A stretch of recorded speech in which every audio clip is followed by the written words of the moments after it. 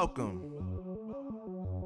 to the place where dreams come true, where everything you want can be yours, if and only if you're willing to work for them, you're willing to hurt for them, but most of all, you're willing to be first for them.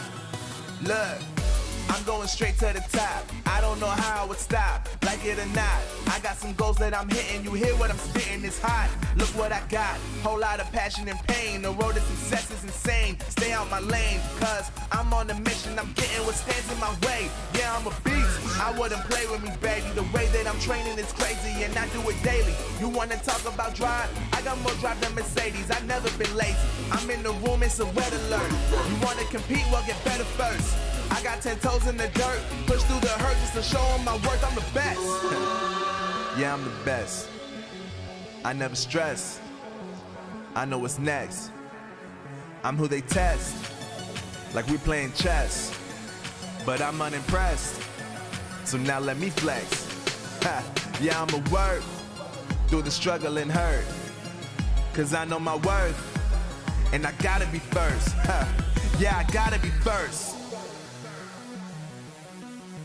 Look, I don't want anyone's sympathy. I understand what is meant for me. I give my focus and energy.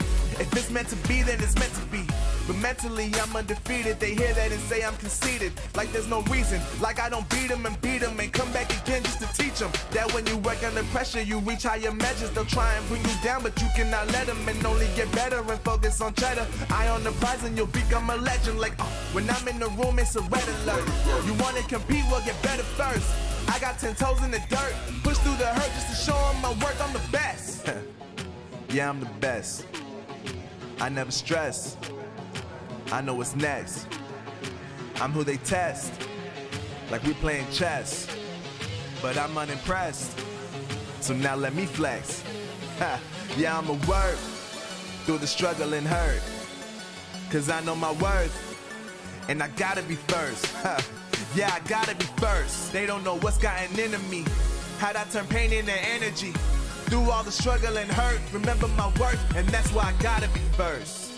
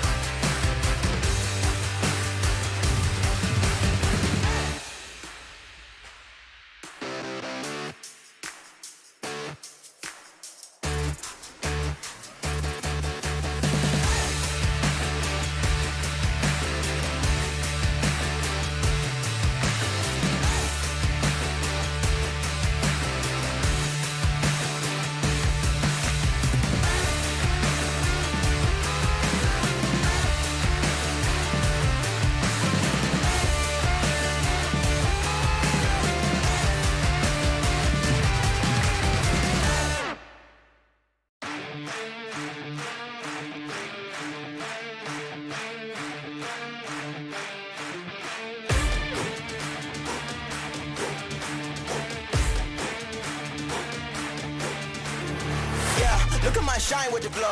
This is my time with it though.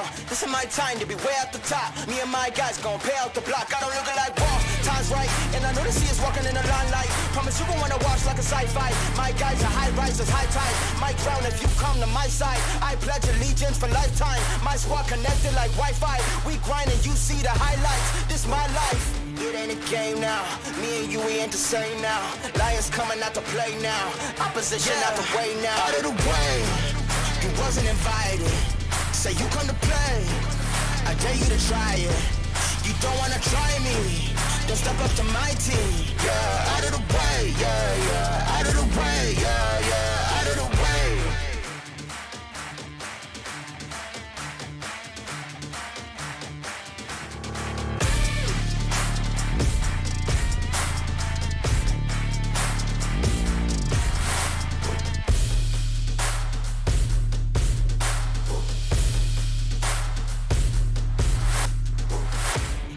Game now, me and you, we ain't the same now. Lions coming out to play now. Opposition out the way now. Out of the way, you wasn't invited. Say you come to play, I dare you to try it. You don't wanna try me, then step up to my team. Yeah, out of the way, yeah, yeah, out of the way, yeah, yeah, out of the way.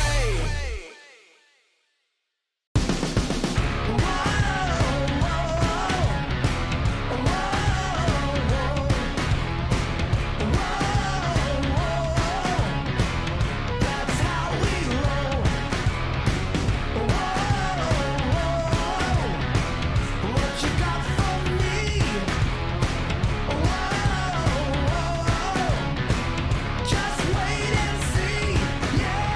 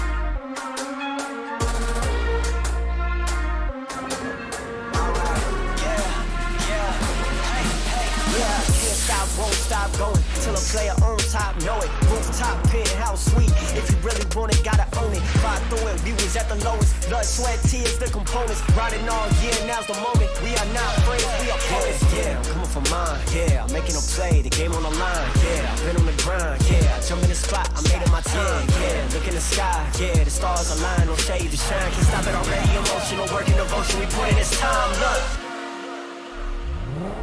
You won't stop my stride. I'll just break your line. I don't tolerate wasted time. Take us down, keep fighting. The Snapdragon Pro Series is brought to you by Snapdragon Elite Gaming, Monster Energy, and DHL.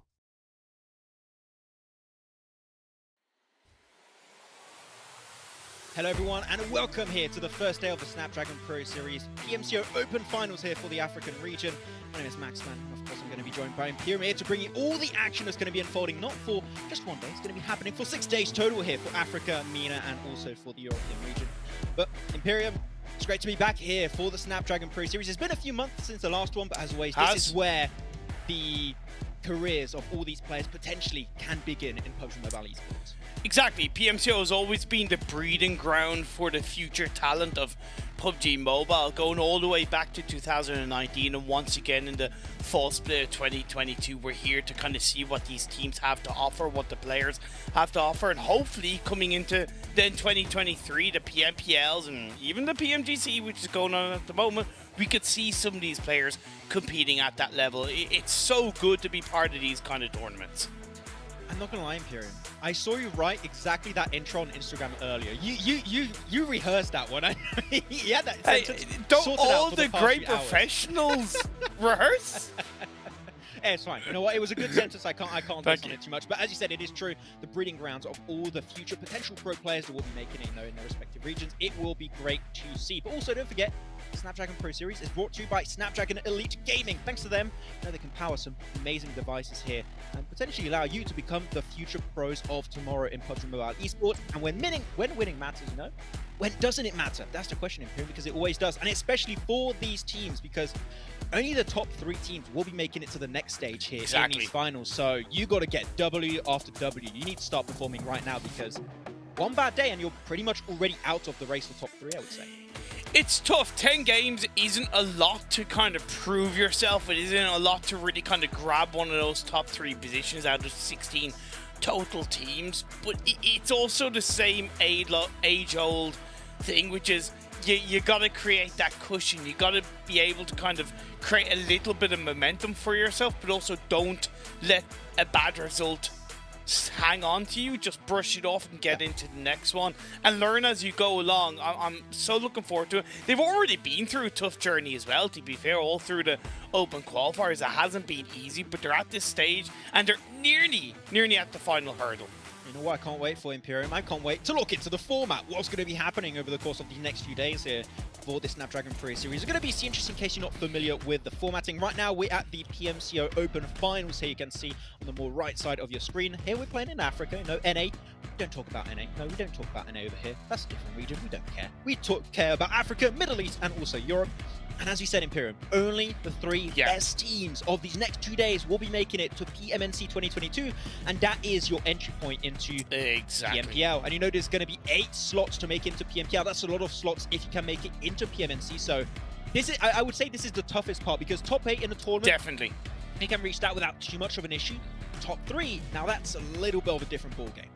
And credit to all the teams so far, right? We started with 256 top teams that then made it into the qualifiers. So for all of you 16 teams to be the best 16 teams of 256, already genuinely put, you know, give yourselves a pat on the back and kind of go, yeah, we should be proud of this.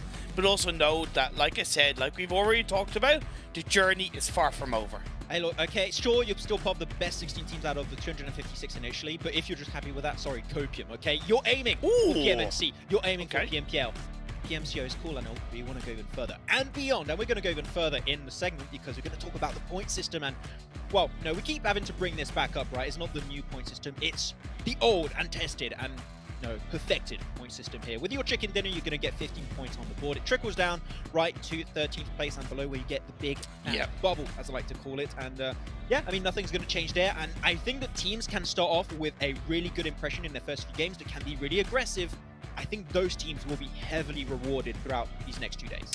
That's true, for sure. If you're able to be a little bit aggressive early on in the tournament, then even if it means you don't get those kind of 8, 10, 12 points for second, third, and fourth, and of course, even a chicken dinner, but you're able to rack up that level of aggression that sends a message to the rest of the lobby. It will alter their rotation points. It will alter your ability to have more freedom around the map. It's that little bit of kind of domino effect across the board. Yes, we more comfortably do see at the start of a tournament teams being passive and playing for those 15 placement points for the chicken dinner.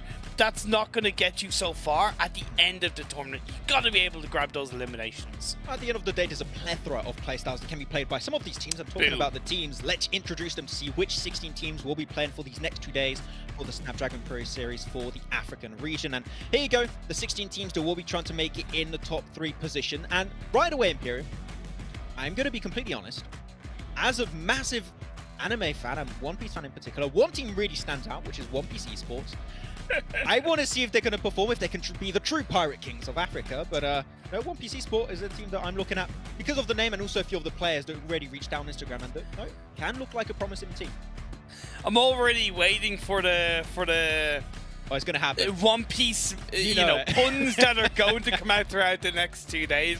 It's the first thing that I noticed. But yeah, all of these teams have a shot to make it big. And I'll be honest, I don't know a lot about these teams, but that's the thing. That's cool. We didn't know a lot about the teams in other PMCOs because it's the blank canvas for them to paint their picture and tell their story, and for us to be a part of that leading into the PMNC. Yes, we've talked to Alaraf from One Piece, and he's given us a little bit of information. VGS Esports is a name that stands out to me, but it's a different roster compared to the one that competed in the PMPL Africa, so I don't know how they're going to perform. But hey, you show us what you have to offer. Yeah, I mean, the question stands, which roster will be able to work out and make it in the top 3? We'll have to wait and see. But of course, we have a lot of time to talk about the teams. Let's look at the prize pool distribution for this tournament. And don't be too alarmed, the numbers do look a little bit weird. That's because of conversions, I was told, okay? It's very specific numbers. Like in 13 to get $1,488. It's very, very specific, but no, still some money to take on board. And if you are in that one, it's not even just making in top 3 anymore right now, Imperium. Like, still being in top 3 is important. That's a massive jump, almost a 4K jump from second place to first place. It is a massive jump up. So if you're in second place, it's still great, you qualify, but you really, really want to be in top 1. For the most part, the players and the teams don't really think about the prize pool of these tournaments, right? And they shouldn't when they're within the tournament, because, you're in-game focus, but you're right, that big difference between first and second and third, that will come into the minds of the teams once the tournament is over, and a decent chunk for first, as well as booking their spot in the PMNC 2022 is, pretty exciting stuff indeed. Yeah, always going to be exciting stuff to see which teams can make it to PMNC, which new teams will be able to make it in PMPL, because as time keeps going on in Imperium, like, the competition is just elevated to new heights, especially you can look at Europe as a whole, out in the new CIS teams, it's so much tougher to really stand out in that region. Exactly. And Africa, now, after this last season, has spent an entire year, growing new talent in their region, and now they're going to go in their second year of competitive esports tournaments over in Africa, so it's going to be even tougher to really stand out in that region, especially against teams like, 1 million that has done great in the region. PMGC, not going to talk about it. Okay, we'll just overlook that entire situation entirely, but there's a chance for them to come back next year, and Africa is a promising region that has been getting better in the last 2 seasons, and I'm hyped to see how it's going to work out. It's one of the biggest growing regions in PUBG Mobile Esports over the last year and a half. I remember you commentating PMCOs and PMPLs in the early times with Banks a couple of years ago. And it's only in the old days, but it's only grown since then, and it's a testament to the investment PUBG Mobile is putting into the region as well. Yeah, exactly. I mean, so much investment in the region and so much growth, especially, and we'll see what these teams can bring to the table. But you know what? We got something to bring to the table for you guys. It's a few quick interviews before we get heated up for our first game of the day.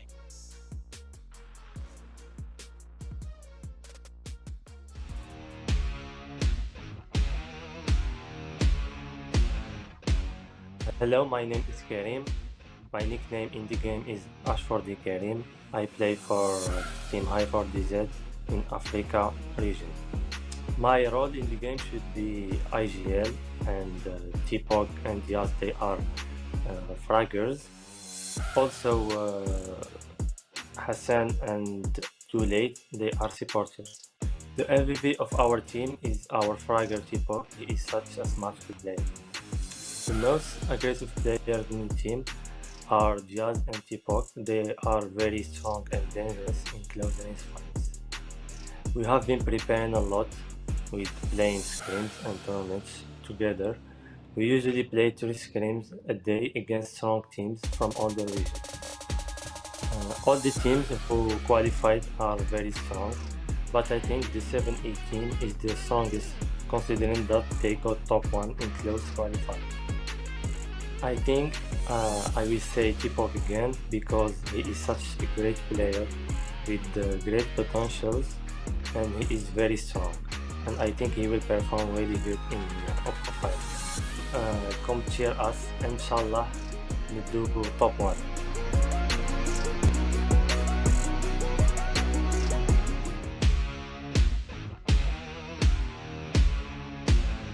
Okay, I'm Luciano. In-game name Cobra Luciano, leader of Black Cobra Africa team. Okay, our team consists of 6 players. There is Hamoudi IGL, Luciano co-IGL supporter, and Zahar supporter also like me. Fahit Entre Fragger, Wahsh also Fragger, and MS7 Freeman. Actually, I will be confused between Fahit and Wahsh because they are the offensive force of the team. It's a good question. To be honest, me and Fahit, we are the most resistant in the team. We are preparing for the open final now by knowing the teams as well as studying their plans, such as well where they are rotated in their style of playing. Personally, I do not see any team stronger than my team, and I have full confidence in my team to take the first place. Yes, I think Nagato and also his teammates from PUBG will do well in the open final. انتظرونا في هذا الفاينل لأنه سوف نرفع راية الاسم ونرفع رأس المشجعين كلهم.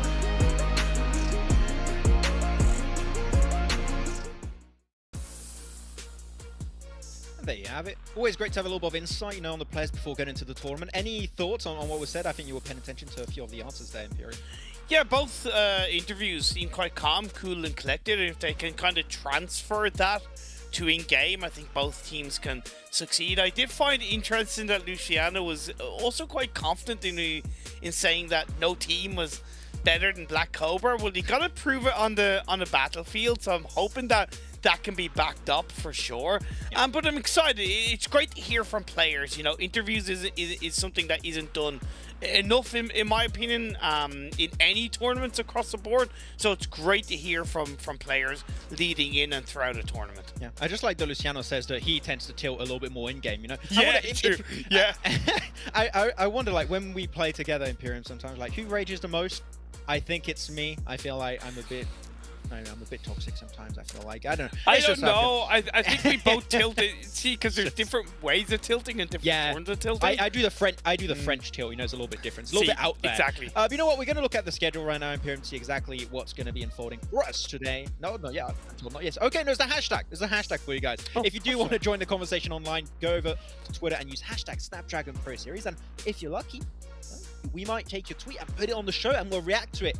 If you talk bad about me on Imperium, we will block you. Okay, so just be aware of that. You've got to say good things about us, and we'll maybe put your tweet on.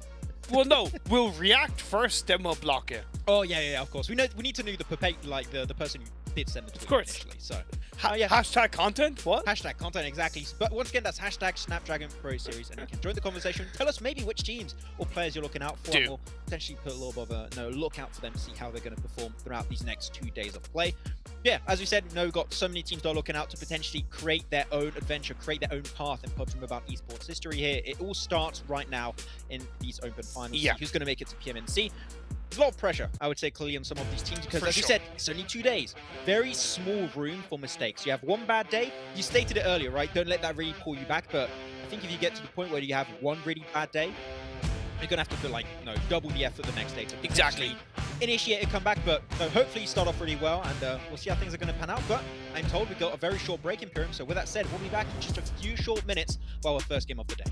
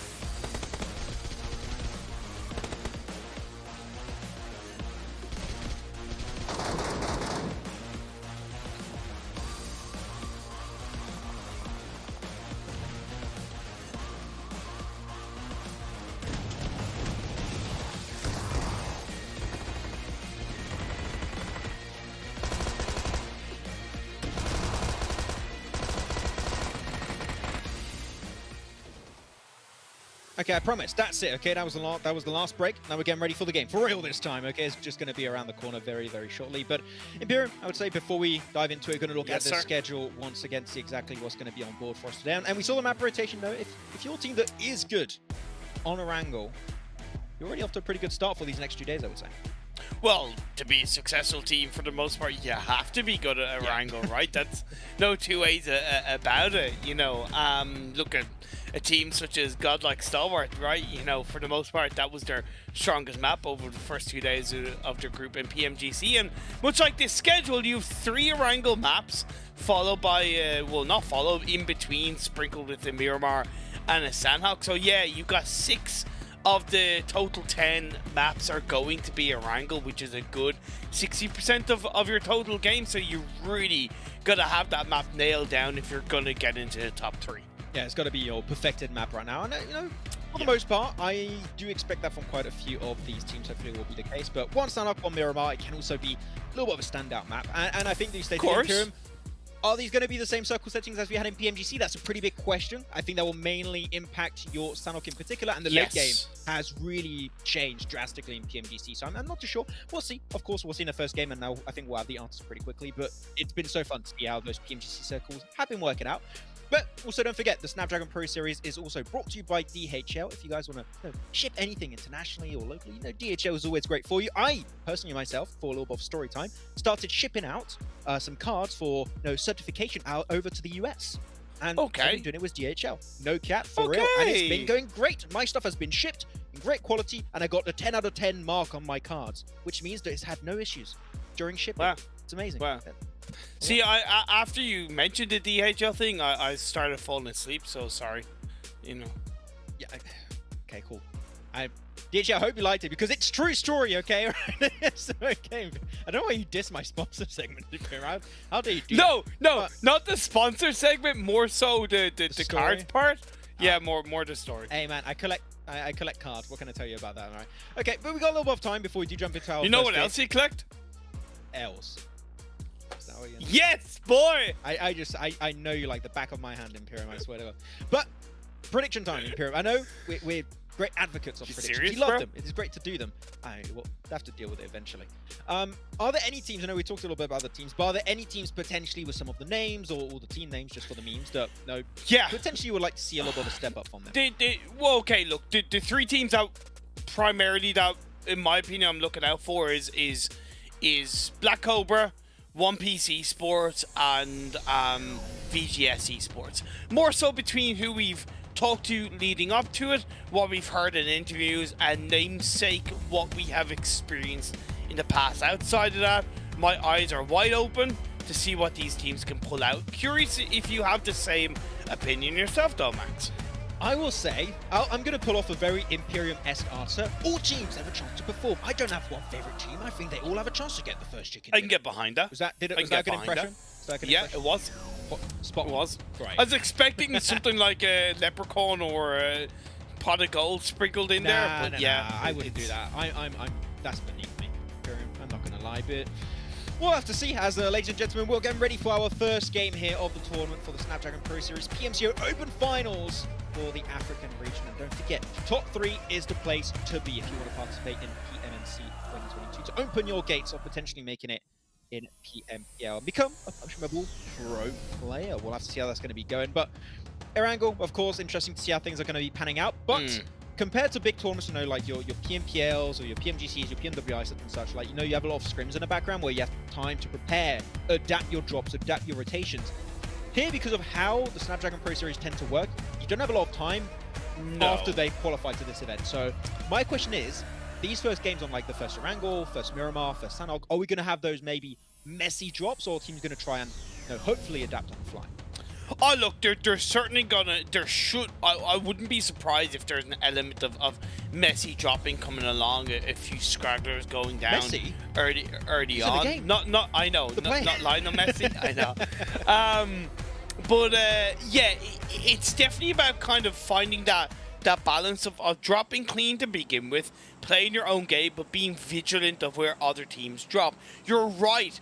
Between time and also the fact that because the open qualifiers wasn't broadcast, the teams don't have too much information on the other teams around them. There could have been scrims that were set up in the meantime, but that only gives you a little bit of information because 90% of teams don't play scrims in a serious way, so there's always going to be that difference. That's why it is a big question mark on what we're going to see from these teams in these first couple of games. So even if you go down early, if you can gain as much information as possible in terms of where other teams are around you, where you dropped, how you saw other teams rotated, that will really help you in the later games today and of course tomorrow. This is unfair. Star Divine's got 7 players. What's this about, right? No, okay, don't worry. They do have 4 players, guys. Okay, don't worry too much. It is how it is. But yeah, we'll see. Otherwise, playing path is going to be more on the northern side here from the west to the east coast, so most teams will be able to get to their drop. And if you are dropping onto North Island, you can just drive there. Okay, don't be too lazy about it. You can make it. No worries about that one.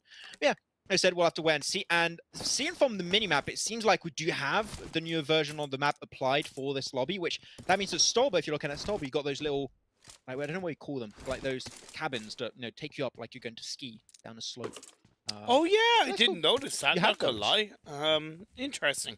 That is interesting. Look, the phase zone circle is primarily on the southeast side of the map. You have a decent chunk of the island in play. So outside of you wanting to put all your eggs in one basket for a military island finish, a good chunk of that phase zone circle is somewhat out of play.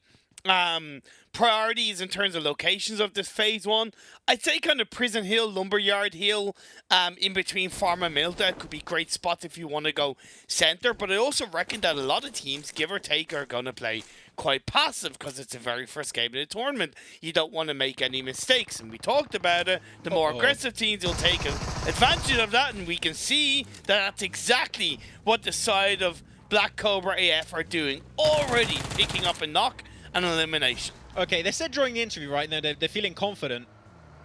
They're really gunning for it right now. They're just exuding confidence in that first little showdown. Like, we spot one player, just go take him down. Boom, extra elimination, 1 point on the board, already looking great, and already on the move, which is good to see from this team, and I think that they're not too far from the circle. They should be fine, but as we said, I think that teams are going to look to stand out by being aggressive in the lobby. As we said, there hasn't had time to maybe scrim as much and I'll maybe not as used as one another. That shock factor alone, Imperium, I think could be enough to just make a statement in the first day and hopefully create somewhat of a cushion in the first day of play. Yeah, for sure, for sure. Good start across the board from Black Cobra picking up that elimination. And this is what we had talked about even as the playing pass was kicking things off, the scraggler effect that we can see. When you drop in the early parts of a tournament, unless you've been able to do a variable amount of information gathering, dropping split is very dangerous. Even if you go to PMGC, and I know it's a weird thing to compare, but if you go to PMGC, in terms of last week, Group of Death, we had a hot drop in Gaka, but here's what I loved about that hot drop. Both teams dropped full squad in the same spot because they recognize that, look, we might get contested, but if we drop together, we have a higher chance of, winning that contention, whereas if you drop split, you have a much higher chance of losing players early on. So I want to see that corrected in future games. Yeah, that power fight, that power versus Nova fight in Gakko actually was very interesting, and I think that it took some time to get to a point where it was like comfortable between the two teams, but I think it's a really good display of what to do in a situation where you are contested on your drop and how to, adapt and maybe leave the position, which I think eventually is what Power did. They just left south of Gakko after that and just like, okay, we're not willing to take that fight anymore versus Nova. We took too many L's. It was a bit of a rough time. And at least Power did make it to the survival stage, I do believe, so it is good for them at the end, and they'll have to fight Nova again. We'll see how that's going to be potentially working out. Because they learned. They learned. Yeah, they made the change. Sorry, apologies to anybody listening. Like, we're kind of going on about the PMGC, but the one last example that I want to bring, the game that they didn't hot drop, they won. Right? Yeah. The game that they didn't contest. So again, it's the learning process. That's why I say it's so important that you gather information from every single game and you learn from it. If you make the same mistakes over and over again, you should not expect a different result. I just like that we got a player called Gohan also. So I'm loving this. It's amazing. We've got so many anime references in this lobby. It's absolutely beautiful. But yeah, that adaptation, you said, changes, things like that. We want to see them happening. And yeah, we're talking a little bit about PMGC. I think it's kind of the biggest tournament of the year, and it's a good point of experience. I wonder if some of the teams here and players I've been watching, I do suspect that has been the case, because I think it's a really good repertoire of what should be done and what should not be done. And I think that teams can try and learn from that as much as they possibly can. But so far, I have to say I'm happy. We only lost one player. I think that one player is not happy, but all the rest of the lobby are looking good. Okay? Didn't have those weird, messy early game stages we thought might happen here, so it seemed like there is some preparation being made, some studying has been done by these teams and players, so I'm sold. It's great. Loving it. And give or take, there's been a pretty healthy spread of teams dropping in different areas of the map. The playing path was a little bit more heavily north, but even then they've kind of gone down south if they've wanted to. 7E moving down on towards Military Island, also the side of Leaders Esports, they moved down to Military Island, going all the way to Novo. Then on the western side of the map, you have Chaos in North Georgia, you have OP down in South Georgia, and VGS Esports now starting to rotate around the south of Everest and are going to look to swing their way into the edge of the western side of the circle, but it is a little bit kind of blocked by a couple of teams that are hanging on to that western edge because of that playing path. I think the playing path wasn't really an issue, and I think the teams just made full usage of it. And sure, it might have a few that to stretch their drop location, but overall it was definitely not too much of an issue for these teams. I just really want to start. I'm just thinking about the map Imperium, and I really want to see a Stolber finish and teams using those cabins to like go up, because it doesn't explode, right? That's a cool thing. You can actually use as coverage. I'd feel bad if you get naded in that way, but we'll have to see. But VGS, no, an org that we have seen quite a bit. We saw them in PMWI as an org, was not the same team, of course, but yeah, it is an org that has a little bit of backing, though, when it comes to the African region. So intrigued to see how that's going to be working out. Nagato taking a nice spray down on Savage, not going to result in any knocks coming on through, but just a little bit of a tickle, a little bit of damage sprayed on VGS just to make sure that they know not to mess with this position. It's a little bit of kind of like pushback effect, right? Yeah. You take the shots, you puff up your chest, you send a team that arguably aren't in a position to fight. They're rotating, right? That is the advantage of being a little bit further ahead and into the edge of the circle. So I like that from Nagato. The rest of the team, if they're able to follow it up, you have that double effect. And yeah, VGS are very, very heavily split at the moment.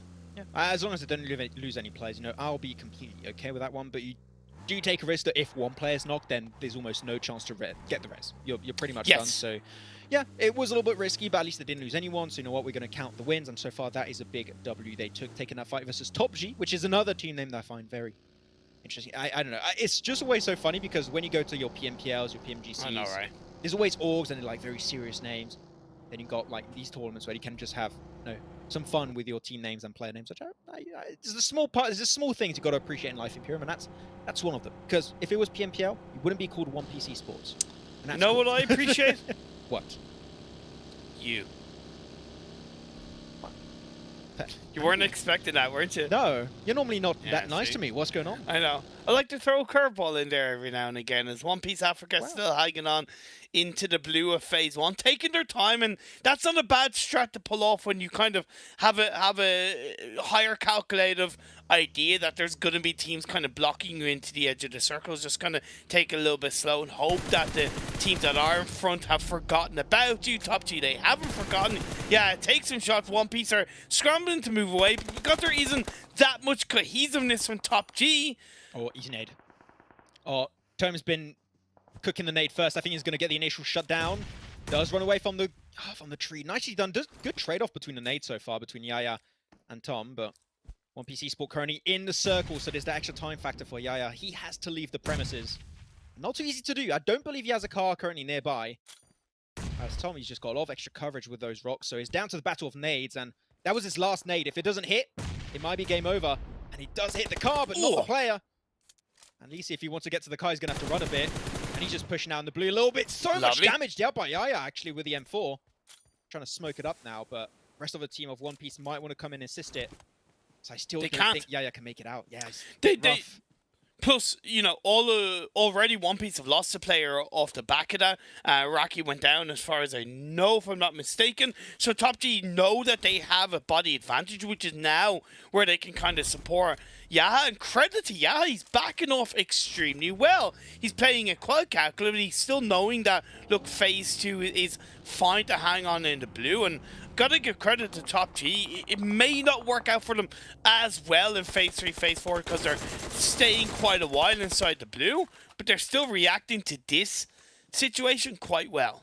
They're playing the church area too. He's got some great elevation, some little dips, really hard to fight against it. So it was a good foothold, but I think they understand, okay, seems like Top G have found a way around this, so we're just going to leave the area, and they're just like, okay, it's not worth holding on anymore. Let's just better focus into getting a good position in the circle. We didn't quite see the map shift, I do believe. I think you have, because you got an extra map I do not have, Imperium. But where did it go? Spoil. It went over onto the southwest. But here's the thing. Ooh. There's still a good chunk of the phase 2 circle that is inside military base. I'd say it's about 45% between the military island and water. I say it's still going to be a mainland finish. That coastline position that you do see the side of Darkness Africa hanging on to is absolutely perfect. Plus, Cobra, Black Cobra Africa, AF, bang on in the center, looking very good in between Potato Hill and Farm area. It's an amazing transition area. The main issue they will have with that position is if it goes to Sonofka Island, which there's a chance. There's always a chance, right? But So you're telling me there's a chance? telling me there's a chance. Yeah, there is. But of course, right now, if you're looking at this circle, and you're just going by experience, I would say that there's a big chance it's going to go to mainland. So far, the position of Black Cobra is absolutely fantastic, as you already stated, Imperium. The team's going to try and scramble, find himself a decent spot in the circle currently. But yeah, so far, pretty standard game. Still only lost 2 players so far in this game, despite the first player being eliminated very early on. So it seems like teams have been having some great macro, great rotations. But as we have seen, because of that first circle, we're still technically in that first circle was technically a phase 2 because a lot of the land was just not playable. It was a lot of water in play. So despite the game being sped up a little bit, teams have been, I think, reacting in a really good way, which I'm impressed. There's a small things like that make me think that the future talent for PUBG Mobile Esport in these tournaments, to have a good future. 110%. That's been something that's we've already talked about. That's been growing time and time again. As phase 3 is about to grow itself and pop up. And my I told you there's God, a chance. I told you. You cursed it. You cursed it, Max. And that phase 3 shift, all the eggs in the basket that were laid down by the 2 teams of leaders, Esports and 7E, have cracked. And by God, are they damn good looking eggs, because they can just hold on, hold tight, and watch all of the madness sprawl along around them as every other team, the other 14 teams, look to scramble their way into this phase 3 circle. The one benefit is because that phase 3 does primarily shift away from one of the bridges, it does open that western bridge up. But when you have 4 or 5 teams potentially on each bridge, it's only going to fit so many teams. This is chaos for game 1, Max. There's already one team on the other side of the bridge too, so there's going to be that bridge camp situation potentially unfolding. But from what we see right now, it seems like some teams are doing what I think is a really smart play, focusing the western one. Because you have the circle that kept shifting over to the east, and you're like, I don't disagree. If you want to go for a wide rotate, sure, you also have a little bit of blue zone tick damage. I think the western bridge is a good play if you do it early, that is. If you're doing it now, it's a good play. In the next minute or so, it will start to be a little bit too late. Of course. So I want to see teams potentially, pull the trigger on that rotation right now. Otherwise, maybe try and go for the swim, or maybe go for another rotate with botate. Maybe exactly, botate. That's an option. Botate, actually, because nobody will expect it. When you have phase 1 military island kind of predominantly, 80-90%, yeah, a botate is more likely going to be thought in the minds of the teams. But in this kind of circle, it's not going to be the case. But this is absolutely crazy. Teams are just trying to survive in this phase 3. It's not going to be any easier when phase 4 pops up. As of right now, I can see that there's 4 teams on that western bridge trying to find it. Look at that. It's absolute chaos. I think that's High 4 DZ trying to find a way in SO as well, but they're fighting in towards the blue. Yeah, I feel sorry for the teams in this kind of circle shift that we saw. High 4 DZ will be the first team to be able to cross. This is still a good timing. This is, I would say, a little bit late than I would prefer, but sometimes you just got to stretch that rotation, and it takes time to get to the bridge. So I'm okay with that. We'll see, of course, in the circle itself if they can get himself in a decent spot, though. Oh, not in a good spot, Imperium. That's Star Divine. And they're just getting rained upon with bullets led. Blanca getting himself what might just be 2 easy early points for his team, and that's it. Oh, man. It's not looking good for Star Divine already. 2 players down, 2 players in the water, and it's not even assured they can make it to the coastline because some other teams already pulled off their rotation. So yeah. Can they survive? It's not looking too good for Star Divine already. No, it's not. Darkness Africa doing a solid job of just kind of holding on to the coastal line of this mainland.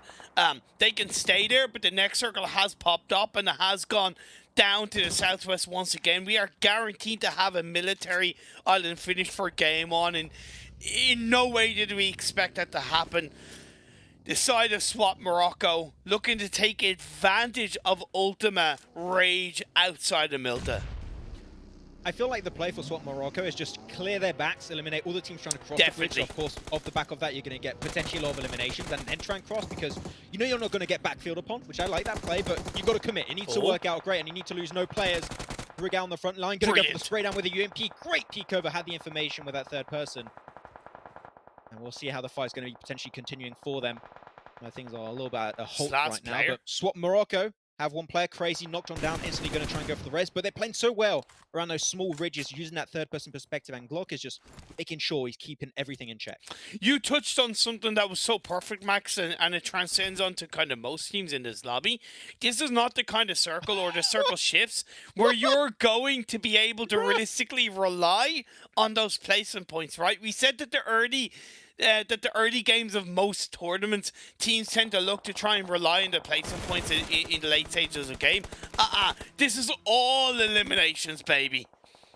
This has to be the old circle settings. This is not PMGC settings, right? Because we have too many hardships in a row. You will not see this in a PMGC game, I can tell you. So teams have to adapt the hell out of these circles right now. And Hulk, he's gonna smash these fishes in the water, I guess. I don't know. I tried to do a joke with Hulk smash, I don't know. But regardless, he just like fish in a barrel, trying to get every single point he might just get. Alarath taking himself some nice shots, and keep in mind, Imperium, that the snipers, a lot of the snipers have been buffed in this most recent update, so if you have good angles on things like that, that bolt action could come out tremendously strong in these games. Citizen goes down, 7E just having a little bit of a fishing session in the seas of Erangel for game one. Miramar? Yeah, I know. I nearly sipped. I didn't quite finish it. Thank you very much.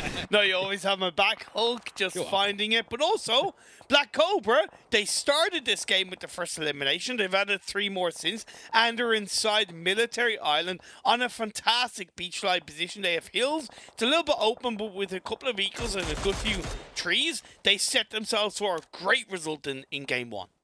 So I'm surprised, Imperium, that 7E team is not more in the central position, right? Because now they were staying close to that bridge, which I understand they wanted to gatekeep, but they were so much more central a little bit early in the game. And I think that this, now you're going to have to cross so many teams that have rotated around the western bridge side, and I think that that's going to be a major issue. So I think 17 might put all the eggs in the wrong basket, and that might hurt them in the long run.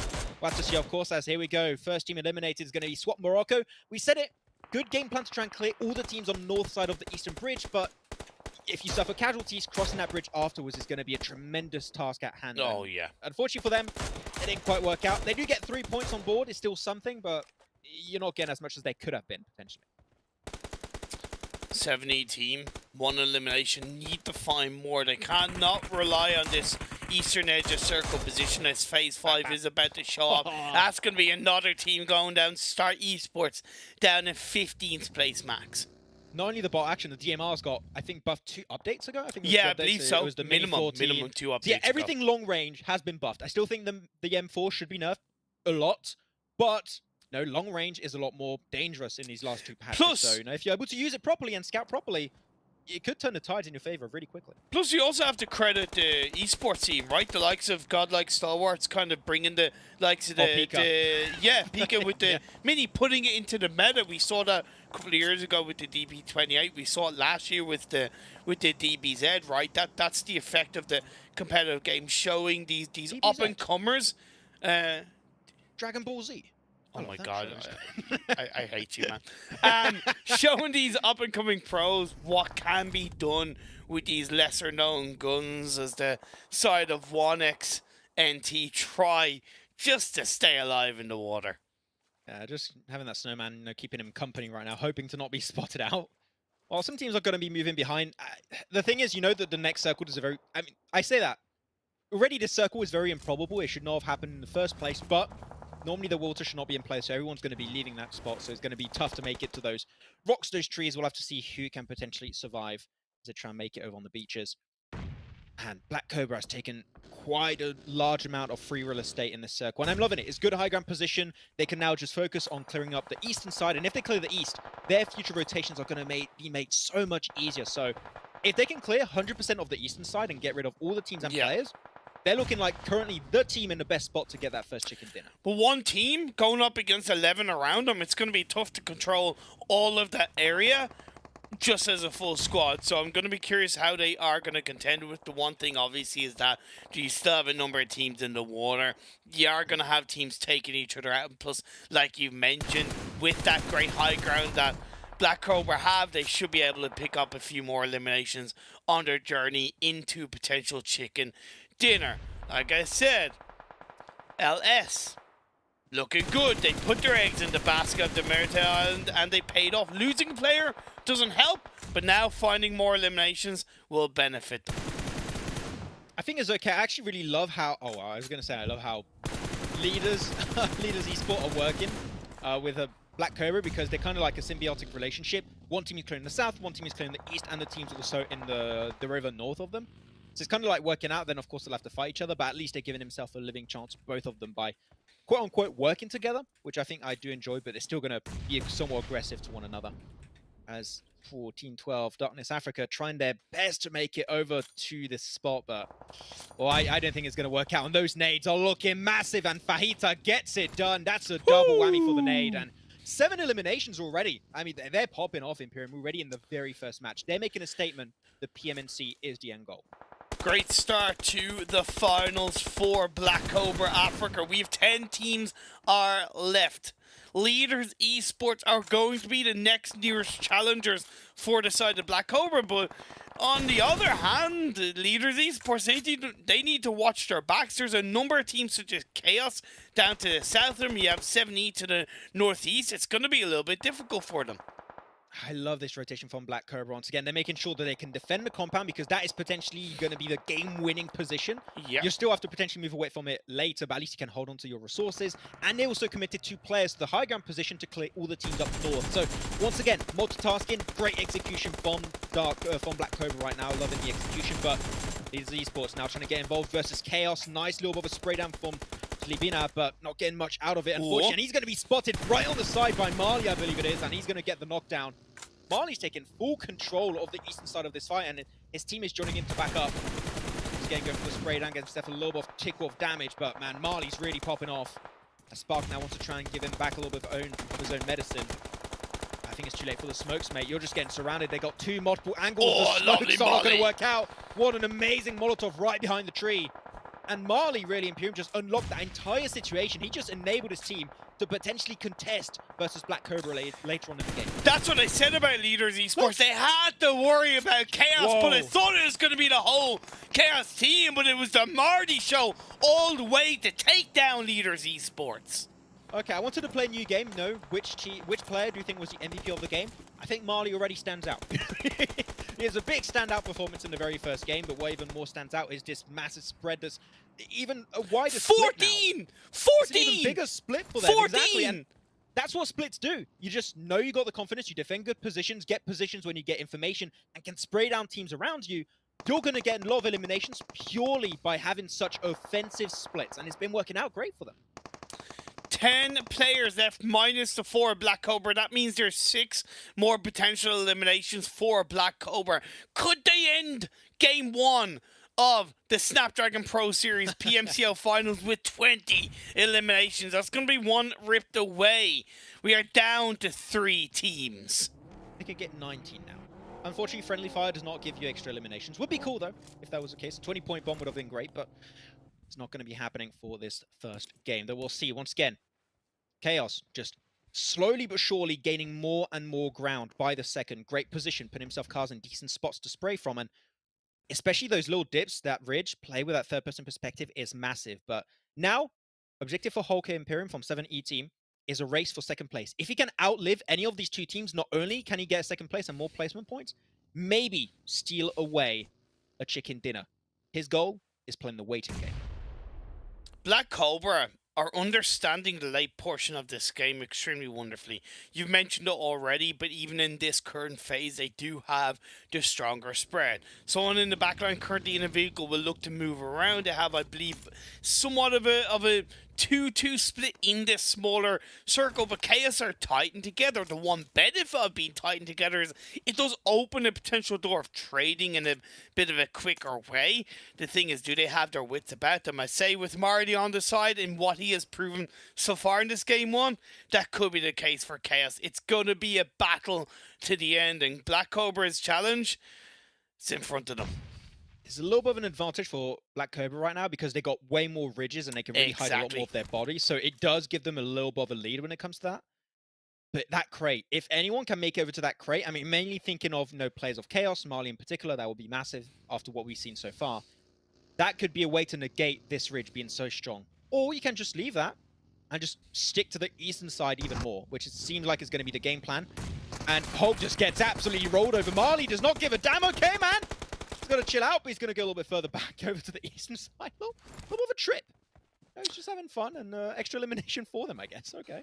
I don't think he was expecting that elimination. I think it was very much a scouting play done. I stepped on something. But you take those dubs, and what that allowed him to do is not only did he not go down, it exposed the positions of some of the Cobra players. Communication is going to be so important for Chaos in this 4v4.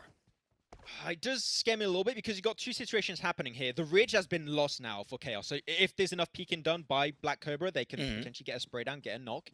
But if the circle shifts away from Black Cobra, they're going to be very predictable because you know they're going to have to peek over that ridge. And those headshots could be very easy for Chaos.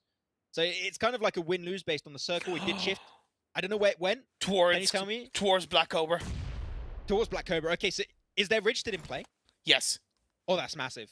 The fact that they're registered in play is just going to give them such an advantage point. So currently, it's Cobra's game to win. Very clearly, right? Oh, yeah.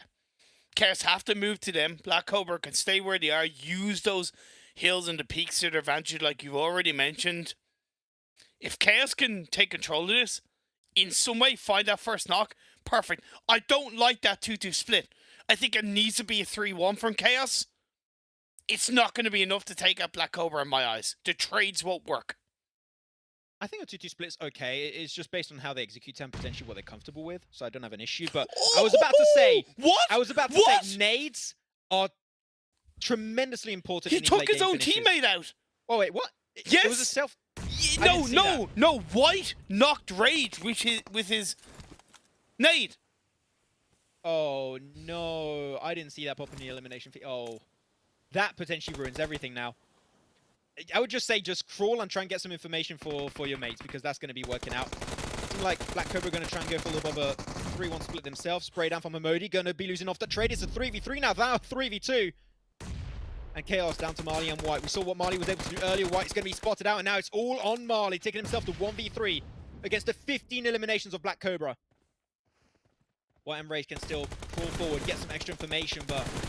it's only as far as that can potentially go. I don't think it's going to be working out great for Marley. But we'll have to see. He's currently the underdog of this game. He's going to try and go for the nice spray down. Gets himself a little bit of damage, but will be spotted away. And Black Cobra, after some amazing splits all game long in Imperium in that circle, is able to secure himself a massive chicken dinner with so many eliminations on board. We talked about statements on the first day. They made a statement in the very first game. 5 for Walsh, 5 for Zahir, 7 elimination for Zahar. Incredible performance from Black Cobra. Yes, those circle shifts on phase 3 onwards were very unexpected, but you can't take away from the spread, from the control, from the position, how heavily they took advantage from all the other teams scrambling around them. Absolute clinic from Black Cobra Africa. The thing is, they were not even on Southern Africa Island in the first place, right? We had two teams there initially, and you would think that they would be potentially in that spot. I think it was 7E team and I think Leaders. Yes. Esport already on the island very, very early on, and yet Black Cobra swiftly rotate onto Southern Africa Island, get himself a great position. Amazing 2-2 split towards the late game, having 2 players inside the compound, 2 players on the high ground. Just get information while still having a position to bank on if you need later on down the line. Great execution, you know, as you said, statement in the first game is very important. We'll have to see how many points are really taken home by these players, by these teams in the very first match, looking at the match standings. But not ready, I'm told, but it's going to be coming up very soon. Don't worry about that one. But one thing we can say for sure, Imperium, that's a lot of points in the first match coming up. Definitely, for Black Cobra. definitely. Already a cushion.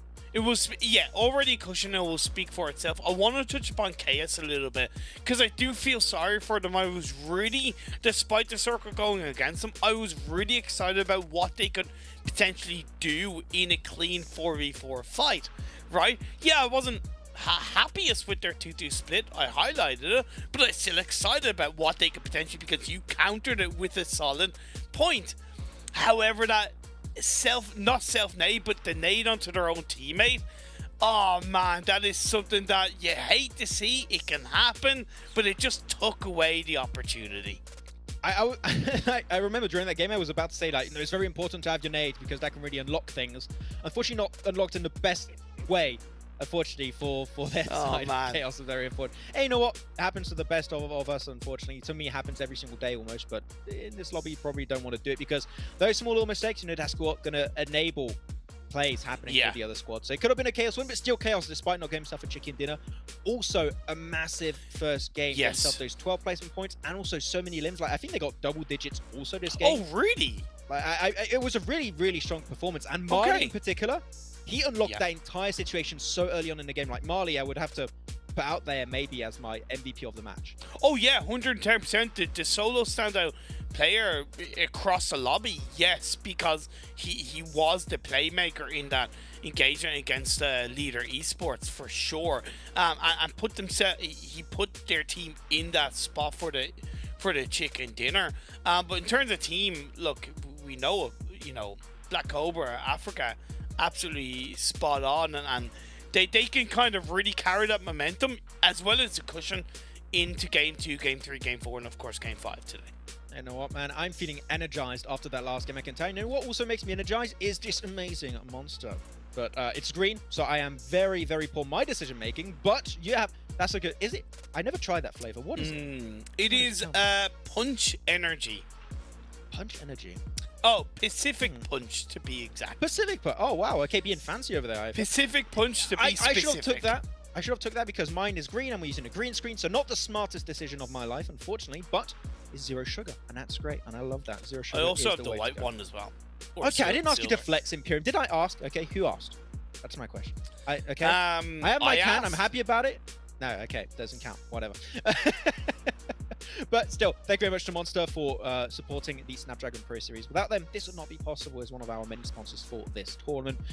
But Imperium, once again, we talked about it. Statements being made, and in this first match, you know, games like that, it was not just a great showcase of team play in general and how they were going to be taking those fights from both Chaos and also Black Dragon. Sorry, why am I saying Black Dragon? Black Cobra. Yeah, dragons are cool too. But it's just that the macro was good, the micro was good, the communication seemed good, the splits were good. Like, I can't really spot out anything that was done like poorly. And that's really, really impressive in, you know, spotting it out in this stage of a tournament. Definitely. I do, however, want to give all of the rest of the teams a massive pass for that game 1, right? I try to be forgiven in the early games of a tournament anyway, because you're finding your bones, you're finding your form. But especially that game 1, yeah, it was a cluster truck of madness when that circle shifted down southwest onto Military Island. I do think teams do need to be aware that there's more ways to get into the island than through a bridge, right? There are more ways. Think outside the box at times. But again, still a massive pass, and I hope that they aren't too hard on themselves, because that was wild. So wild to deal with. Despite the circle being, as we stated, really rough for a lot of these teams, right? Really hard shift that I think not many teams expected to happen. I still saw some teams that at least were trying something. The success maybe was not there, but I'm mainly thinking of sort of Morocco. I think that tried to make a statement on that Eastern Bridge side and really tried to take control. If the plan worked out, maybe they could have been a team to just sweep all of the East and be in a really good spot. Who knows? But at least you saw potential, and potential is great when you see it right in the first game. But with that said, we're going to head on over to a very, very short break. And after that, we'll be ready for our second game of the day. We'll be heading over to Miramar. See you guys in a bit.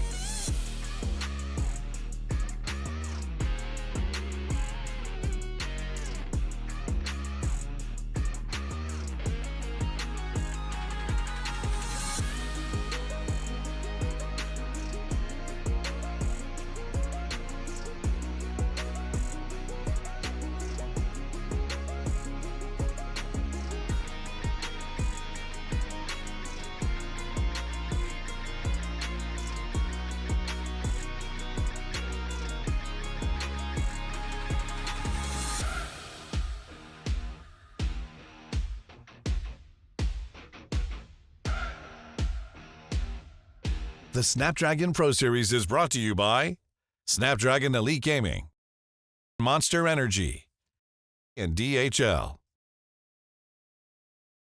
You're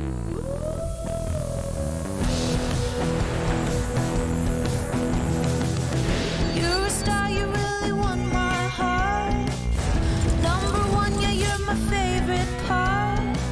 I follow close, go wherever you want. Let's go. You know just what I want. You know just what I want.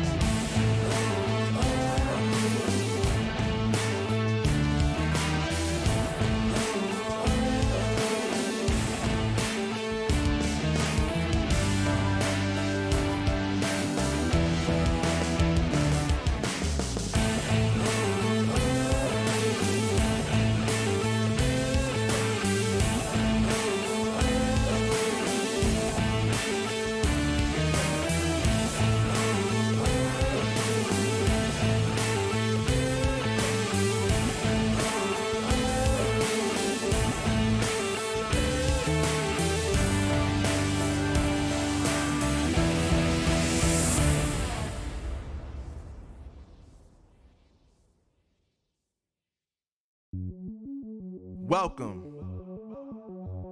to the place where dreams come true, where everything you want can be yours, if and only if you're willing to work for them, you're willing to hurt for them, but most of all, you're willing to be first for them. Ha!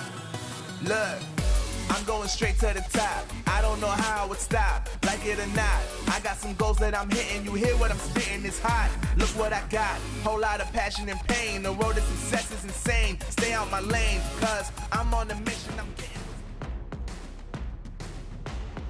Black Cobra Africa off to an amazing start as we're going to look through with the Oppo moments to see exactly what was going down. And Imperium, once again, we're talking about how good the micro was, how good the macro was. So many good things were played, but as you said, the one nade from White onto Rage, now that I see it, it hurts. It really does. Yeah, Oh, no, it's like we're looking at the highlights, and that is the only highlight. The only highlight is just that nade from White onto Rage. Yeah, so that's, I don't know. He died 6 times to that nade. We get it. I think Ted, our producer, is just you know, stabbing that knife into chaos. I don't Feels know bad, man. I don't know if you see a lot of those Bollywood movies. You have those Bollywood movies where they have like a lot of action and they just replay the same action like from multiple angles like 20 times. It's like it's like the same thing, but with the self-made on the teammate. Oh man, it's just the best thing. I don't know. It's amazing. I do have to, on a side note, credit Black Cobra, even though it's so obvious. it kind of sums up how good their team performance was in how quick they were to react upon realizing that nade happened. It was so quick from them. Yeah, really quick reaction, and also really a lot of points coming in for Black Cobra Africa in their first game. 33 points total. Wow. That's a great way to start off the day. And yeah, overall, especially getting themselves that one chicken dinner. If it does go down to a potential tie later on down the line, that one chicken dinner could be a difference maker. So not something to overlook right now. 25 points. They are ahead of 4th place team. Remember, the top 3 teams go through to PMNC, and you mentioned it before we went to the break, that cushion is so important for Black Cobra Africa, so they need to try and build on that going out in the next game. It's so typical. We talk about it all the time. When you have a good result one game and you go out in the early game, you negate the positive of that previous game's result. They have to. I'm not asking for another chicken dinner, but another result of, let's say, 6, 7, 8 points would be the perfect start in the first 2 games for Black Cobra to kick off some good momentum. On the other side, 7E team, they may have scraped into that 3rd, but they did have a good showing on the northeastern side. Remember, they were one of the teams that kind of put their eggs in the basket of the military island, so I'm really happy to see the strong result that they got in the first game to close out the top 3. Yeah, I think it was just Hulk that was trying to survive as long as he could for some extra placement points. And you know what? 10 points. After they get rolled on by, I think it was Marley, that just came out of nowhere. Yes, just roll him over. Yeah, it was Marley. It was something. Something to point out. But I still think this could have been 7E team's chicken dinner. Hopefully they're going to potentially look back on that, because I think they had priority when it comes to this position. And I think they wanted to play too much of the East when they could have played center. Of course, there's different things, like some teams want to play edge, some teams want to play center. I think even if you're an edge team, I think with the play there is to go center, go for a similar split to what we saw from Black Cobra. Yeah. Maybe it works out, but at the end of the day, it's very small things. And I just hope that in that situation, they can look back on that game and say, okay, we could have done this better. Let's change things up for our next games. And that's where I look at Leaders Esports as a kind of a even more unfortunate kind of negative aspect. I think they were in an absolute great position, and I said about 20 seconds before Chaos engaged on them, they need to worry about Chaos to the south of them. They didn't focus on them to the south. They were a little bit too distracted in other areas, and yeah, they paid the ultimate price by going down. They only got a handful of points for it. I did notice as well the team in I think 4th or 5th got 0 eliminations, 8 placement points, but you got to get some eliminations on board. You cannot have these games with 0 eliminations. You will go down the rankings very, very quickly. Yeah, I want to avoid that as much as possible, but I mean, it's just a first game, right? At the end of the day, changes, adaptations, we're hoping they're going to be made in these following matches. Now for the next one, we're going to be heading on over to Miramar for this next match. So you know what? I'm hopeful, and I think that we saw already some amazing things. Some teams, as you said, from like SWAT Morocco, willing to make these big calls, these sometimes maybe overly aggressive calls, but just show some really strong decision making. And I think that the main issue that we have a lot of the teams, I think at this level, at least in the past, has been hesitation. Teams are like, oh, we don't tiptoe our way over. We don't know what to do. Do we go aggressive? Do we go passive? There's like that hesitation, and that hurts a team. Decision making, even if it's a bad call, as long as the entire team does it together, I think you're already way better off if you do something like that. And I think that SWAT Morocco, just for that alone, and that decision making over on the East Bridge, shows to me that this is a team, though, that if given the right situation, can maybe close it off with a chicken dinner. So I think that there were one example, but many other teams, like the wide rotates on the Western Bridge, were another good example that teams were willing to make such a, an outlandish play, even though I think it's a pretty normal play, but teams were willing to put the effort into that rotate. So yeah, I'm hyped up. I think that this is the best start we had to a Snapdragon Pro Series like ever, pretty much. Yeah, definitely an absolutely fantastic start for sure. And look, when you're talking about rotations and especially in the early game, you know, we kind of somewhat hyped up One Piece Esports, like not so much hyped up, but of course we gave a little bit of a stretch to them from our conversations with Alaraf. The rotation wasn't bad in terms of the timing in phase 1, but they weren't together. They weren't cohesive in that rotation, and we saw kind of top G spread them out, lose a player and stuff like that. And despite how the circle shifted, that does worry me on how One Piece are going to be playing in the likes of the Miramar game, which, yes, you can send a scout forward, but on rotations, especially in the early game, and especially in the lobby where you aren't 910% familiar with where the other teams are, you got to be able to rotate cohesively as a unit so you're able to react quicker as a unit. This is a team game, Maxon. One Piece, I want to see a bit more togetherness when it comes to the early game rotations. I did like their hold on the Church of Pachinki. I think that was a good play overall. But Okay, I think fair. That's where things started to get a little bit, maybe too slow to some extent. Of course, I didn't have the map for you, so I can tell you exactly what the rotations were happening on their side. You know a little bit more than me on that one, Imperium. But as a whole, I think that One Piece is a team that I think that was still a decent play. And Okay, fair. it comes down to potential, and I think that we've seen some potential from quite a few teams in that first game. We'll have to see.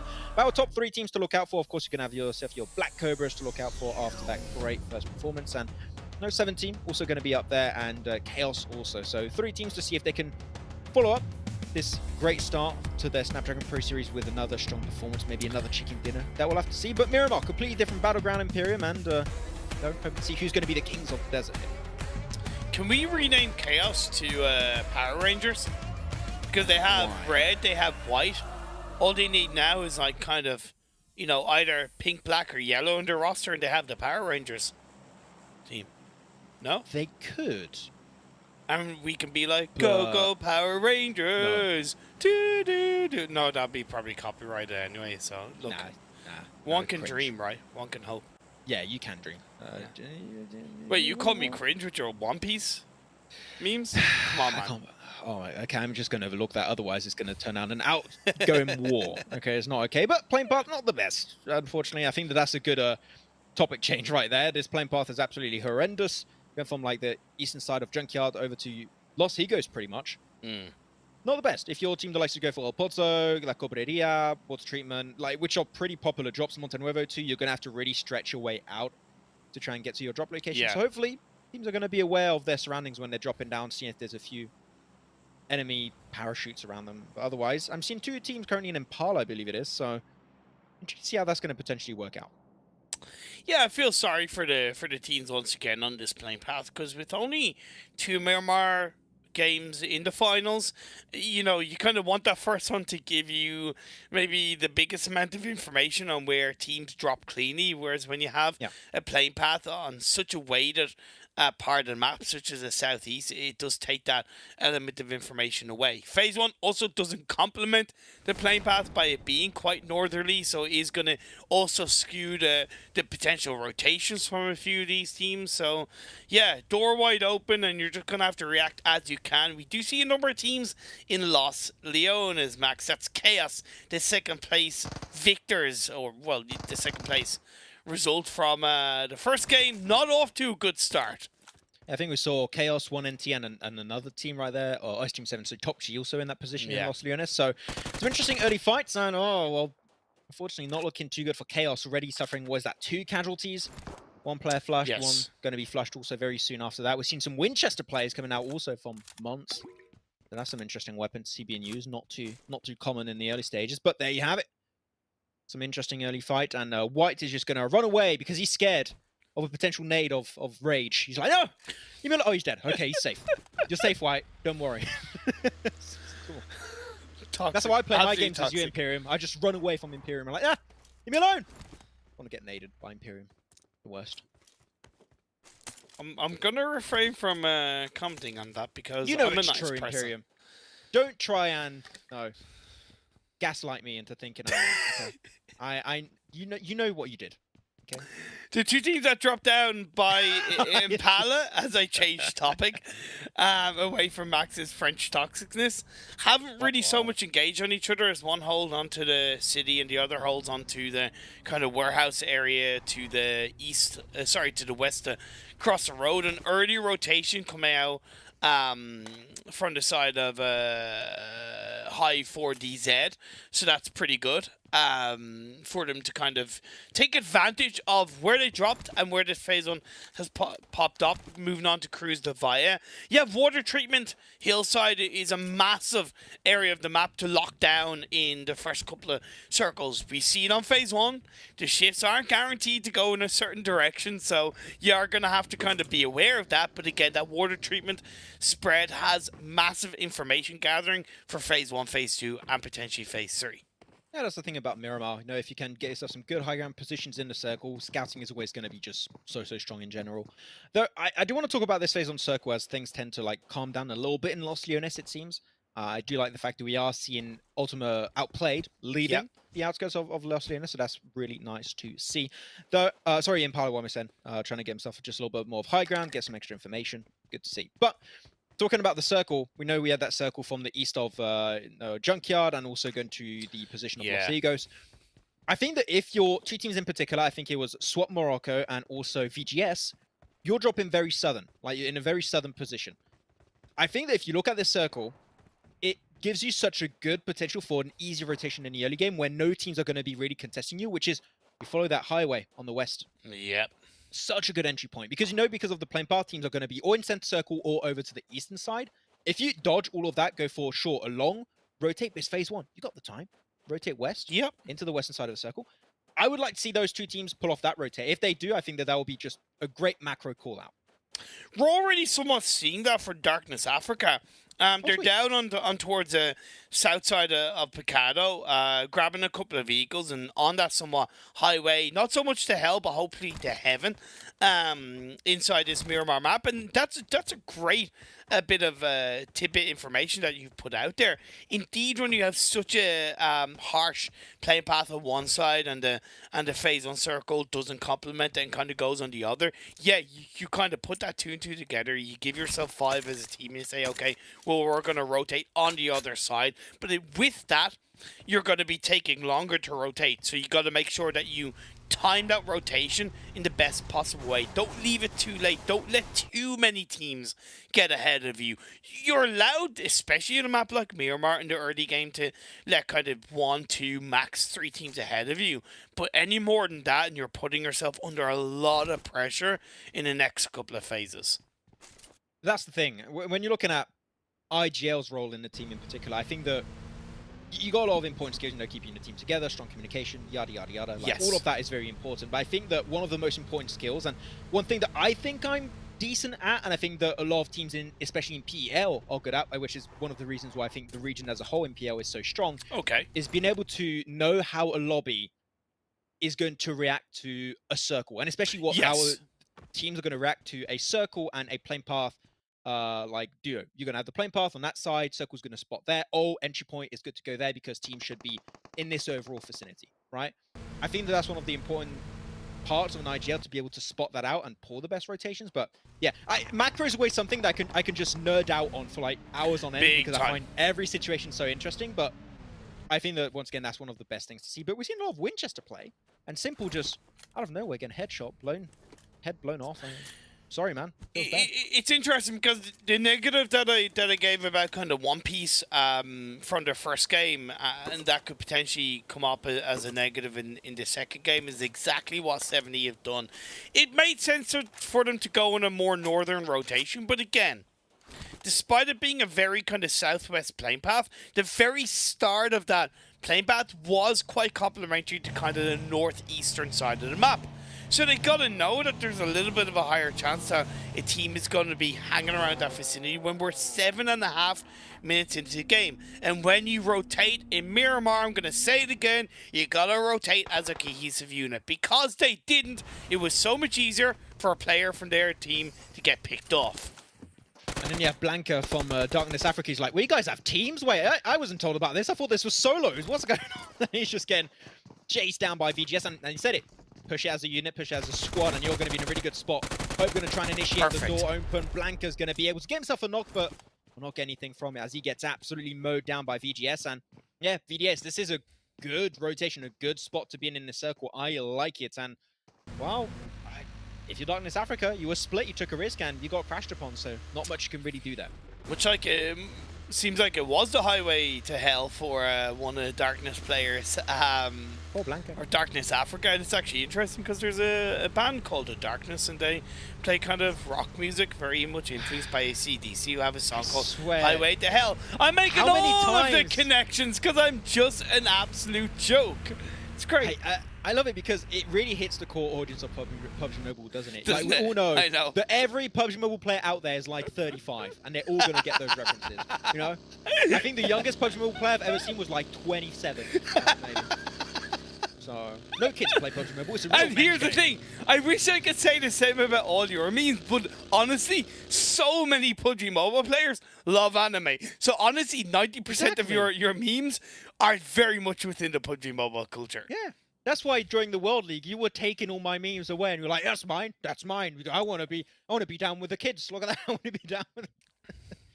Oh, okay, I'm just joking. Of course, World League was a fun event. I like that one. Okay, too far. It's 2 years ago, man. I still remember. He stole my jokes. That's okay. But Sky, we're gonna try and make his way up the hill there. We'll be able to make it out just fine. He did get knocked pretty early last game. Hopefully, you can see Sky in the late game. That'll be fun to see, but. Leaders, I want to see if a chicken dinner is maybe in the realm of possibilities for them. But where's the team? Where they at? What the hell? Phase 2 shifted up, it centralized quite nicely, swinging a little bit more towards the east. You still have Water Treatment Hill massively under control in this Phase 2, but also that kind of north of Hacienda San Martin hillside that overlooks arguably Water Treatment, where you know you have that massive ridge and the road in between, is absolutely dead center. There's a little bit of a compound there, so you could easily have a bit of a 3-1 split. I'm looking at Black Cobra Africa as a team who are in that position that can potentially lock it down. It all speaks for itself. They know exactly where they need to be in these first 2 games so far. Somebody was getting angry almost for a second there. I was like, whoa, okay. Dude, it's just like he's mad.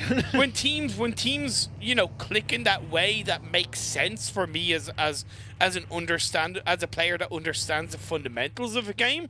It's so good to me, and it was like that's my reaction wasn't passion because I didn't even look at who it was, and then I did in the middle of the sentence, saw it was Black Cobra, and I was like, oh my god, yes, thank you very much, absolutely bang on.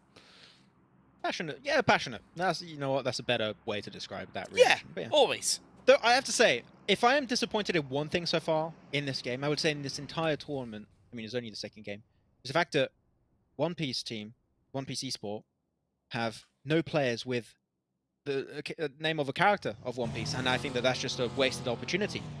And I don't know how to feel about that. So, yeah. As someone who doesn't watch anime or has never watched an episode of One Piece, what would be the 4 names that you would pick? Oh, good question, good question. Oh yeah, we'll have a little bit of time. Let me. What? Okay, maybe not. We don't have time. Okay, that's fine. We're just gonna have to go for the fight. Swap Morocco. Gonna have to rock up here on Leader Esports. So far, it's gonna be a 1-on-1 trade, but they can go for the heal off. Not the same scenario for Leader. No, don't go for the nade. No. Ooh, the nade didn't work out, but that was a risky res, but it works out. But Slibina, that's a sweet off angle, Imperium. It could work out, but you can't really push up too much, and I think the SWAT know that, so they're going on the other side of the heel. Just make sure that Slibina can't really have the impact that they really want. So I think that this is a great play from SWAT Morocco, and they're just making sure that leaders can't really leave that spot in the first place. I was worried about the reaction from SWAT. I don't agree with the fact that they did go for the revive, but as it happens, it somewhat worked out. You're right. SWAT Morocco do have the strong position. Rotating and repositioning as they did was incredible, but leaders still only have 3 players directly close by. They need to get that 4th forward in a more of a distraction position to take away the pressure from Jelena, Sky, and Spark. Yeah. Libina is a very important position because this is enabling them from holding that ridge and to stop SWAT Morocco from peeking. Because if you don't have that position, you can peek over that ridge without really getting punished. It is important to have that ridge controlled. But they did deal quite a bit of damage there. The utility is well used up. Why is Wonder still in the compound? He doesn't seem to be moving forward fast enough. Okay, he is kind of moving now, but like I said, not fast enough. I am surprised that we're seeing SWAT Morocco getting like almost bullied out of this position, because they had the advantage initially. And they just kind of let it slip out of their hands, which is it's complete opposite of what we saw last game. Like, where they were just so decisive to take that control on the Eastern Bridge, and here they're just letting it slip through their fingers almost. It's very unfortunate. 2 players do make it out, sure, but the 2 other players, it's not looking too good. Do they even have cars? Because they got pushed away from their cars, which is the worst thing. They can't even rotate away from this spot. So they're forced to pretty much take this fight. Phase 3 popped up is shifted quite heavily down to southeast, so that kind of north high water treatment side has been shifted away. You're looking at Graveyard down on the southeast side where Chaos has locked down, but that sprawling hill down to the compound that is much more heavily in the center of the circle is very, very tempting to make your way onto, which I don't disagree if you get there early. You still have a couple of teams inside around the Hacienda area, which is in the center of the circle, and I noticed that one piece did pick up a couple of eliminations earlier on. This is a weird push. Libina getting himself in harm's way, does get knocked away. Skydrum trying to hold the peak himself, but does miss out on the fight. Regal, that was a great spread down to somewhat save the situation with his teammate. And now they've reclaimed control of this high ground position, and look at that! Oh, the teams are leaving. Let's join up and help our teammates. You should have done that earlier maybe, but you know what? Hey, at least they come back, the cavalry's here, they take control, potentially get himself 2 free eliminations, or 3 eliminations. They have to work for it. But, okay, Swap Morocco, redemption is real, it seems. Do you think that was a little bit of an unconventional but still successful bait from Swap Morocco, where they sent 2 players away and allowed leaders Esports to think that the whole team had disengaged? I think that kind first of knock... Sorry, go for it. No, that's where I think their logic was. I don't agree it was the best decision, but that's where I think their logic was. I think you get that first knock, that's when you commit. At least you get yourself that elimination flushed. You also eliminate the other player on that hilltop because you have 4 players.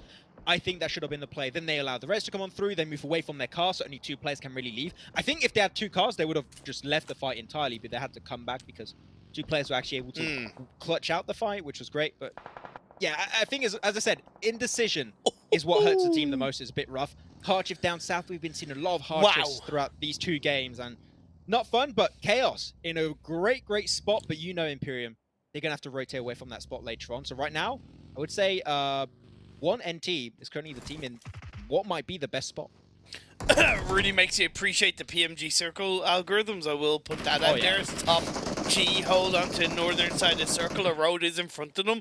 They have the compound, they have the buildings, but let's be fair, they don't really have the safest position, because if they move up that little bit of a hill, they're going to be exposed down to the south side. So they are going to have to really rely heavily on their ability to react to what is going on around them. See, as VGS now trying to bank up on Hacienda del Patron, which is good. So far, they're just going to try and basically clear all of the northern side. So this is good. This is Africa Champions. Put himself the champions. We'll see if you have what it takes to be one. For real this time. A Savage get himself the initial knock. Not looking too good for the champions. Now molly things up. Lovely. No. Oh, it's going to spread. It's going to spread. Savage, no. Oh, wow. Okay, that just ruins everything for VGS. They had such a good little foothold. He could have stopped the res, but now the res comes on through. He's going to heal up. VGS cannot rock up on this position anymore. It was looking good. It was a good advantage that they had, but one play. That's all it takes, and it just crumbles down. Hello, darkness, my old friend. I've come to talk with you again. Africa Champions are gifted a sentimental chance to stay in this game, but Malik is still alive. Gets a knock. His teammate Rio is down on his knees, unlikely to get revived up at this stage of the game. And guess who's coming in from outside the circle? Cobra. Black Cobra Africa. They don't have the center, but they certainly have the confidence to push it and control this part of the circle. I'd say it's going to work out for Black Cobra, but here we go. 7E are going to try and rock up also on the side. So far, the eastern side of Hacienda del Patron going to be able to hide himself behind that spot. So Mamado not going to be able to really get that spray. But one thing he has in Imperium is 1 singular nade and also 1 Molotov. He just throws it randomly. He didn't even... Okay. Oh, he actually worked out. Okay, because for a second it seemed like it was not really like aimed properly, but I guess it slipped under the car and it got it done. But okay, good nade from Mamado. I'm sorry to judge so harshly. Well, considering the nades and mollies that we've seen so far in the first couple of games, I understand where you're coming from, because they haven't been pretty at the best of times, but with still 13 teams left alive and 41 players, this Miramar game is wide open as we get into Phase 5. Here we go, another crash is going to be unfolding. Okay, it's Team 17 high for DZ, looking for the breach. Slay, not going to be having the team to really back him up, and he's instantly going to be a casualty. Only one more remaining. He's just going to molly things up, try and just spread absolute mayhem inside the building, which the MG32, oh my god, the fire rate of that weapon is like a none other, second to none. So if you can get himself in a good spot, that could be good. Cheeky little nade also. Oh no, it bounces off! Oh my god, so many nade and molly fails today. What's going on? So Tipok got to chill things down a little bit. Maybe wait for your teammate to res up. You know that this guy cannot go for the res on his teammate. Ultimate Rage are going to be down to 1. Okay, get this one right. There we go. Going to try and go down the staircase. It's taking a lot of time, but at least they got the res. This is going to be a 4v1. And he's also getting sprayed through the window. Oh my word. He's given no chance to redeem himself in this match. And the push is just about to happen now. It's about just delaying them as much as possible. High 4DZ. Slow them down. Hopefully they can get third-partied. I'm surprised he didn't hear that pin, but hey, you know what? Try to get himself as much as he could. 13th place, 0 eliminations for Ultimate Rage. Going to go too far in this match, unfortunately. We'll see what they can do in game number 3 later on down the line. But circle shift south once again, Imperium. We have a lot of southern shifts, so this is looking great for 1NT. And it's looking great for the teams that... I didn't quite catch the team that was very far south, unfortunately. I didn't see who that was, but there's another one. Who is it? I believe it was Swap Morocco, as far as I know. Swap Morocco? Nice. Yeah, Swap Morocco down on the very southern edge. They're the only team that are down on that south side, just out around the graveyard hills, overlooking all of this phase 5 circle. The blue zone's starting to close in. Black Cobra, okay, not already up to 2 eliminations. I thought it was 12, but that's the amount of teams that are left. Make that 11 as 34 players are alive. Africa champions go down. Go for eliminations to boot, but that's all they're going to be counting up for this game, it seems. 11 teams now alive. They're going to try and rush in, but the thing is, you don't have many compounds. It's all about that terrain knowledge. But Marley, his peaks are just so strong so far in this tournament. It's been 2 games, but he's got enough points for the whole day, I would say. Almost has been looking just so impressive as a whole. But they're down to 2. It's Marley and White. At least Rage is not there to nade his teammates, and that's good. Now just going to rock up on this little hilltop, potentially try and create a little bit more free real estate for themselves. But as 2 players, you know that breach is not going to be easy to pull off in Fury. High 4DZ do actually go down in 10th place. VGS have a mountain decline. Chaos are in between these 2 teams. Top G look good. They've reacted well to these circles. They moved across the road. They're on the northern edge of the circle and still have a full squad up max. Ooh, this is rough. No one playing center circle. I mean, who really would want to play center? No one. You're just going to get sprayed from all directions at that point. So edge is the way. And I mean, sorry, Black Cobra. I don't know what to say right now. This is just a depressing sight to see. He's just getting sprayed from under the car. Even if you pop the wheels, it's not going to do anything. And that's going to be some free eliminations. Then he got 2. Surprising. So he was also banking on that. I guess another bunch. But okay, I got... Oh, wait a minute. Run to Flexi from nowhere. Get himself a few nice shots in. Gets himself a 1 headshot, I believe that was. But still going to get himself some nice job. He's knocked, so the res can come on through from Sanchez.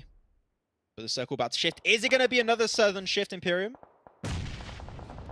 It is going to be a little bit. It's more the southwest. You have the road split in the middle. Now, the one positive on that eastern side of the map is that you do have a little bit of a ridge that does protect you. But you're going to have, what, 1, 2, 3, 4, 5 teams all vying for that ridge side on the eastern edge of the circle. Oh, fun time, but here we go. Team number 7 is going to be Top G, trying their best to hold onto the northern side, but they don't have cars, they don't have anything, just a few smokes and utility to play with, so that's going to be a harsh rotation to pull off. While we are seeing Star Divine actually having a pretty good foothold on the eastern side. Sure, they have to move into the circle, but this high ground, eliminations. This high ground potentially is going to allow them to get a few knocks and extra information before heading into the circle, so it does give them a little bit of potential, but man, you just can't escape the gaze of 1NT. They just sprint every pixel that moves. They are currently going to be here to decimate, get rid of as many players as possible before the end game. Top G go out in 7th place, but being very impressed with their performance so far. Walsh is just wriggling around like a snake in the desert of Miramar, hoping he isn't spot out. The hit marker for Zanchi, just trying to find the bullets needed to get the drop onto the final player, Black Cobra Africa. But the thing is, he can't get distracted. There's so many more teams around him that they need to worry about. I feel like he would be really good at dodgeball. I don't know about you, like I would want him on my team. I can tell you that much. What do you think I say to 5Ds of PUBG Mobile? Dodge, dodge. Exactly. I mean, he's already dipped the entire time, but yeah, pretty much it is true that all does apply to PUBG Mobile also. So we go Chaos now, trying to each their way forward, try and gain as much terrain as possible in the circle. Great little high ground from Marley, but the same thing. One NT still present. Great Molly from a distance. He has another nade and another Molly to boot. He could open up the situation. And Marley gets it. What is he doing with the car? He's just... Hello? I mean, I don't know what is he doing? I have no idea. Marley's just like, what is happening? I'm just scared of what's unfolding under our very eyes, and he's going to get rocked up on right now. And he does actually win the fight on a slither of HP. There's no way. Can he clear the entire team as a 1v3 right now? Marley keeping the dream alive for Chaos in the hopes of another third place, potentially just booming around the corner. Gets the info, and that's 3 eliminations in that fight. 6 eliminations total for Marley. And he's already focused on another player. This guy just cannot stop Imperium. He's just going to continuously frag out. This is Marley's world, and we're all just watching as the side of SO, that is, of course, SWAT Morocco, who had that southern edge all to themselves. 2 eliminations are into the top 3. 1xNG into the final moments of this game, but the circle has finally shifted away from the max. I can't lie, Imperium. I've seen that loop-de-loop with the cars right in front of Flexi right there. My dream is one day to see a team use it and get a finish with that. But I know it's not going to happen. But you can dream. A man can dream right now. Flexi gets himself some nice spray downs, but he's peeking for too long. Punished Second by time Iraqi. he's done that. Second time he's done that. Happened quite a bit, and now down to 1. Do you really have the time to go for the res? Yes, 20 seconds before the circle starts pushing against you, so that's enough time for a res and hopefully a heal up, but that's your only chance.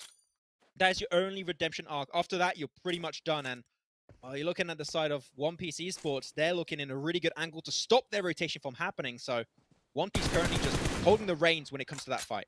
It's still SWAT Morocco's chicken dinner to lose, in my opinion. One Piece dropped in Picado. They had some pretty easy rotations into this circle, despite it being quite crazy. They were playing on the high grounds of Picado Hill earlier on in the game. They moved down on that southwestern hillside, and they played towards this loop-to-loop area of the map. SWAT Morocco 3-1 split. It is perfect for them. Spray down from Sanshi, get himself some decent damage, but does actually get the knockdown onto Tom, so that's it. Spray down, that's their 7th elimination. From that spot, at least they were able to get himself a few decent points here and there, so at least they did make some use out of it, and also hold on right until 3rd place, so that's some decent points. 17 points total so far, minimum, if they go out right now. Baraki gets the info, does not spray, and Flexi's just in the open. Flexi's taking some big risk right there, and I think he understood. You're like, maybe a bit too risky right there, but Iraqi spotted out, and he's gone. And now the main threat to this team is now gone for 1NT, and they're going to get himself another nice knockdown. But Sanshi does get taken down eventually, and now it's time for SWAT Morocco Imperium to take control behind that crate. You can't deal with Impulse. One more spray is all he needs. Hits another bullet. One more is all you require. Even one more is not enough, and he goes down to the blue eventually, and that is it. SWAT Morocco Imperium, we said it. They had potential in the first match, and they secured themselves the 2nd chicken dinner of the day. It was only... Ultimate outplayed. Sorry. Oh, was it Ultimate outplayed? Sorry. You said SWAT Morocco? Yeah, that's what I thought it was. My humble apologies, boys. Indeed. Ultimate outplayed with the chicken dinner. Like, look, it was a kind of chicken dinner that was a little bit, I don't want to say handed to them, but with only 3 eliminations, it's quite obvious that a lot of teams around them did the brunt of the work required. Like, even on the Southwest, nobody was really hassling them. All the teams that were kind of on the Northeast, Northwest, and the Western sides of the circle, but they still close it out, and that's something to be said. I'm also looking at this side of 1xNT. I think they had a very good result, despite the circles kind of going towards them, taking advantage of the compound and the high ground that they had was incredibly valuable. Flexi needs to make sure that he doesn't, peak for too long. Peak shoot. That was twice that he got knocked in very silly circumstances. You're not gonna be able to have a third chance at that down the line. You got to clean that up. But other than that, yeah, pretty decent Miramar game. And then you got Marley just like, wait, you guys get knocked? Cringe? Like, I don't know. Like, that doesn't happen to me. I don't know. Marley's still on fire these matches so far.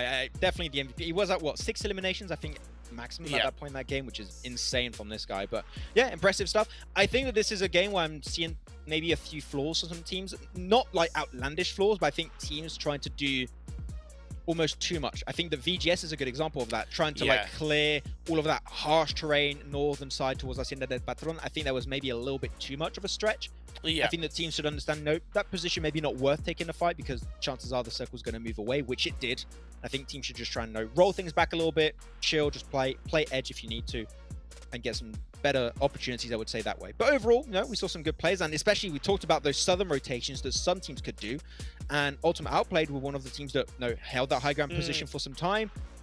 It is tough because a lot of the teams did not have good positions to bank on. Like, you sure had some like dips, a few rocks here and there, but like nothing substantial to hold on to, and they just made full use of that information. And every time a team would have to rotate, you would get punished. So yeah, Ultimate Outplayed have some really good, I would say, control of an open finish like that.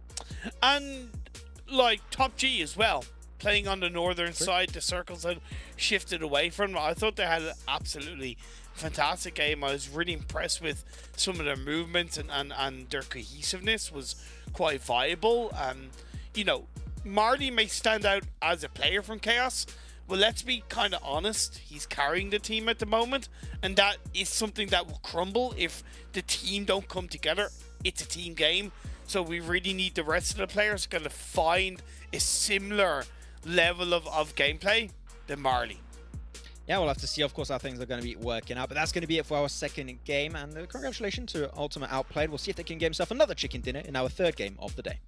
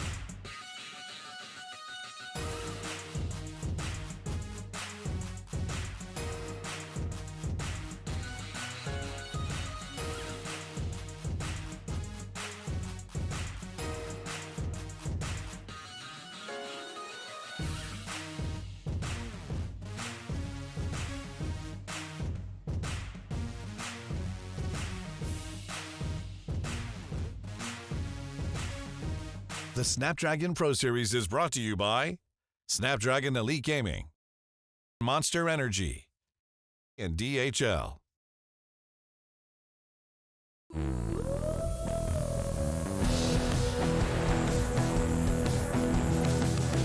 You're a star, you really won my heart. Number one, yeah, you're my favorite part. I follow close, go wherever you want. Let's go. You know just what I want. You know just what I want.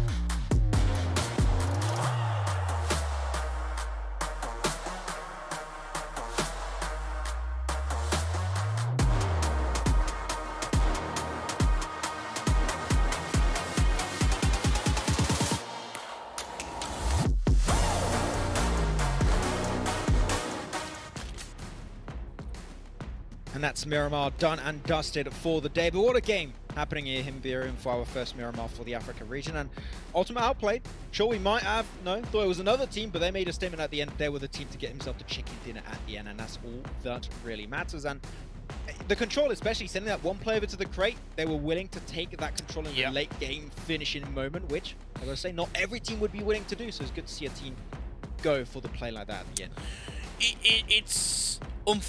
Yeah, okay. It was good from Ultimate outplayed, and it was also some pretty positive back-to-back decent results from them. They got 4th in the first game with 8 points. They got themselves 18 points in the second game. So indeed, however, and even though we're only 2 games in, it's a pattern that I want to point out. 0 eliminations in the first game from Ultimate outplayed, only 3 eliminations in the second game for them.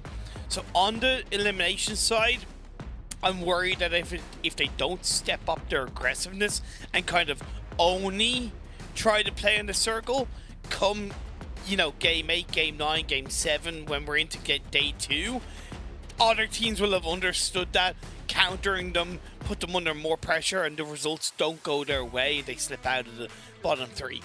It's just something I want to point out. However, first 2 games, well done to them for grabbing that chicken dinner in the second game.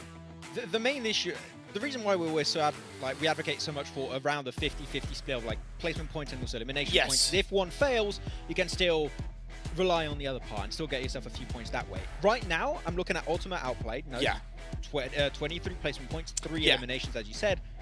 If they get one bad game, they're not going to be able to just get eliminations out of thin air, right? Because they are a team that's all about placements. If they have one bad game where they get 0 or 1 placement point, that's going to set them back significantly compared to the rest of the lobby that is very close to a 50-50 split. Even just 1 NT is not the best split, but it's 9 elimination, 13 placement points. And they're only just 4 points behind Ultimate outplayed without really being that impressive late game team, right? They still just make it towards the late game somewhat, a few eliminations here and there, and they can still keep up. So I would agree. I want to see Ultimate outplayed get just a few extra eliminations, and then we'll be like, okay, they have what it takes to not only be in top 3 because they are in 3rd place right now, but remain up there for the long run, which is what you really want to do.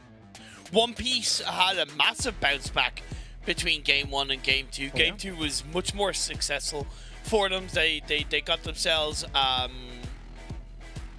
still only 3 eliminations with 10, but it's still 13 points considering again how they played in game 1. Big bounce back from One Piece.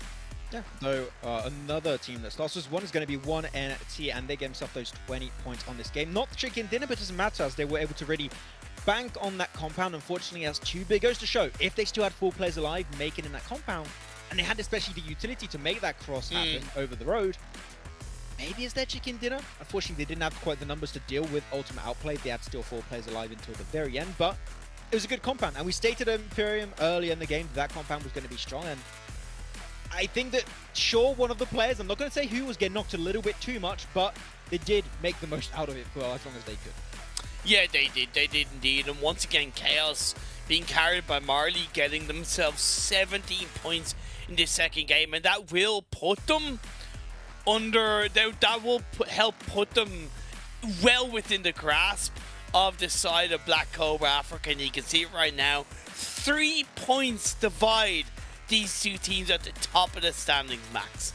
Then 12 teams difference between Chaos and Ultimate outplayed. That's already pretty comfortable for both teams, Chaos and Black Cobra Africa. As you said, I would like to see a little bit more than just Marley potentially for Chaos. That would be a good thing. But it's still they're enabling Marley to do a lot of these things. Not the last match because it was a duo, but there's still some semblance of setup for him to be able to perform the way he has. So I do enjoy it. But yeah, One PC Sport, a little bit of a bounce back. And as you said, we still want to see close to that 50-50 split. It takes a lot of time to get there typically. So there's only 2 games. I'm not going to harsh on that too much, but teams at the bottom, poor thing. 1 game, boom, you're back in the race. Ultimate Rage, Darkness Africa, High 4DZ, Leaders Esports, what Morocco. It doesn't matter if you're too far behind. It is okay to have a slow start, but as you said earlier on the pre-show Imperium, don't let that set you back, okay? Don't let your mental game be crushed by 2 bad performances at the start. It's only 2 games out of 10. It's nothing in the grand scheme of things, just a drop of water in an ocean of games. So hopefully they can do a comeback and get close to that top 3 competition. And when you really think about it, 24 points divide 16th place and third place, right? And that probably, like, okay, will extend a little bit more as you get further into That's the one game. finals. But again, yeah, that's one good performance. So we will see these standings constantly shift throughout the games between today and tomorrow. Again, to go back to PMGC last week, the 3 teams that qualified for the finals were completely different than it was at the start of the final day. So you're dead right. Do not let the first 2 games affect you as little as possible anyway, right? Turn it around. You got another Erangel game coming up. Might be a lot more familiar territory. Like, I've seen potential from Leaders Esports, right? You know, they may only have 6 points, but I've seen a little bit of sparkle. On a side note, I did make a mistake. I said it was Swap Morocco's ultimate outplay, but I have seen a little bit from Swap Morocco as well in that previous Miramar game before they got taken out. So there's something for you all to take on board coming into this next game. I can't believe you did my boys HVVP dirty like that, also by referencing PMGC. I know what you're doing Imperium. You had to reference it, but it is true, right? The standings couldn't change. Yeah. In a 4-day tournament on the last day, and it can especially happen in a single 2-day tournament. It's not 6 games a day, it's only 5 a day. So yeah, even if your team's at the bottom, it's fine. We're not like, even if your team's at the bottom, we're not asking for a 20, 30 point game, right? Even just a 10-point game is fine. The one thing you want to avoid at all costs is allowing that length to grow game after game after game, because that's a very slippery slope to potentially die on. You want to keep getting some decent points where the teams ahead of you don't keep growing that gap. If you let that happen, you're going to get to a point after potentially today or at the start of tomorrow where that gap is not going to be able to be closed, and you want to avoid that once again at all costs. So yeah, just a decent points here and there is what I want to see. We all love the drama of a massive result, right? We all love the story of this game that kind of goes from 0 to hero with a gigantic result. But fundamentally, what I'm always looking for is I'm looking for progression. I'm looking for consistency. So right now, the teams that are in 16th place, kind of on 2 points, 3 points, give or take. You kind of go into next game, get 4 points. Into next game, get 6 points. Into next game, get 8 points. That kind of progression is always what I'm 9 times out of 10 looking for. Because if you have the volatility, you don't know where you're going to finish. I don't know where you're going to finish. And honestly, it's just going to leave me more frustrated because I'm going to know what you're capable of. But when you don't hit it consistently enough, it's a lose-lose. I really think that's the worst thing that can happen, is when a team gets a banger game like every once in a while, but then they got really bad performances. Like, we know what you guys can do. Just stop doing these, like, sometimes, unfortunately, I'd have to say it, stupid plays. We do see that happen. Teams like, wow, this was amazing. And then the next game is like the most, like, the weirdest place. I'm like, what the hell is going on? You want to avoid that at all costs. It's clearly what I would say. And I'm looking at the 1XNT logo. I'm seeing the space on the X is not, like, centered. And that's really triggering me. I'm triggered. I'm annoyed. That fixture, goddamn look. Ted, can you just like put the 1NXT logo full screen for a second? Well, no, not for a second, but for the whole game. Just the okay. Just to trigger Max, but okay. The spaces. It's fine. Are not the same. But yeah, of course, the top 3 teams in terms of it's from the previous game, by the way. It's not overall. It's from the previous game. Red, White, Rage, and Marty. It's chaos. Really, just looking to create a lot more chaos into this third game of the day. I'm hoping that we do have a little bit more of a normalized playing path, followed by a normalized circle. Scratch that first Erangel game off the charts. Don't worry about it. Let's focus on a bit more of a healthier phase 1 in the second Erangel game. I feel it's going to be the case, but once again, thank you so much for joining, everyone. We're ready for match 3 of day 1 here for the Snapdragon Pro Series PMCO Open Finals. I said it right, because Imperium, I know you were trying to make me say it wrong before the show started. You were trying to write some... What was I trying to say? What was I saying? You were trying to mess with my head to try and make it so that I would not say the right tournament. No. What did you write already? No, I never do anything like that. I don't know what you're talking about. I got him writing out proof. You wrote Series Pro PMCO Open Snapdragon Finals 2022 Split Fall.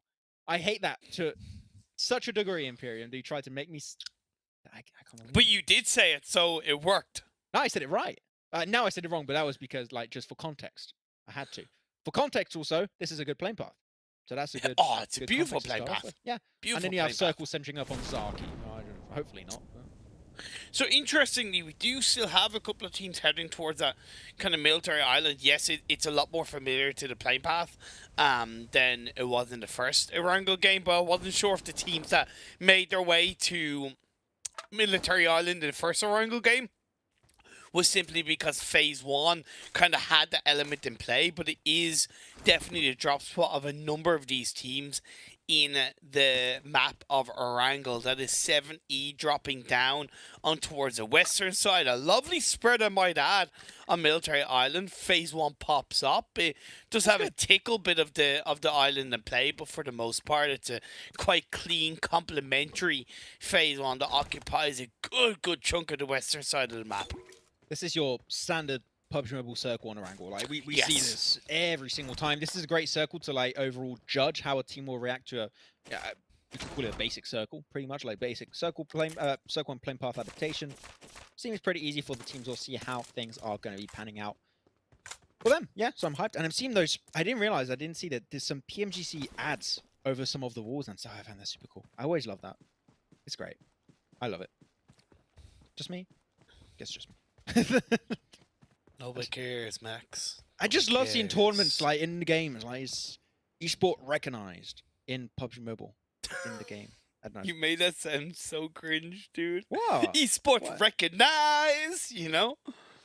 Esports stamp of approval. Yeah, okay, I don't know. I'm going too far. I'm going to slip it No, down. you're on a side note. Yeah, I love seeing it too. It's so cool to have it because it But- does help merge. We need. Merge a casual to the esports. But we need Snapdragon Pro Series banned in the game. Where is that? PMGC sure is great and all, but Snapdragon Pro Series is where it's really at. I'm taking the mic right now. It's making me a bit much. You You'll okay, know bro? the real pros on the Snapdragon Pro Series. Okay, PMGC's got nothing on these guys. My God. At the end of the day, every you know, the fundamentals of all strong competitive play starts at the grassroots, and that's why at the start of the broadcast we both kind of touched upon it and highlighted the fact that, you know, PMCO is an integral part of the PUBG Mobile esports landscape. It started back in 2019 when PUBG Mobile esports was just a kind of twinkle in the eye for a lot of players, and it was this kind of pipe dream that we all hoped would become as big as it has. It extended onto the PMCO finals. It then went on to the PMPLs, where we started to see this ecosystem form, but they never forgot about the PMCO. And then it's allowed more teams to then start their careers with PMCO, move on to the PMPLs, of course, hopefully make it into the PMGC. Not going to be a good start for 1X NT though, as they do. No, they end up getting elimination actually and get the revive off. So it is actually a good start. Yeah, Alexander with a cheeky first elim of the game. Good to see, but 20 seconds on the clock now for teams to start putting their focus on the circle, so it seems like 1NT is going to be trying to make their move over to the eastern side of the circle, while Law or 718 going to be spotted out and rolled on down. It's a very sad way to go, but it is what it is, unfortunately. That's going to be it for him. Star Divine with also their first elimination of the game. Only 2 players so far got eliminated, but you know what? Because of a little bit of a too large of a split, so something that can be, I would say, pretty easily fixed for future Angle iterations. That's okay for me. But seeing the first circle Imperium, if I were them, I would want to try and already leave Sunlofka Island pretty quickly. I think the looting stage is done, so maybe start thinking of going to the bridge. Also have a big kind of question mark as to why 7E sent the player so close to military base. They should have known that there was multiple parachutes, at least one team. Ended up being 2, obviously, that dropped further towards the military base.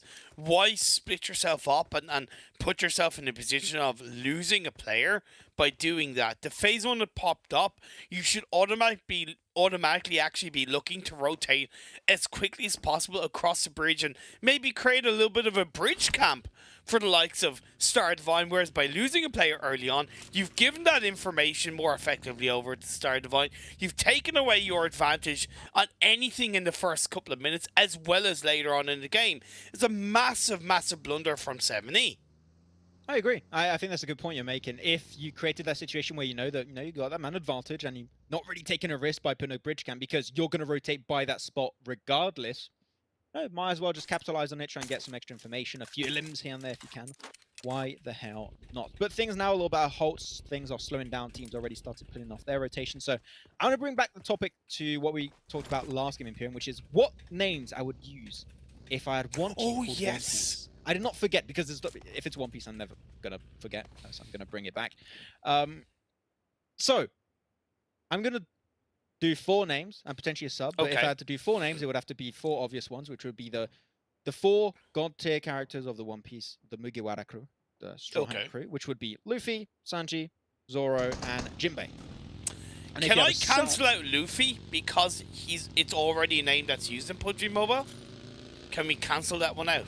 Oh, okay. If you cancel that one out, I'm gonna have to go for completely different ones. Okay, so if they have to restart, okay, well, we've got a little fight. Gohan get himself. It's fine. It's just one player going down. It's fine. It's just one player. Who cares? We're just talking about One Piece.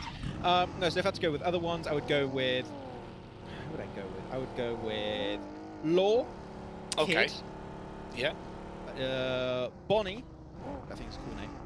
Okay. And I would go with Uruj. I think that's also a cool name. There you go. Cool. That's actually awesome. I was genuinely curious, so I'm glad that you Not like you know ended who up the characters answering it. No, I don't have a clue, but it's still, I've always appreciated learning about something like anime or One Piece, even if I have no idea about the context, because I know you like it, I know you appreciate it. And as your friend, I always try to respect that, right? Normally, I don't take that long to talk about anime, but like, there's a team literally called One Piece, so that's my excuse. Of course. We continue. Of course, it's allowed. Anyway, good start, by the way, from Ultima Outplayed. They picked up that elimination, so they scrambled down and they're moving in. Black Cobra Africa, who dropped in Pachinki, they're making their way in. We are over 7.5 minutes into this game, and Phase 1 is quickly closing in. You still have Chaos on North George. You have One Piece in South George. They've yet to really move. You still have Everest in play for Phase 1 as a position. Gaka is locked down by this side of High 4DZ, but they haven't really had the successful results they would have wanted. This might be the kind of result that, or the kind of game they could get a result from that Gaka position. And other than that, the center of the circle is starting to get a little bit more heavily clustered. Yeah. The thing is, teams should be pretty far away from one another because it is Gakka. You got a lot of like compounds that are very separated by an extended amount of fields and some good high ground positions that can be played into. Like right now, if I'm in this potential circle, I would play Pachinki Hill. I think it's a really good scouting ground. You're not getting too involved if you're late on the rotate. It's just Pachinki Hill. It is my favorite temporary rotation to go to because you can have some nice splits that are very easy to regroup if you need to, and you can scout north, east, southwest very, very easily. And I think we saw one team going over there, which I think is a great spot. No, actually, no, I lied. No one's going there, it seems. But it does shift more towards the south. Wow. Not going to be too hard to adapt. Not going to lie. I think it's fine for these teams. Still a harsher shift than I would have liked for Phase 2. Still incorporates. I know we're used to it, but still, still doesn't mean I can't like it. It does still incorporate a chunk of the military island ferry pier, and the ferry pier hillside is probably the grade A, the S tier position to be in. Don't underestimate Quarry hillside though. That can be very valuable. More so, not directly Quarry, but the hill to the east of Quarry is incredibly valuable. And also a position that was valuable in Phase 1 and just as valuable in Phase 2 that I would have positioned my team if I was playing is a hill that's to the south of Chopsticks. I know it's quite fast, so you have to be careful with how you position your team, but it can be a very successful hillside in these early circles.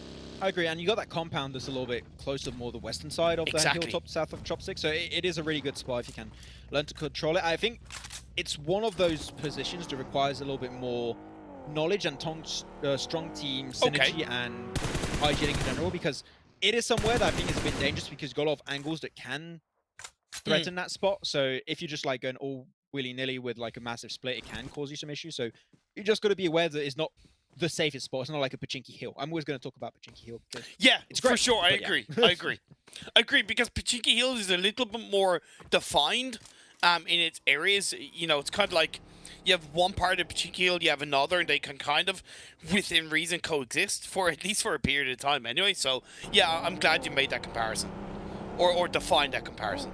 Thank you. I appreciate that. I have been noticed by Senpai. What's going on? Oh my god, I hate you, man. Thanks. But yeah, VGS though, playing himself the church area.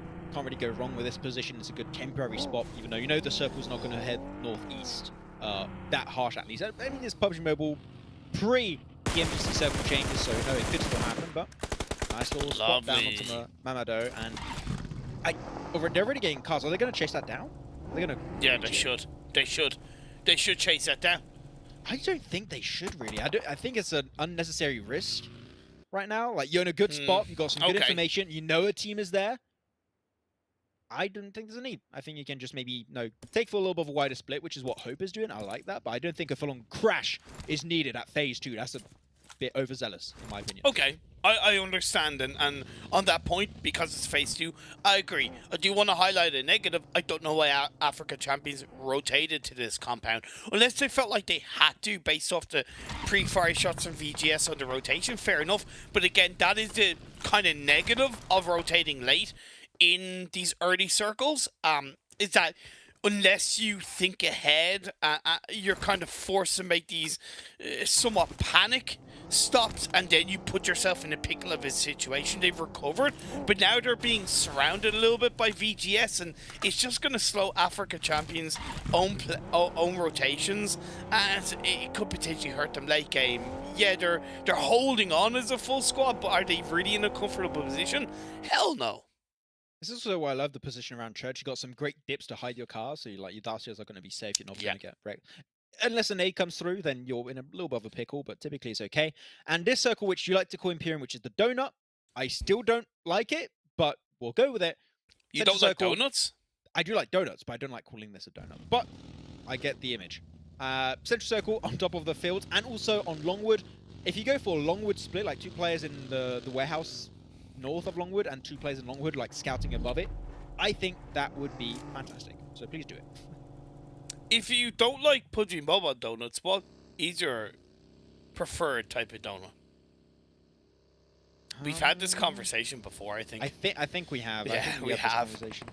I don't know if it's been on broadcast or not, but we've had this conversation before. Mine, I'd say, is like the normal one, just like powdered sugar on it, so it's just good, no fillings. I'm a basic guy. What can I tell you? Fair enough. I like basic stuff. But Can't Mandela, disagree. see if we get himself some nice little spray downs right now. Getting himself right into Longwood, which I said I think is a great position. It's center circle right now. You're going to get a lot of information on teams moving into the fields area north of you, so can't go wrong with that. Great pickup. Yeah. Do it more. Great. Fantastic. And considering the pinch that they were in against the likes of VGS, I know VGS moved away, but it was still a pinch. They didn't 100% know how quickly or where exactly VGS were. Confident rotation from Africa Champions, so credit to them despite my initial criticism. 70 down to 2 players, Hulk and Ghost, the only 2 players that are left alive, trying to hold on to this compound using that third-person perspective. The best thing that 70 can kind of hope for is that, 1, Africa Champions make a poor push in this compound, or they get third-partied by the likes of Leaders Esports down on the south side on that kind of Ferry Pier area. The thing is, I'm pretty sure they're not aware this is a 2-man team. Like, that in mind, I think they would have already reached it. I think it's good for them to breach it right now because you know that you're not going to have a third party because teams are still already spread apart. So this is great. This is the push up against an M249. Oh, that could be a rough weapon to go up against. Especially on that staircase position. If he just pre-fires, it could be pretty massive. On the off angle. Great spray down from Ghost. Instantly jumps out just in case an A comes out in retaliation, which it does, but he's already pretty much safe. And Hulk is just going to try and take matters in his own hand and just misses up on the opportunity, gets punished for his drop down. And that flush is going to be almost instantaneous. So now it's Ghost against the world. Sure, the flush is going to come on through onto Hulk. He's done. And that means that now he's in a 1v4 because you know that res is going to come up. And I would just say leave. I like that. Just, you know, you're not winning that fight. And now that's Warehouse under control of Africa Champions. That could be massive for the long run. If 70 were up as a full squad, I would very heavily argue that it wouldn't have been as successful breach by Africa Champions. It wasn't the cleanest. I think the way they kind of sent all 4 players into that one building, you're kind of putting, again, all your eggs in one basket. There should have been one person going into warehouse, right? There should have just been a little bit more in around that.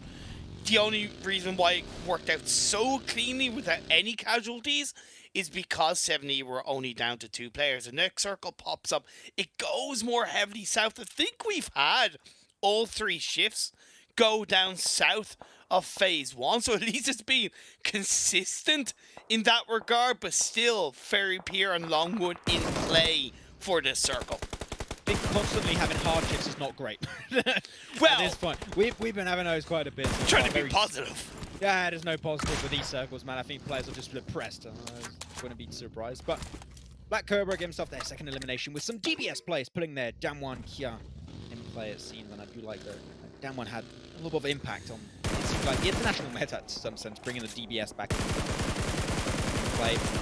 Wow. White here from Chaos gave himself some decent spray downs, but you don't really want to hold on to this spot. And with the dodge, he's got himself the dodge. Going to try and move out for his car while Marley's going to get rezzed up, and he's fine. He's fine. Don't worry, it's Marley. Won't go down that easily.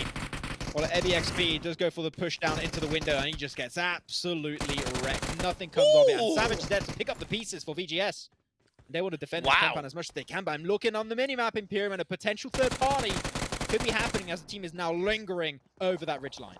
Black Cobra rotated across these first couple of circles extremely well.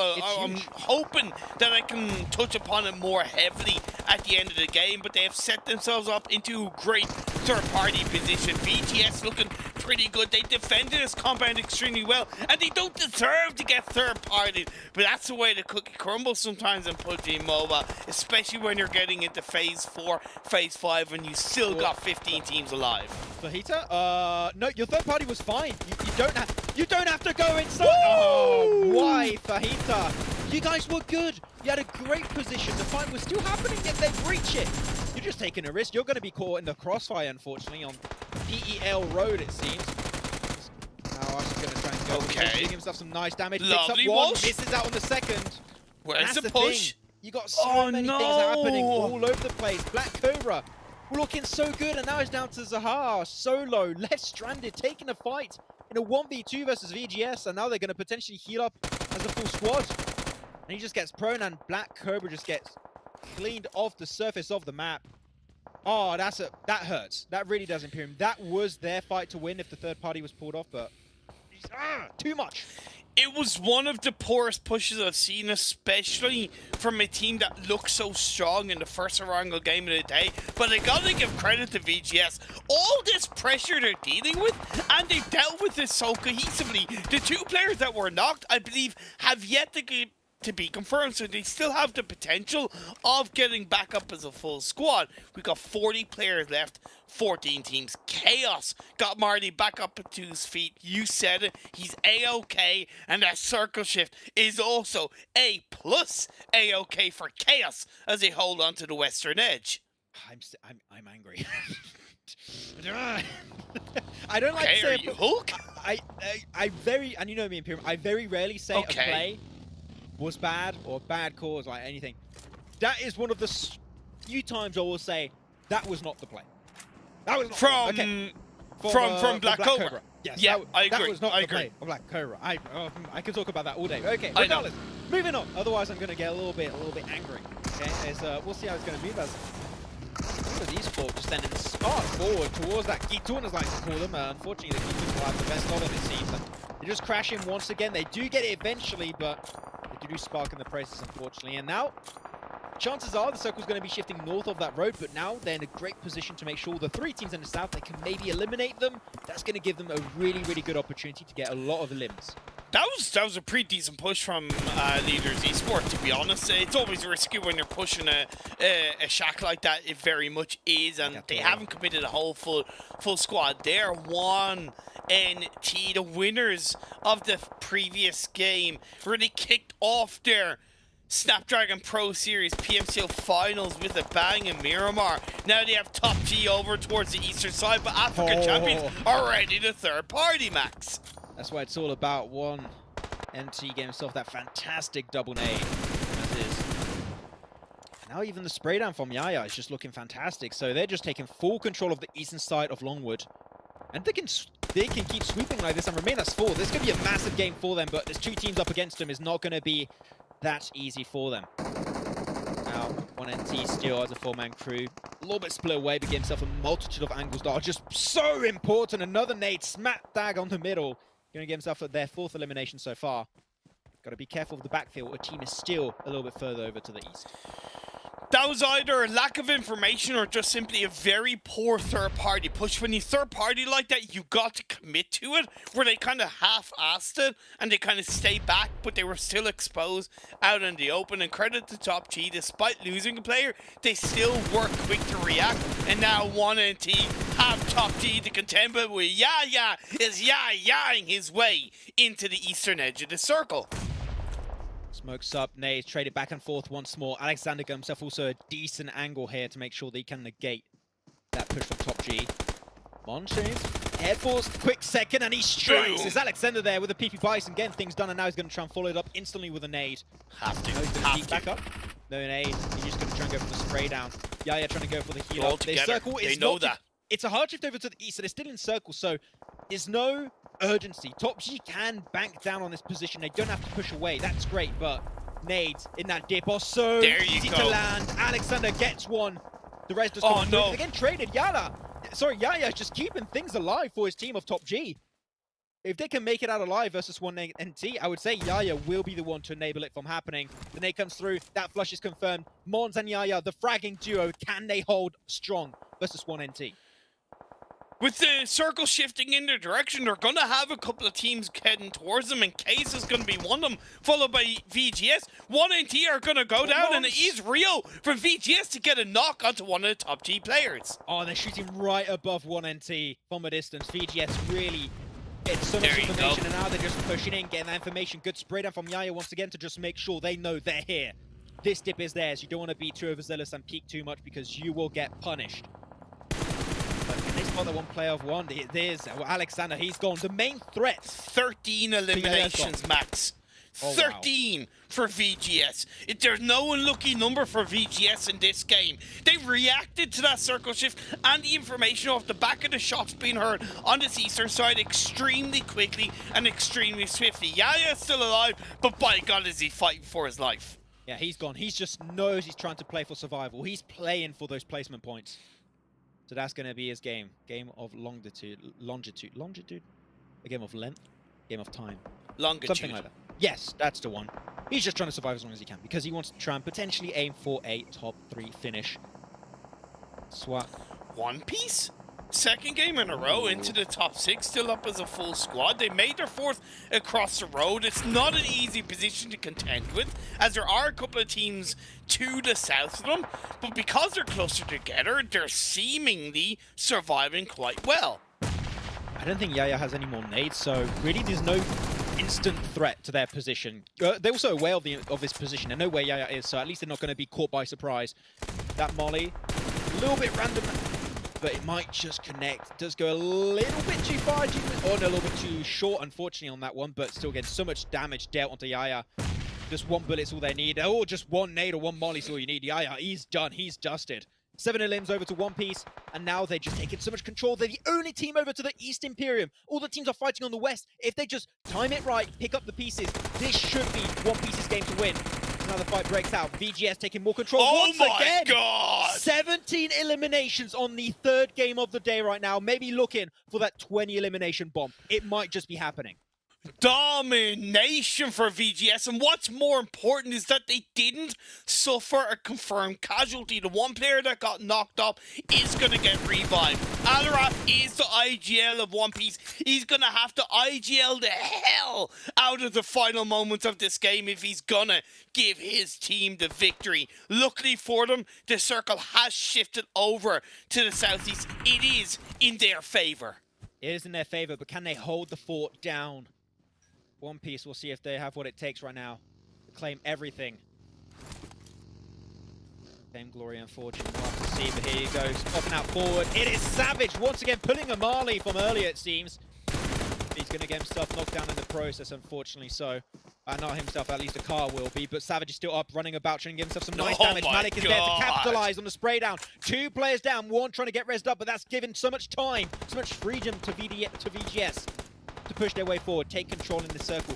Be careful, still one sneaky player right behind you. You might just get third party. Oh, it is happening.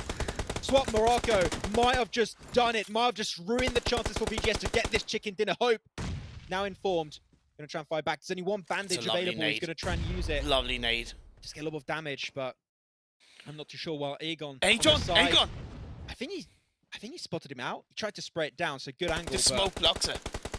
And SWAT just ruined everything for VGS. They gave time for the rest to come through, especially for One Piece.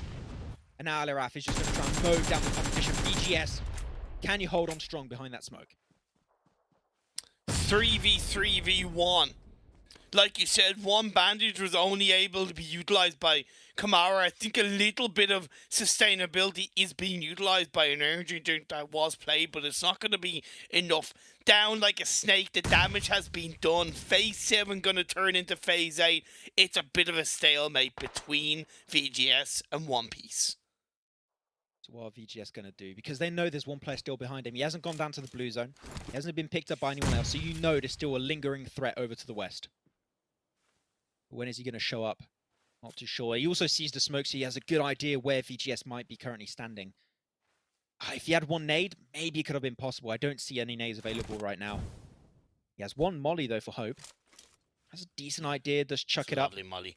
I don't think it really... Yeah, it's just a little bit too far from him, apparently. Aegon can be the difference maker for One Piece in this final moments. Even though he's outside the circle, that's the area of the map that VGS might not be looking at. I don't think they're aware he's there. So if they start to try and play for the low ground position, that is where Aegon has really come into place. I fully agree, Imperium. His angle can be the maker of dreams for their team. One Piece just 1 step closer to becoming Pirate Kings, it seems. One Piece just around the corner, aka the chicken dinner. That's what the One Piece truly is at the end of the day. Tom knocked on down by Hope. As Aliraf on the front line, just every nade. This is why you keep your nades until the late game, Imperium. It can just turn the tide so damn quickly. Savage confirms the elimination. Malik will be knocked away in counterpart. And now Aegon, he's slowly but surely going to try and get involved, try and take more engagement. Aliraf does get traded away, but Aegon gets himself that last player done off Swap Morocco, secures a 2nd place minimum for his team. But chicken dinner is still potentially possible for him. But they have 2 angles. 1 smoke is going to be popped off. He spots him in the distance, right behind that tree. The spray down does not connect at all on his teammate. The smoke comes up. If he can just barely go on the side, he might get it, but this is looking like a losing battle for Aegon. He gets sprayed down, nothing he can do. And that's it. VGS Esports secured himself the 3rd chicken dinner of the day. And man, was that a 20 elimination bomb I saw at the end? I think it might just have been. Because it wasn't. A performance from that. It wasn't the 20 elimination chicken dinner. It was a 21 elimination chicken dinner. Absolutely incredible. 10 eliminations alone for Malik in that game. Decimation personified. It got very scary at the end when we had the thorn in the side from Star Morocco. But at the end of the day, on the high ground, they got the job done. VGS Esports, absolutely incredible. Swap Morocco could have ruined everything, but they just held down the fort so well, stayed cool.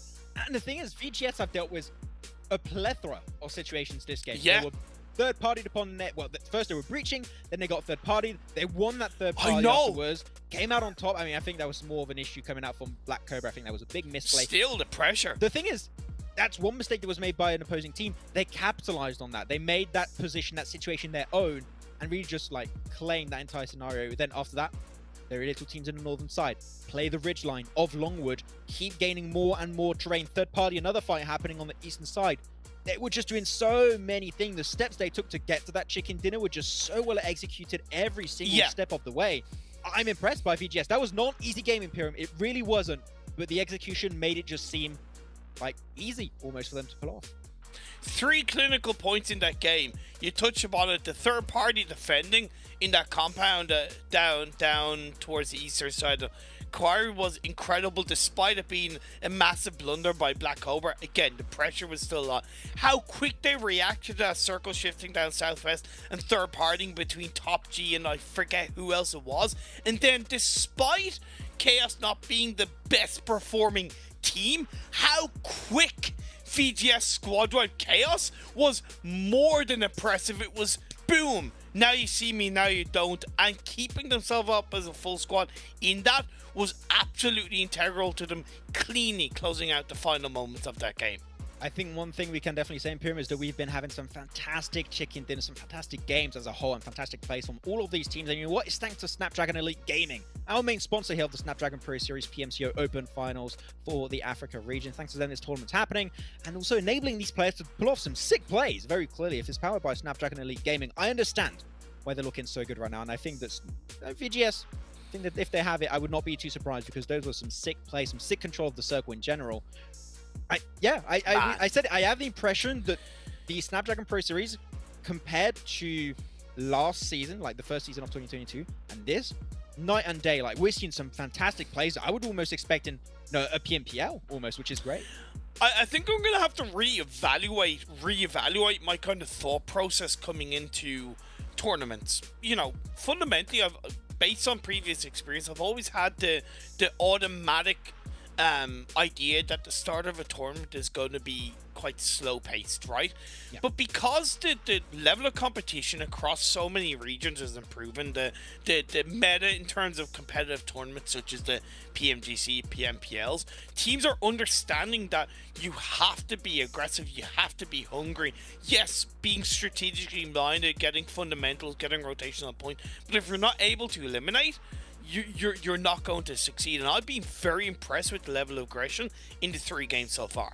Yeah, teams willing to take that overall control and go for decisive plays is really the difference maker, I would say, from last season to this season. There's really been a big step up in that aspect of the game. But with that said, we're going to head on over to a very short break because we need a breather right now. It's been too many good plays in a row, and I think we need just to relax for a little bit. So we'll be back in just a few short minutes for our next match for the only Sanhok of the day. It's going to be a good one. See you there.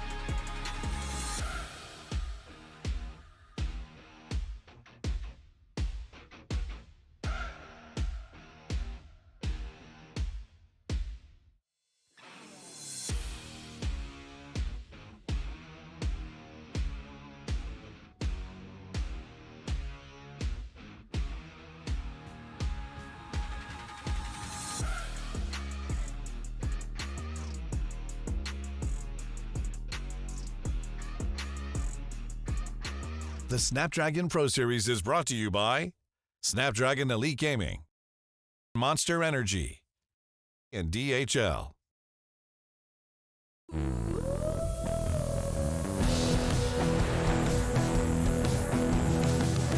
You're a star, you really won my heart. Number one, yeah, you're my favorite part. I follow close, go wherever you want. Let's go. You know just what I want. You know just what I want.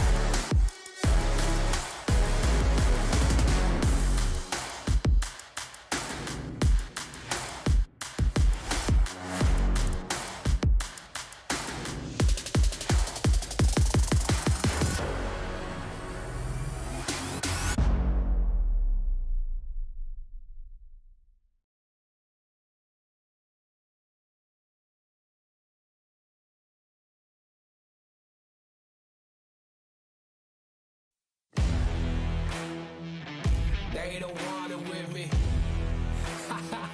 You got a problem with me? Love, you don't want it with me. Man, you won't ever stop me. Who y'all really got a problem with? Who y'all really trying to solve them with? Who don't really like the sound of this? Who come with me getting down to this? You better step back, get your neck cracked, get laid down where you best step. Better check that with a fresh map, get lost now with no extract. Like look, that's all me. Got my number, don't call me. We eating up, that's all beef. You freezing up, that's y'all's team. Cause we don't really lose no more. All about heating up, leaving that cold. You can see beating up, killing that show. I ain't about giving up, no.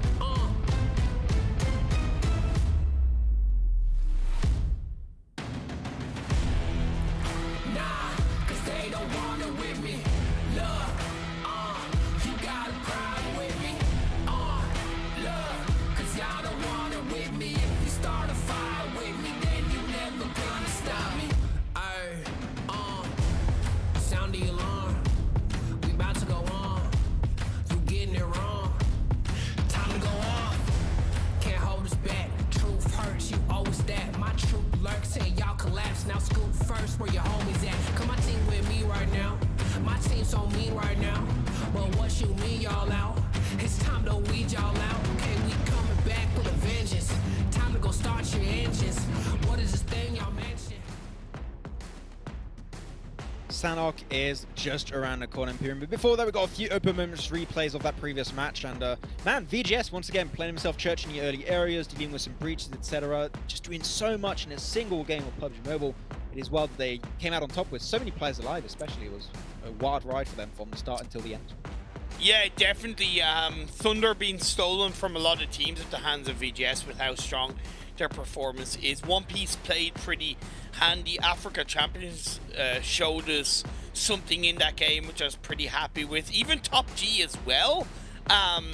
You know, Yaya was very, very good in that game. So yeah, just overshadowed by VGS across the board. It was a great game 3. Much cleaner circles, despite them being still quite hard shifty. But look, teams should be a little bit familiar with this by this stage. Hey, look, if the PMGC circle settings are used next year for PMPL, which I have high hopes of imagining that will be the case. I would like to think so. I hope that's going to be the case.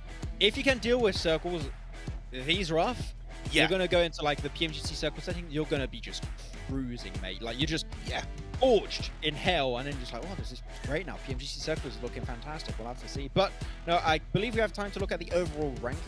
No, it's match standings. Match rank. Okay, round standings. Okay, I cannot. My ears are just a little bit messed up there. They're ringing because the players have been too good, Imperium. That's why. Nice defense. Nice defense. Thank you. But still, 36. Then on the defense, then on the offense though. Like 21 elims. The fact that we got like almost a 20-point elimination bomb the first game, and now a 21 chicken dinner elimination bomb. Like when a team gets a chicken dinner, it's not like a small chicken dinner. Like at least for game 1 and 3, it's like they're massive wins. The pace is picking up for sure. We're seeing a number of teams stand out, and the leaderboard is going to show us a lot different across this game. Still Chaos, the consistent team across these first 3 games. They haven't won a game. They've been close in one of the games, but 13, I think 18, 15, those kind of results game after game. I want to kind of put them as the best performing team in today's game so far. I know that might sound weird to say because of what we saw from VGS, but Chaos have generally kind of impressed me the most because of their consistency. Well, I'll have to say it makes sense, because if we look at the other rankings, they're in first place, Imperium. It makes just so much sense. They're going to pop up here. There you go. First place, 51 points. Without a single chicken dinner, Imperium. We keep rehashing this point that I think exists since before the Big Bang, which is consistency in PUBG Mobile is key. Yes, PUBG Mobile existed before the Big Bang. Don't ask questions, you're going to get confused. No chicken dinners, 51 points on the day with 3 games played. That is an insane amount of points per game coming through from Chaos. And this is on a side note, going down a little bit further on the leaderboard, why I kind of highlighted Top G at the end of the previous game, because I saw something more from them. They were only on 6 points leading into this. They're now in 7th on 23, only 20 points behind 3rd place, right? That is very, very manageable. They've stepped it up, as well as One Piece Esports are in 4th now on 35 points off the back of getting, I think something like 18 points or so in that previous game. So yeah, team standing out. 1xNT still off the back of a great result, finding something decent in the run of form. Yeah, man, this lobby is impressing me quite a bit. One thing I'm not impressed by, and we brought this up literally last game Imperium, at the end of, not the last game, sorry, I'm talking about the Miramar match. We said it, that 50-50 split is important. If you're banking on just one thing, if it's just elimination, just placements, you're going to be in a bad spot. You'll get ultimate outplay. They were looking great. Yeah, one game, I know. They get nothing. I think they got 2 eliminations this match or something. Like, they got a very low amount in general. 2, I think. Yeah. Look at that. They just fell off the surface of the earth there. And still 6th place. They're still in a position where they can contest for that top 3 position to make it to PMNC. But it goes to highlight how important it is to have that balance. And ultimate outplay, don't have it yet. It's a bit spooky, to say nonetheless. So yeah, at least now they have something that they know they need to work on, being a little bit more aggressive, being a little bit more confident. If they do so, odds are they still have that chance of catching up. But chances are, I would say you want to have a good finish on day 1, because that can hurt your morale after a first day where you're not in a great spot to contest for that top 3. And that's why I kind of put so much weight on Chaos being the team of the day so far, because they've been so stable in their results, and it hasn't been stable in terms of passive, like, ultimate outplay. It's been stable in terms of they showed a mix of aggressiveness and they showed a mix of solid late game. Arguably Marty very heavily influencing a number of games, but it kind of doesn't matter at the end of the day, as much as, let's say, not getting eliminations, right? At least they have a player that's able to get those eliminations. That's kind of my point. Yeah, I think the main threat for Chaos is themselves, especially when Rage gets them there. Okay, Rage is going to be like, can you guys stop bringing that back up? Okay, I'm really annoyed. Okay, it's a joke. We're joking around. Yeah, okay, so basically... It's a goof. Okay. So basically, not only do they have to contend with Marty carrying them in eliminations, but they also have to contend as a 3-person squad and a rogue agent in the mix. You have all these interviews in Imperium where, like, you have these very PR trained teams. Yeah. Like, which is your toughest competition? And they're like, ourselves. It's like, well, literally in this case, it is themselves. But it's just fun and games at the end. They just want. Yeah, of course. Let's say the same about VGS. Well, we can talk about. I do that all the time, but I just try and ignore that at the end of the day. But we're certainly going to be getting ready for our next match here. That's going to be heading on over to Sanhok. I know the most different battleground to deal with for these teams, and I'm introducing this monster. He's bringing it up. He loves monster. Have you drank? How much have you drank, Imperium, of your monster? So, by the way, sponsors the event. Yes. I think I have like that much left. Oh, really? But I do you better with my green can. It is actually empty. So. Can you just put that in front of your face, please? Why? What would that? It would hide your face. Oh, okay.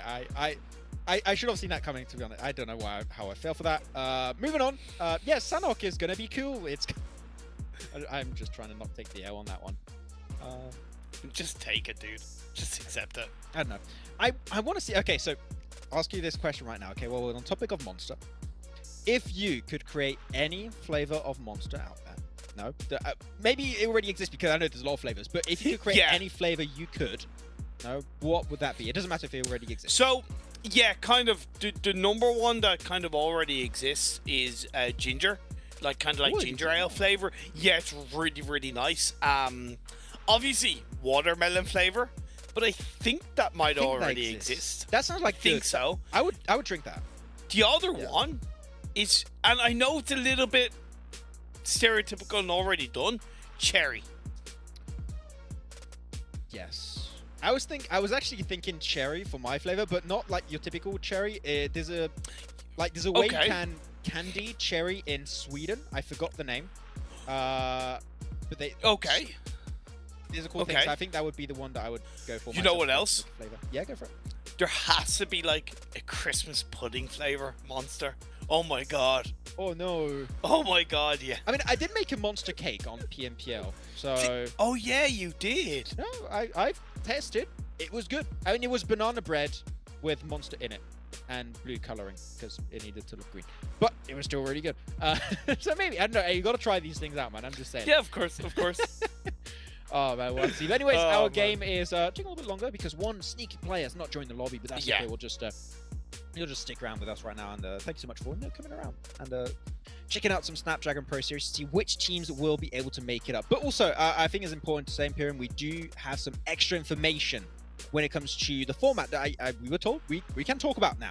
Yeah, talking about the enough, road to PMPL throughout these Snapdragon Pro Series PMCO Open Finals, which is that now teams from Africa will merge with, teams from Africa will merge into 2 possible regions for PMNC, which will be MEA and Egypt. That will be one PMNC for 2022. Yeah. And you'd have one that can be MEA, KSA, and Iraq. And I guess that's based on like localization. Where teams live. So there you go. You've got MEA, Egypt, and MEA, KSA, Iraq. That's the 2. And if you're in MEA Egypt, you'll go directly into Africa region. And if you're in the MEA KSA Iraq PMNC 2022, you can go straight into PMPL Arabia. So that's pretty much how it works out. Maybe we'll have a graphic coming up like later today or tomorrow. Hopefully that'll be great. But should be tomorrow, as far as I know, that the graphic will pop up.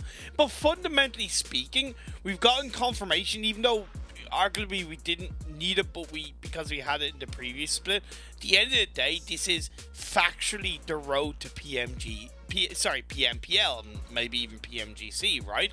You go into PMNC, you go into whatever PMNC it is, whether it's, Egypt, Middle East Asia, or others, and then if you are good enough and you step up your game enough, you can make it into PMPL Africa in 2023. And as far as I know it has PMNC 2022, but as far as I know, maybe I'm wrong, PMNC will be happening in 2023. If that's the case, this is like what a way to end 2022 to qualify for the PMNC. I think PMNC happens in December. Does it? Okay. I believe. Either way, I might be wrong on that one. Then if that's the case, you make it from PMNC to PMPL. Imagine ending 2022 having qualified for your respective PMPL. It's pretty poggers. Pretty decent way to end the year, I would say, right before Christmas. That's what I was going to say, but pretty poggers also works out. But that is not Sanhok. Oh, that's Sanhok. There we go. Well, Sanhok.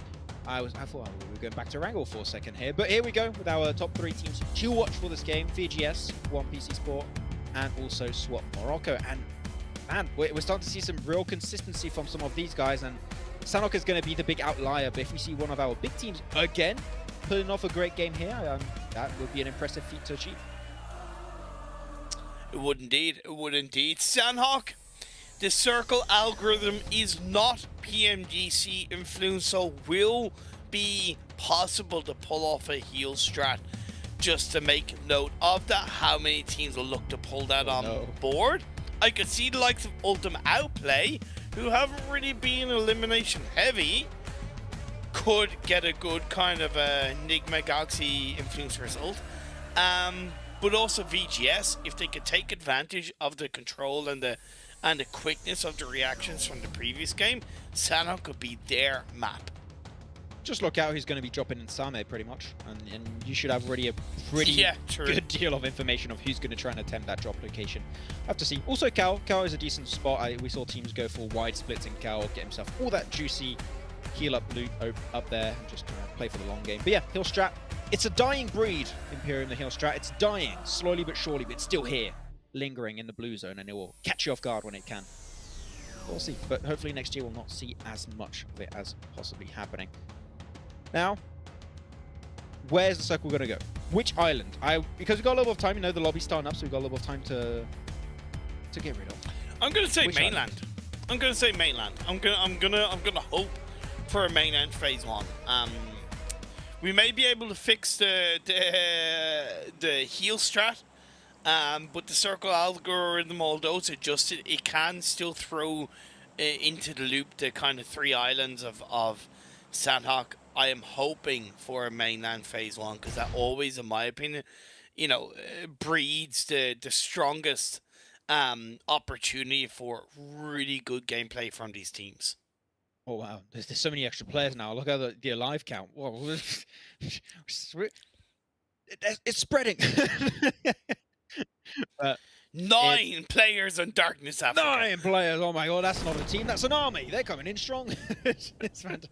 But yeah, I'm seeing already Camp Alpha potentially a little bit overwhelmed. We got itself a split from 7E team and also some players from PUBG. So I seem like 7E are going to have a little bit of a rougher time if they do take that fight. One team in ruins apparently in teams, and Star dropping towards that summit position, potentially going for the hill strat, and mainland it should be Imperium. It seems I'm going to do you one even better, Imperium. I'm telling you, it's going to go to the Crossroad compound southeast of boot camp. Okay. There you go. I could really see it because game 1, we were really thinking it wasn't going to be a military island finish, and it ended up being the case.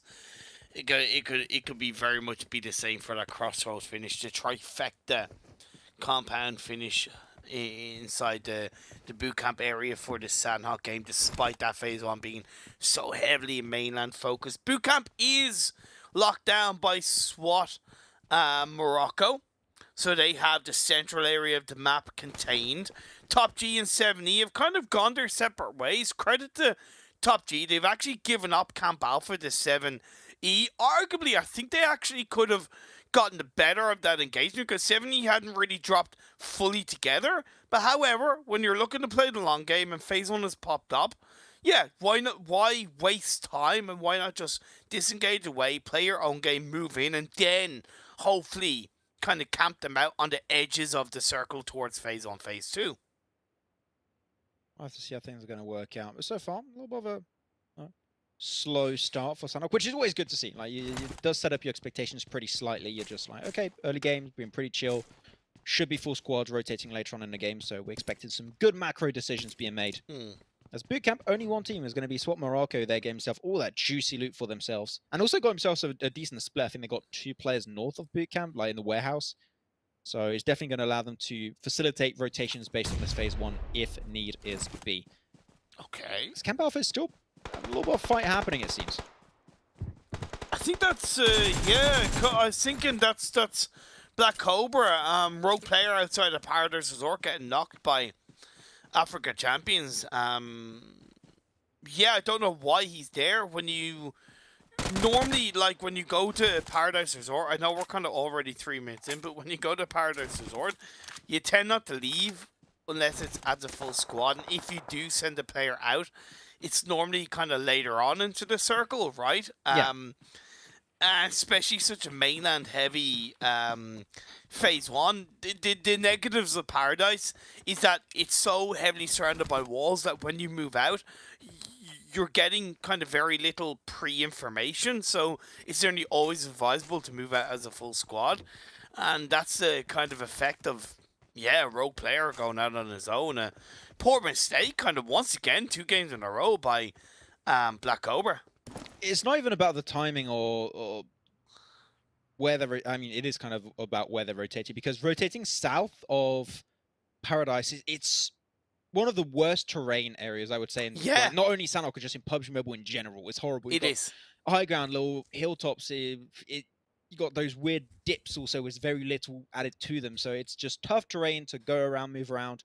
If you don't have information, and especially with the first Sandhawk of the tournament, you only have 2, but it is a rough thing to do. So could have gone to the east, could have gone to the west, but they went south, and unfortunately for them, a team was there, and they just lose a player in the process. So rough times as Chaos are trying to move away from boot camp. South of boot camp. It's a good position. I love this position. It's great. Again, so much information. Like, there's nothing wrong with that spot from Chaos. South Bootcamp Hill is an incredible part of the map to have locked down early on in this game. Maybe send one player down to the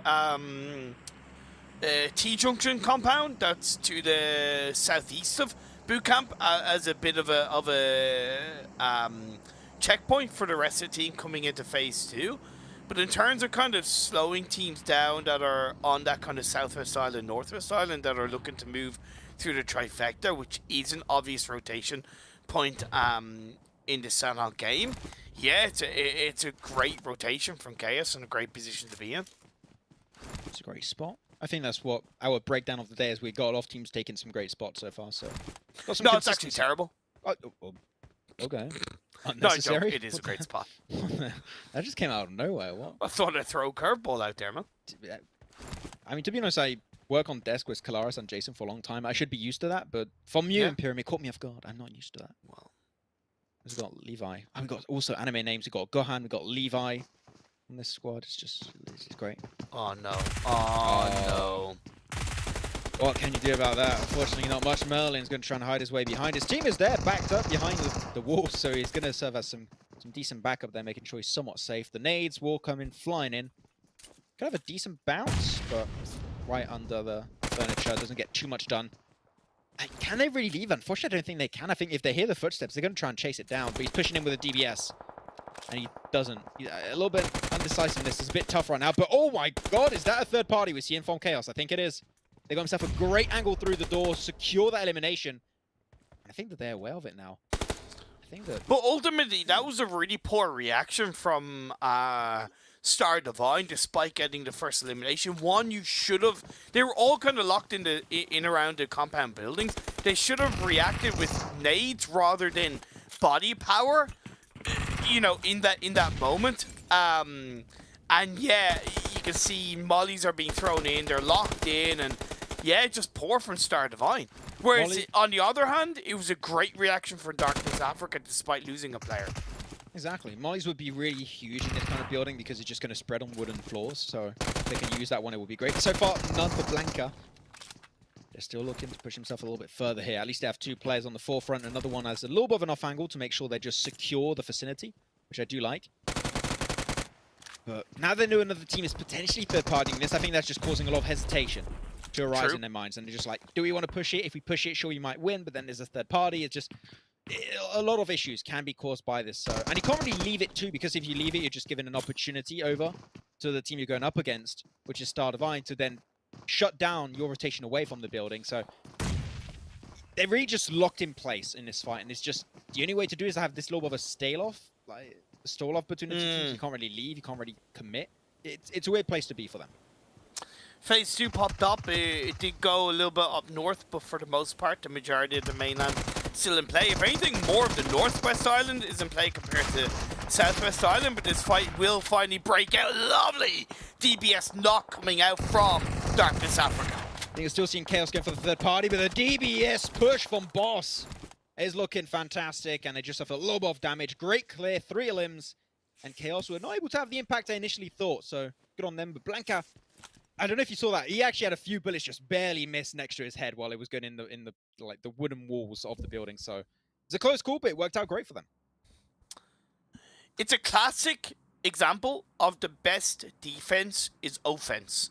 When they lost a player, instead of trying to scale back, they pushed forward. They threw nades. They took advantage. They recognized that, look, if we're gonna go down, we have to go down swinging. Star Divine weren't prepared for that. They suffered a casualty, and then the pressure was kept on by Darkness Africa. You saw them move around the side of the building through the windows, pre-firing here, pre-firing there, and yes, Chaos did third party, but that doesn't matter. They huddled Star Divine into the corner of that building like a sheepdog. It was so good by Darkness Africa. They just pretty much wrestled their way out of that really bad spot, out of that third party situation happening. Like, okay, Chaos is going to be a real pain. If we just take the fight, we're really snappy, quick about it, then, and if we win the fight, most importantly, which they did, they're in a really good spot. So yeah, great DBS push, love to see it happen. Karim, oh, I saw the feet. What was happening? Oh, okay, I thought for a second it was going to work out. Wasn't too sure what was going on there. But Modi just catches it out, and yeah, not called the Cobras for nothing, right? Just going to be snaking their way around and get a few limbs here and there. They're down to one player. I don't know exactly how that happened. I'm it's at the hands of Africa champions. I don't know how many eliminations Africa champions have in this game so far. At the moment, 1xNT with 0 eliminations, but a great position to be in on that North Bootcamp hillside. Phase 2 closing in onto Phase 3 soon enough. Plenty of space in around the center of the circle, which is, of course, the hills to the southeast of Bootcamp. SWAT Morocco still in Bootcamp, by the way, taking a big risk. Been loco, just getting himself some nice little spray downs.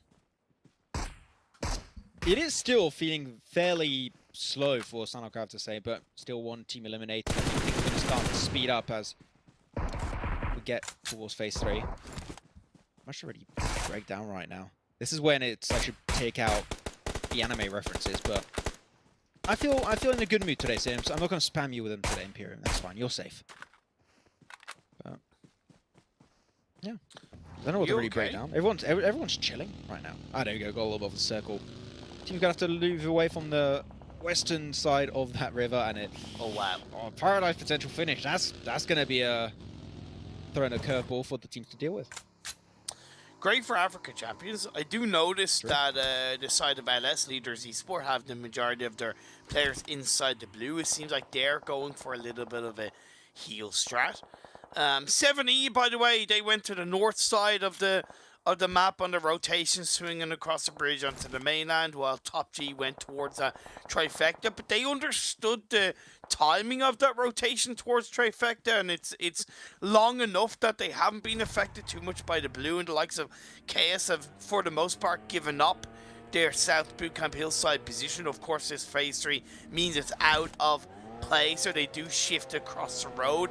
I said Swap Morocco were taking a bit of a chunky risk by hanging inside boot camp. That's where it's now kind of gone against them with this circle shift, where they have to try and move up north towards that boot camp hillside, in which 1xNT have locked down, and Chaos will probably see a few of their players from the southeastern side of boot camp. It's always a risk staying in that location this late into the game. I'm seeing a risk for Ultimate Rage though right now, Imperium, because they're still over to the eastern side, and from where they are, one major flaw does arise, which is lack of information. Whatever they do next, they're going to have no info almost going into the next circle shift, so it's going to be really tough for them to really judge the situation at hand. We'll see how Ultimate Rage can deal with it, because Ultimate Rage actually has been a team that we haven't seen much of. Like, oh, actually, they're in last place. That would explain. That will definitely explain why we haven't seen too much of them, so a bit rough. And an AMR. It's going to be dropping down, which is talking about bot action being, I feel like, stronger in recent updates. And that could be a good pickup. Yes, sir. Give Spot me the some of car. that. As well as, of course, that level 3 gear, which is so important in these games, especially coming into phase 4, phase 5. It allows you to sustain those bullets so much more as you look to move in. That spread by 1xNT is confident. I don't fully agree with it because they're kind of 1-1-1-1, but they do have a lot of angles covered. I would say the one issue I have with it is the fact that they have one of their players over to the east side of the road. If ever they do get into trouble, I think that could be the crosser could cause some issues. But I don't think that's an issue, but that's a good it's interesting. It's just the one where I think like it could take a little bit longer for them to regroup if need is be. Hopefully that'll not be the case because they have these two players on the hilltop, right? Yeah. That is the one that's going to alert them of a potential fight coming up, and I think that that's just going to give them the time to, have Sanchi cross the road, join up with the rest of the team. Like, it should help them out quite a bit. Though, Mara going to be taking a fight here from Swap. Morocco gives up the first initial knockdown with Alexander actually in the back line. And just making sure the top G just cannot go any further in this circle. Swap. This is a cool thing I like about Swap Morocco is that they take control of these fights and they make sure that they are in advantage in their fights they take. I don't agree with the fact that they stayed in bootcamp for so long. At least they've reacted to it quite effectively, and they've played it with caution. 1xNT, by the way, stole their elimination. Although it's not the nicest, at least they actually know for a fact that there's a team on towards the North Bootcamp Hill, and with this circle centering up quite nicely, it's going to be so difficult for them to move up that hill and in some way get the better of 1xNT. The player that you said that was across the road, to be fair, in some way listened to you because he moved back up and is joined up with the rest of the team. Paradise Resort is the place to be in phase 4. It's like, okay, Max, if you say so, just like drags his feet over the road line. I'll make it. I know, right? I'll make it over if you say it. But yeah, I think it's good that they've regrouped. I think that's great. They will have to cross the road, so they do lose that anchor point, unfortunately. But that's fine. As a 4-man, you can make up for that without too much of an issue in the next circle shift. VGS, great crossroad action. Unfortunately, in this great crossroad action is not in the circle, so they're going to have to move uphill. Against the harsh terrain around Paradise Resort, are not going to be too easy for them. Take a few sneaky shots south of their location, which is cool. I'm okay with that, but now you got to start thinking on moving in. You got still quite a bit of time before the circle starts moving in. That is okay, but against that terrain, better earlier than never, because you want to make sure you just get there early before teams can start like really trying to shut down your rotation. Just keep an eye on Jubelina of Leaders Esports. I believe he's the player that's going to be heel stratting for the team. He's still in the blue outside ban on the side now, outside the circle. As Darkness Africa now getting into a fight against Chaos. Chaos have been unfortunately affected by these circles shifting away from them, so they are going to have to challenge their way in. Marley's knocked, so the playmaker is not there to make a difference at the moment. Yeah, the res does come on through though. Marley just going to be able to go for, hopefully for the first aid. Well, they are dealing with Darkness Africa, and they're just trying to surround their foes, try and get himself as many angles as possible. But the circle is already moving in, should I say, is already moving in and around them. So they gotta, unfortunately, got to start thinking of not only potentially taking this fight, but getting himself a decent spot in the next circle. They're gonna have to cross roads. Some teams got some high ground north of their location. Like, it is tough. You probably don't want to take it. And look at that. They get third party, just as I thought. Another team is taking the shots from, like, that is what, 200 to 300 meters away. You just cannot escape their gaze. And unfortunately, that circle is just rough for Chaos. And I think they're going to struggle to move away. Them and Darkness Africa are in a tough spot. One Piece as well could get involved on a bit of a third party on the low ground, although they have to move out of the compound into the open landmass of this Sanhok terrain with a few teams around them. It is still a possibility for them to steal a couple of cheeky eliminations, as Chaos just being tickled down one by one. The damage of the blue zone will start to hit these teams a lot harder. One team did go into Paradise Resort, by the way. I believe that is the side of Ultima Outplayed, as far as I know. As far as I know, because I got the team name wrong before. And it is a Paradise Resort shift.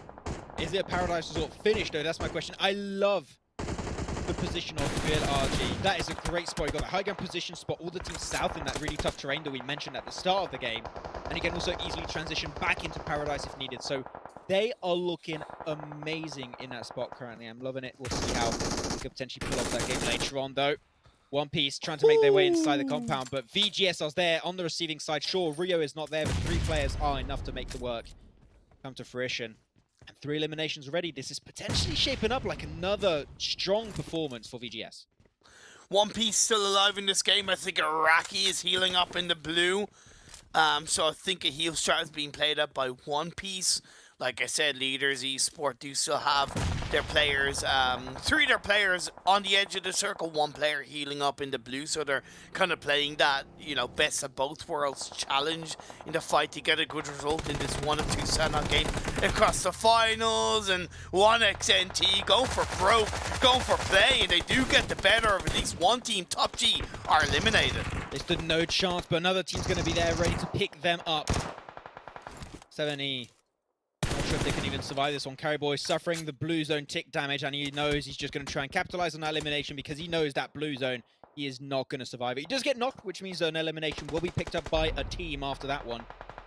But 1xNT trying their best also to hold on with their last player now is going to be Aziz, but that nade is so good. And as I said it, this position, this small high ground position, this elevation with the rocks, south of Bukang, is so strong in Imperial. Africa champions, currently the best spot, 9 eliminations, looking for the double digits, looking to potentially close off this game with the chicken dinner.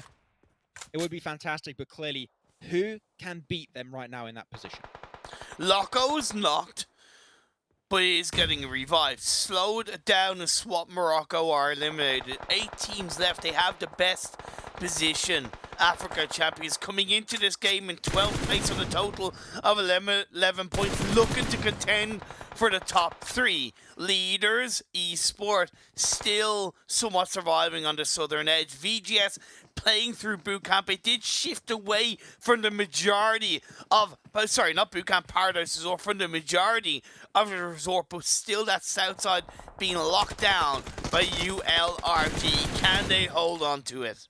High 4 DZ, this is going to be the roughest push currently in this circle. First, got to get rid of that 1 player Africa Champions inside this building. If you can do so, that's going to liberate a lot of space, but he's still with the 3 players over on the hilltop. And Hassan is trying his best to take full control of that spot. He does not get the job done, unfortunately. He even gets pushed after. They're trying to just get them out of that position. The high ground position just cannot escape the gaze of Africa Champions. And even then, Leader Esports, they're trying to take a little bit more free real estate, taking more control, but there's nothing they can do to survive this fight. And Africa Champion, 11 elims and still counting Imperium. Ultimate Rage trying to stay alive. We have 2 teams healing in the blue as well. That is, I believe, Star Gaming and this side of Leaders Esport. VGS as well on the northeast side. Don't discount them despite being a player down. I think the revive is looking to be executed. And 6 teams are left. We've got Ultimate Rage and Ultimate Outplayed still alive, and they're going to have to fight one another really, really soon. So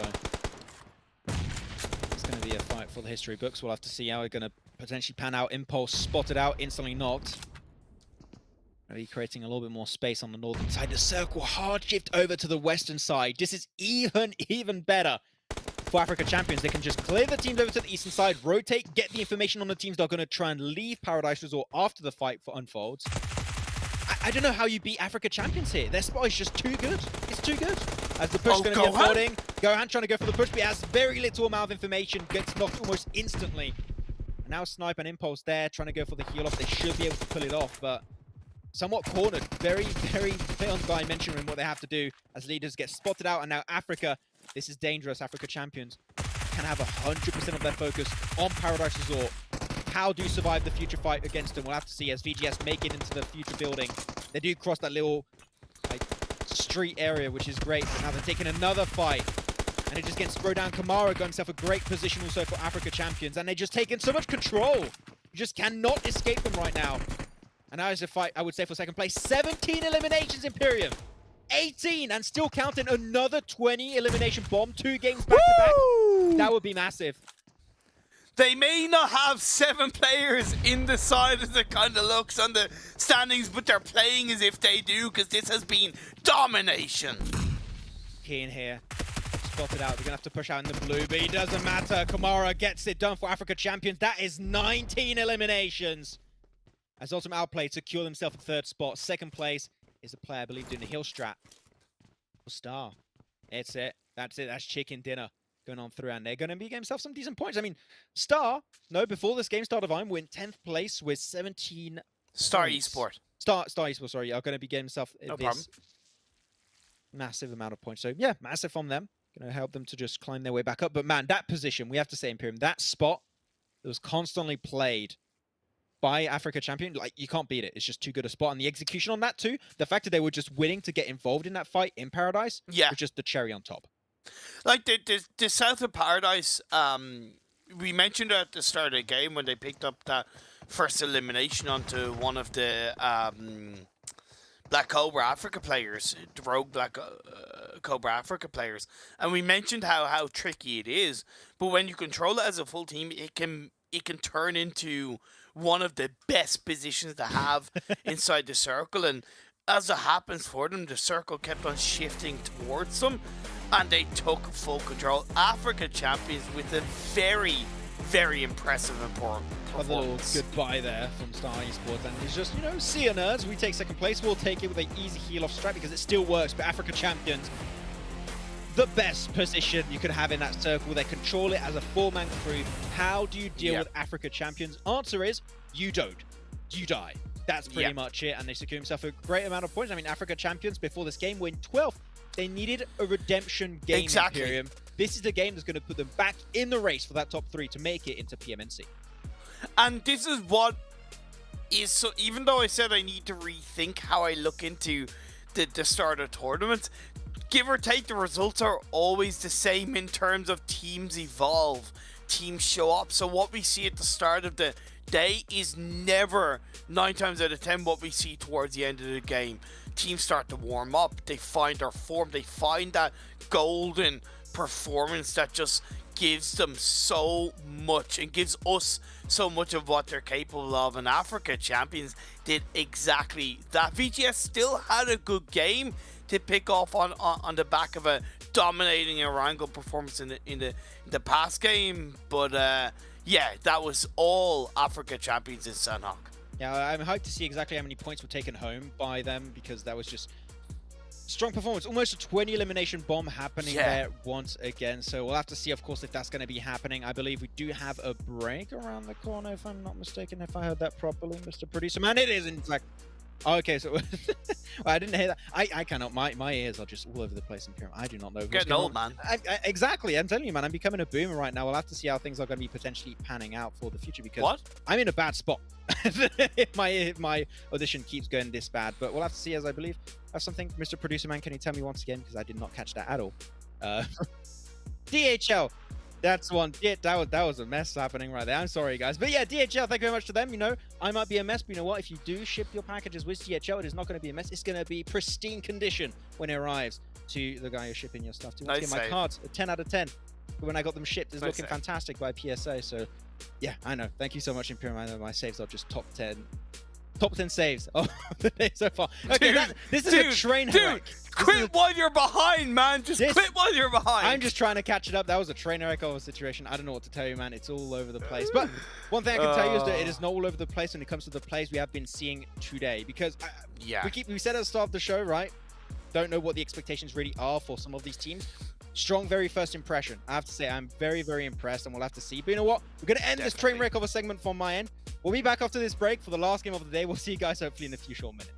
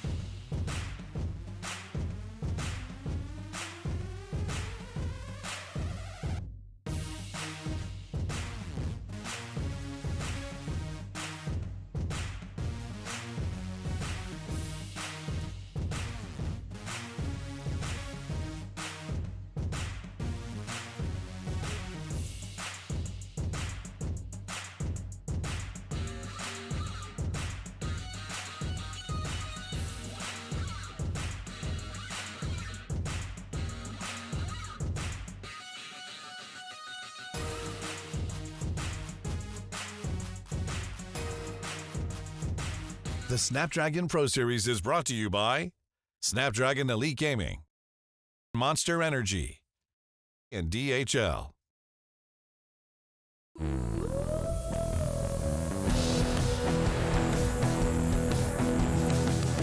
You're a star, you really won my heart. Number one, yeah, you're my favorite part. I follow close, go wherever you want. Let's go.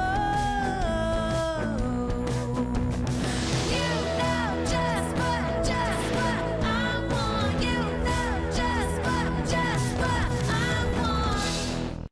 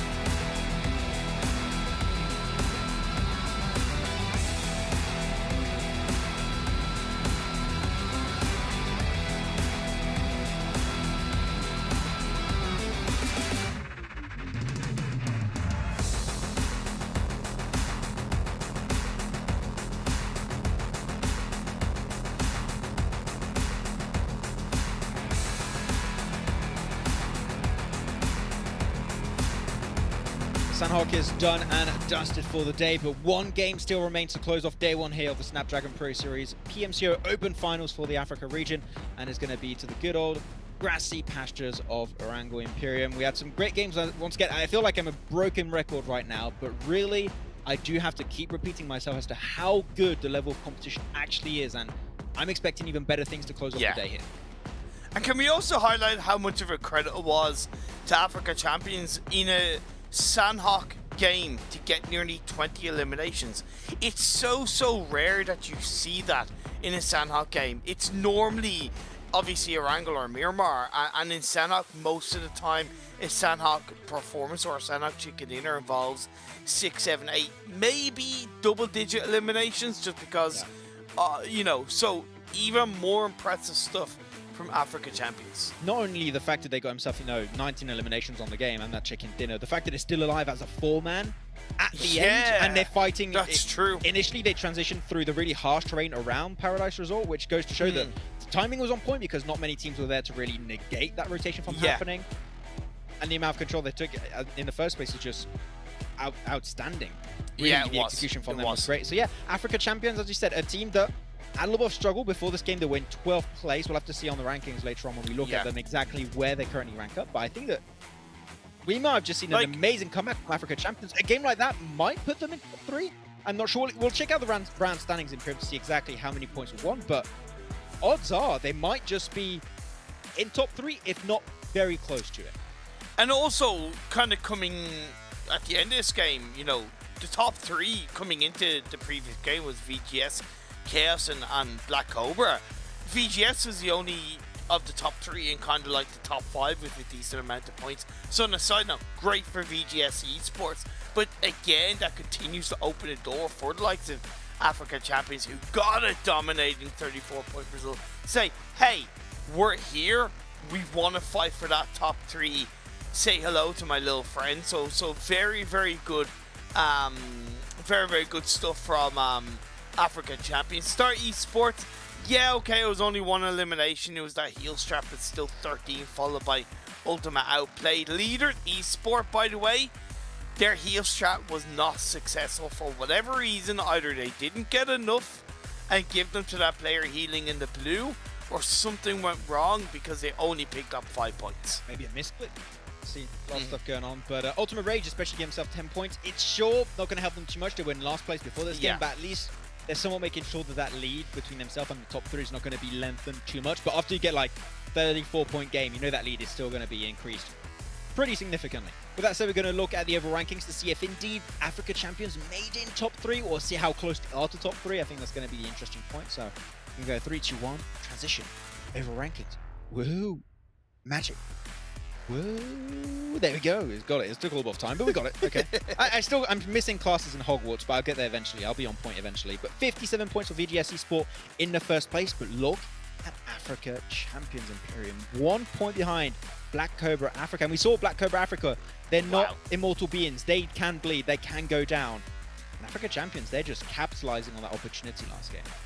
And even look at the Africa Champions elimination to placement points. 28 eliminations. They're currently the 2nd highest outside of VGS, so that is impressive in its own right.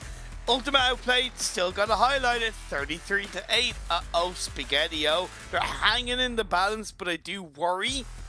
Again, when the teams have 24 hours in between day 1 and day 2 to prepare, that's when we could very heavily see Ultima Outplayed start to get outplayed. One Piece still being in the mix, and although it was a little bit of a blip in the consistency for Chaos, I kind of want to forgive them because it's Sanhok and they still hold up to 2nd place overall. I mean, you do say that they have 24 hours after the end of today and start tomorrow. Well, give or take. Give or take, of course, a few hours less because you got to actually play the games after that. And sleep. But sleep also. But the thing is also during the day you got like guys that have school, that have potentially work. Also say like no, just gaming.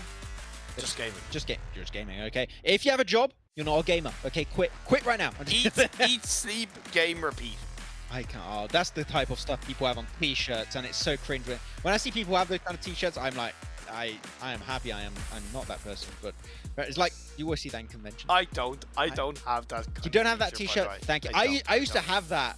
I used to have like this massive poster in front of my room in my previous flat. Yeah. And it said like, "Do not enter. Be careful. Gamer is gaming," or something. It's something Just very cringe. I'll stuff. be back in a sec. I just need to Oh. burn one of my t-shirts. Go for it. I don't know. But yeah, I was like that. Okay, I was trying one to of the cringe insinuate guys. that I actually do have one of those t-shirts and I want to burn it to burn Oh, the I would evidence. No? believe you. Okay. I would believe you. I feel like it would suit you very well, Pyramid, in your style to have that kind of t-shirt. But it's okay. You know, it's always PUBG Mobile No time. comment. You could always have that on the t-shirt. I think that would sell pretty good. But next game, Imperium. We didn't do predictions too much when it comes to that, but now we have some background. Now we have some teams that have been looking great, like VGS, Chaos, Black Cobra, Africa Champions. Are there any teams right now that not only can potentially secure themselves a chicken dinner this game, but you think can be in top 3, and you would say potentially even remain in top 3 until the end of tomorrow? The safe option is Chaos, right? They've had 2 strong Erangel performances. This is the 3rd one of the day. They lie in 2nd place. They kind of deserve a chicken dinner, despite my criticism around them kind of relying on Mardy. I still think they deserve it. Of course, VGS as well. We can't take away from what they've done so far and currently holding on to the top spot. Outside of that, Africa Champions, man, and Top G as well. Top G, man. Put it together, guys, and I can see you getting a top 3 in this game. I can't stop but feel I want to still see a strong performance from Swap Morocco. I think that's a team that I had my eyes out on after the first game in terms of like potential of what this team can potentially achieve. I did get baited in the second game on Miramar, where it's like, oh, it's them, they got the win, but don't mix up. But still, Swap Morocco, I want to see a big step up. I mean, they're only what, like 23 points ahead of 3rd place currently? Oh yeah, that's achievable in one game. Like Swap Morocco and you mean behind? Oh, sorry, behind, yeah, of course. Swap Morocco can still close that gap. Swap Morocco, Top G, 7E, 1XNT, 1PC Sport, like all of these teams can close off the day in a really, really strong fashion. If you're any team below that, well, a little bit tougher maybe. Well, I kind of want to put a little bit of a spotlight on a couple of teams who kind of haven't performed. When I say performed, I mean like haven't even really showed us a sparkle. Like Africa Champions had showed me a sparkle the game before they won, right? So it was a little bit less of a surprise because I was like, well, yeah, they showed me something in the previous game. High 4DZ, they have to start stepping up a little bit. Star Divine and kind of Star Esports, maybe it's because they both have Star in their name, but even though they're on 20 and 18 respectively, I've yet to really see a separation in terms of, hey, yeah, okay, this is the better of the 2 stars, right? This is, you know, this is the one that I want to look out for. I'd love to see in this final game one of those 2 teams giving us something bigger. Yeah, Star Esports and Star Divine might be giving out some dim light right now, but you know what? The potential is there. These teams can shine bright. Like a diamond, you could say, but no, I think there's other references we can be made there. But here we go anyways. Last game of the day, ready to go on a wrangle for Game 5. Day 1 of the Snapdragon Pro Series PMCO Open Finals for the Africa region. And playing path seems like it's decent-ish, you know, from your southern side of Sudnovka Island. It's perfect. It's the thing is, we know that some teams like to drop in Georgeport, and now, like, for me, a perfect circle is South Sudnovka Island to Severny, or if you go the other way, is like west of Gatka to like Lipovka. That's a perfect circle in my opinion. Sorry, not perfect circle, so perfect plane path, but that's it. Yeah, okay, fair enough. I just kind of want to say, in somewhat comparison to the majority of the plane paths we've had today, you know, it's probably the best one or the second best one we've had. So yeah, I like it. Opens the door for the 3 teams that are landing inside Military Island to stay a lot more separated. I do not want to see the same mistake from 7E this time around. Do not go anywhere near a military base at all, unless it has a full squad and unless it's a military island circle. That's not going to be the case. A very complimentary phase 1 to begin with for all of these teams. I can just imagine, like, the circle is just on Sudnovka Island and it keeps going there, and they like But Imperium is set to not go. He's set to not go. Well, I guess we'll die to blue. It's done. But yeah. We'll have to see how team's going to be working out. As you said, like, very complementary of the playing path. This phase 1 circle is looking pretty decent for these teams. A Star is just going to go for a little bit of a widespread north of Yasnaya towards starboard position. Don't really have too much of an issue with that one. And Africa Champions was a really good split center circle, so they're just going to get all of that, loot up, regroup as a full team potentially. The potential is there. And we'll have to see how things are going to be panning out. But as usual, our Orangles have, I would say, the early games for most of these games so far today have been as you would expect them to be in, like, you know, a PMPL, which is slow start, teams know each other really well. I wasn't too sure because I wasn't sure how much time teams had to potentially prepare, do their research and scrim, but it seems like the homework has been done. And for that, I do have to give my respect and tip my hat to them because it's not the easiest thing to do. Oh, Chaos losing a player at the hands of Top G. I take it back. Well, no, it's a bit weird. It was just one of those things because Chaos like to loot North George, so they were always gonna, and they made the right call to kind of land the north side of the river. But when you want to loot somewhere that is much further away from the plane path, you want to go for vehicles. However, other teams are going to go for the vehicles on the op. Top G did a better job by going for vehicles as more than one player, and that's where they picked up that cheeky elimination. So great overall preparation and team play from Top G, which is something I hope they carry forward for the rest of the game. I also want to highlight that one piece dropped just outside of Pachinki. That was a little bit risky because that's where Black Cobra dropped. However, it worked out because they took a vehicle away from Black Cobra. And like I said, and like we've seen, vehicles are so important in early rotations and even late game areas where you can have a bit of hard cover, that taking a vehicle away from the opposing team not only gives you a quicker rotation advantage, but slows them down. I'm not going to lie, I'm a little bit disappointed. You started saying One Piece dropped, and I was like, they dropped a new episode, and you like dropped towards Pachinko. Like, oh, okay. It's like, I was like, wait, it's not Thursday. Okay, how's that possible? But a surprise drop would have been cool. Actually, One Piece has been dropped. There's no more episodes. There's no more One Piece? Ever. Let's drop in more One Piece. Yeah. Yep. Exclusive. What? Digital exclusive. I'm opening the window right now. Bye. Jesus. Jesus, man. It's the end of my life. It's over. But no. Let's see. So Boy, far, that escalated quickly. Chaos, though, did stretch their drop towards northern George Pole, which is, I said, where the plane path might be a little bit risky. Merlin? Yeah, yeah. What happened there? Yeah, Not for sure. sure. A little bit of a jump out of the car, but yeah, at least they were able to stretch their drop. Northern George Pole, good for Chaos, and yeah, it seemed like that rotation as a whole has been working great for them, even though it's far, in quotation mark, away from it. Seeing Chaos and how consistent they've been, second place without a single chicken dinner, I'm not too stressed out about it. I know that Chaos will get in the circle in some way, shape, or form as a 3 or 4-man crew, even better. They'll make it. I trust the guys. They're looking good.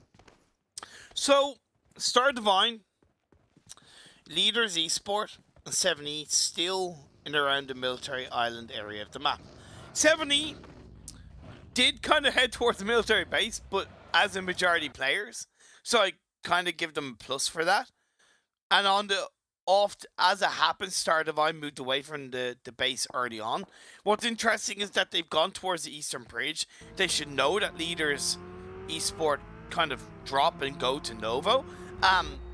It's okay for them to go towards the Eastern Bridge once they're aware, and if they're not caught out, hey, it's a plus. And if they can get ahead of them on the Eastern Bridge, great. It's still risky and possibly like in that kind of position where you know a team either side of you on the military island, the best position to go is a botation or to do the opposite of what you would do in a military island circle and actually swim directly from the very northern tip of the military island onto the coastline of the mainland. You're left without vehicles, but at least you make it across the water safely onto the mainland. I think one point you need to also make for that is when we see botations, I think there's a lot of botations that we see done poorly in the sense that they get too close to the coastal line. When you botate wide, like really wide. The earlier you do it, the more wide you can go, but it's just to make sure you're not going to be spotted by teams on the coastal line. Hopefully you can play outside render distance. That's the best way to go about it. But yes, it's the best way. And I've seen Did I just see Galata Tower there again? Is it still there? I thought it was removed. Galata, okay, guess Galata Tower is still in play. Amazing, cool. I honestly didn't see, but I'll take It's your there. word on it. It's like north of the Sturmovskaya River, like just on the ridge. Yeah. It's a good scouting Okay. spot. Like it's really high. I don't know if you've ever like been there in the game. I have seen a few POVs from that position and like videos. It's insane the amount of information you can get from there. Like you can just scout Oh yeah. anything north of the river. It's mental. It's a really good spot. 1x NT in Rossok for the time being. A lot of the central part of phase 1 is very open. Not that there's a lot of strong positions to go in the very center of the circle. I suppose Alamo compound outside of Yasnaya is quite central and a great spot to lock yourself down, but you wouldn't do it, let's say, really as a full team. You'd have it as part of a split. But still, there's nobody there as a split for the time being. All low of a catch here, it seems. Not going to be able to get too much done. But that's okay. 7E just going to try and make their way out of that fight. Don't really want to take it. It's phase 1 still. You want to avoid it as much as you can, but seem like Law. Well, normally you cannot escape the Law, but Law cannot escape, it seems. And he's just going to be instantly knocked down. The flush should be ensuing very soonly, and Revenant is the one to pick that first limb for his team. Looking good for the start when it comes to Team 11 here. Star Divine already. Oh, hopefully Star of Redemption. You didn't mention it, Pim. We wanted to potentially see from Star Divine or Star Esport, and Star Divine's are the one to kick it off. Yeah, they reacted well to the fact that leaders Esport and seeing that they were on that Eastern Bridge. So thought, okay, well look, we can't really go towards the Eastern Bridge, and it gave them a couple of options. However, how much of that success was their kind of good doing or 7E's poor doing? You know, 7E need to VOD review, look broadcast, and change your drop spot to Ferry Pier. It's very little difference in terms of rotation path, but it's much cleaner in terms of not interacting with Star Divine. They're poorly executing this drop on the western side of the military island. Definitely some improvements can be made. As you said, VOD review would be cool, but you want day to do so, and if you have a busy day, it might be rough, but hopefully the stars will align for them. And well, they don't want the stars to align. I mean, I guess if you do have the stars aligned, it's a very easy headshot with an AWM. So you might want to... Okay, fair enough. You might want to avoid aligning like that in game, but it's like a metaphor. It's there. It's beautiful. It looks great. We'll see. As 1XNT is just looking to also push their way forward here in a line. The ones are lined. And they're just going to be mowing down a player from Swap Morocco, it seems. He's just... Not sure if you can actually escape from that one in that car. Sure, you got a supercar, you're speeding up, but one bullet actually connects. And he actually gets it! Oh wow, that was a great shot to close it off. Yeah, just chase it down, get that limb, want that extra point. Might be a 1 point to make the difference on a short event like this. So yeah, massive, great spray from Aziz. Yeah, great aggressive play from 1XNT, but they have alerted the attention of a couple of other teams. One of their vehicles that has 2 players in is smoking off, and oh my god, SWAT may have lost the player, but they've come out on top, picking up 2 eliminations onto 1XNT. You bit off more than you can chew, boys. Your car was on literal fire. Oh and you're god. crashing a compound, and you have like just flat terrain around the compound.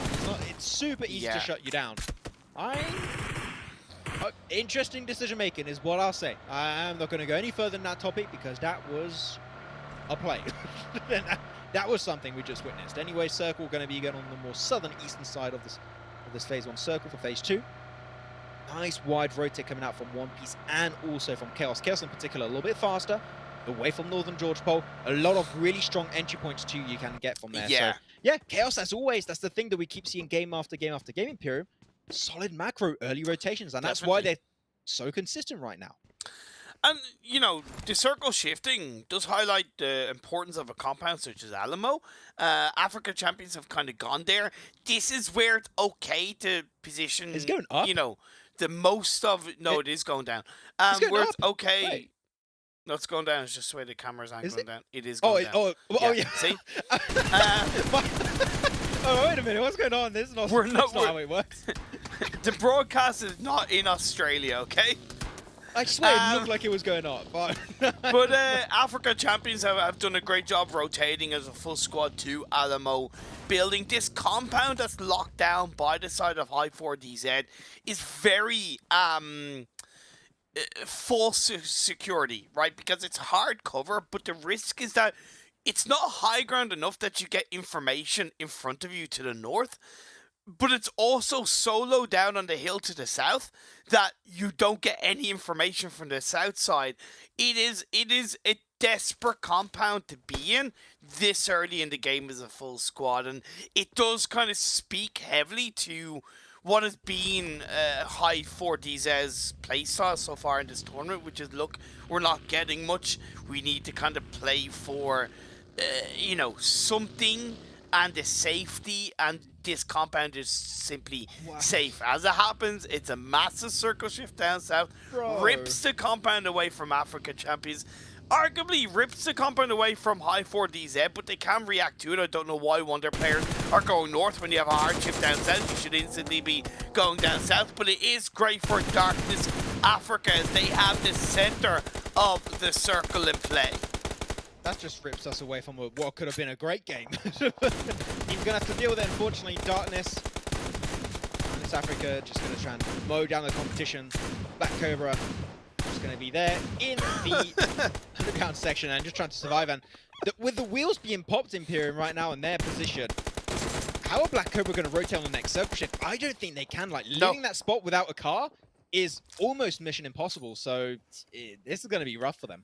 They've just got to hope that Phase 4 kind of shifts back up north and keeps Shelter in play, because right now, you're right, they're sitting ducks if they have to move away in the next circle. They have to move.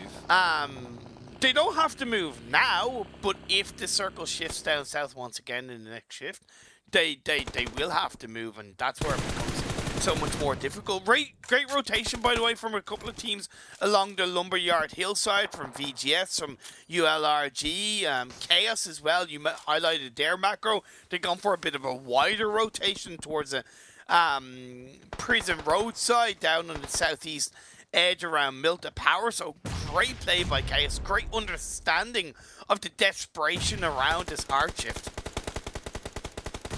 Okay, Malek, let's see what's going on here. Playing into Lumberyard.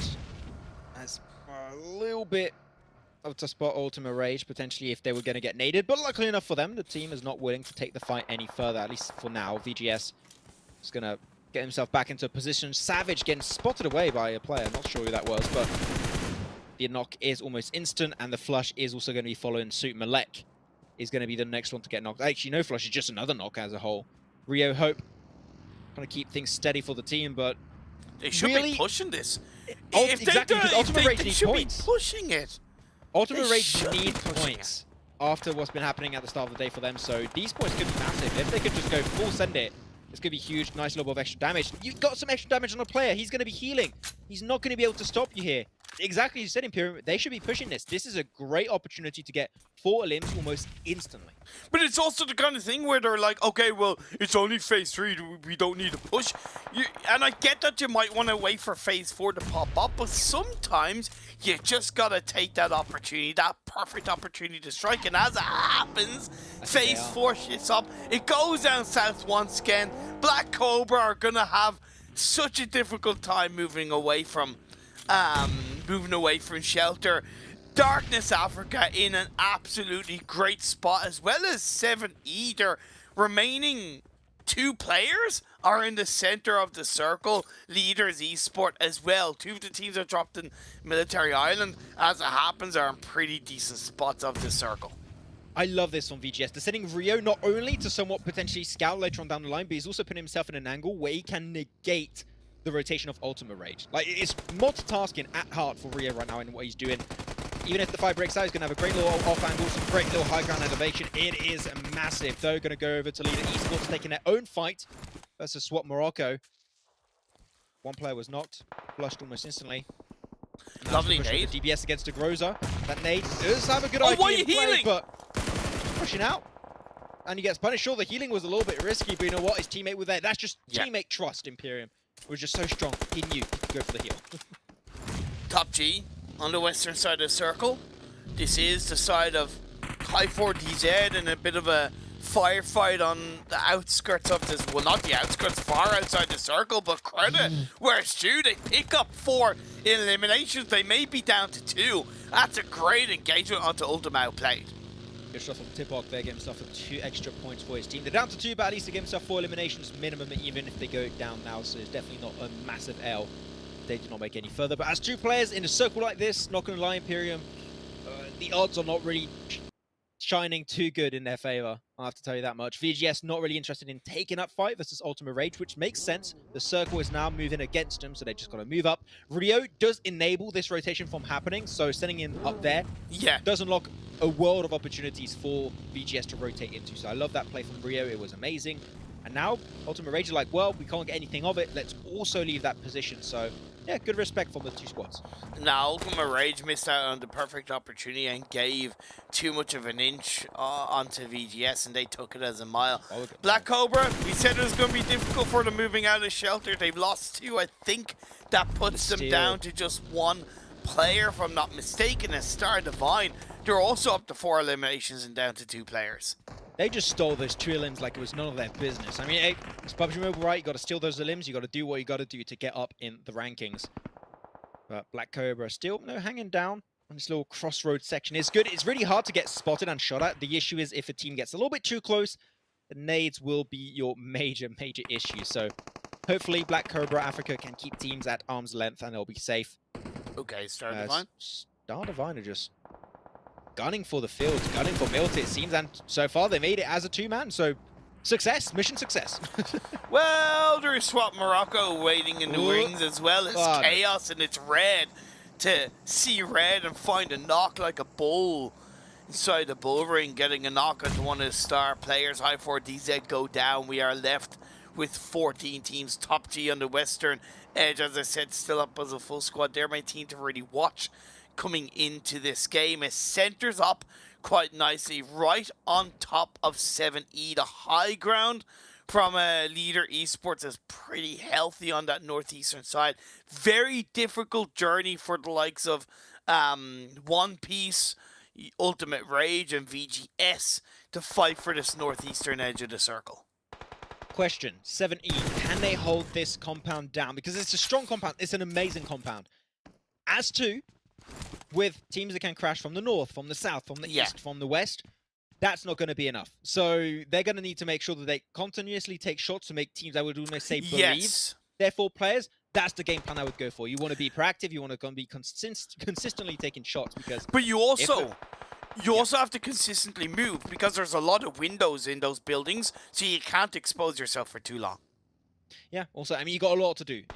One thing you want to make sure is that teams do not know you're as a 2-man. If they do, they're going to breach it. A lot of teams are still alive as 4.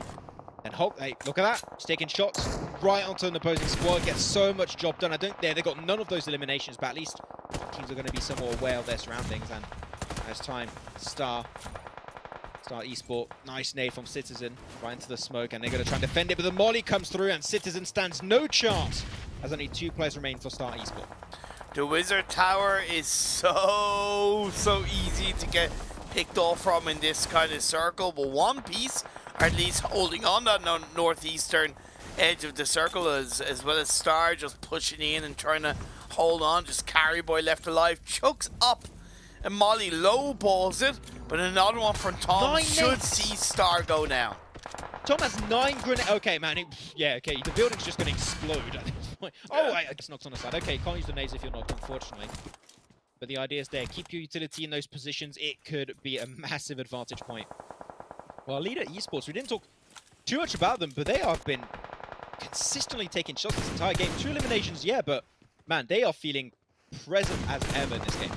Well, they're doing very similar to what 7E are doing, right? They're shooting here, shooting there, they're peeking, they're putting pressure on, they're slowing teams around, and it exposes others while keeping a safe distance to the teams around them. Nobody yet to really crash on the compound to Star Divine. They made a bold push right in through the center onto the eastern edge of Milta in the previous phase, and it has come to work out for the time being.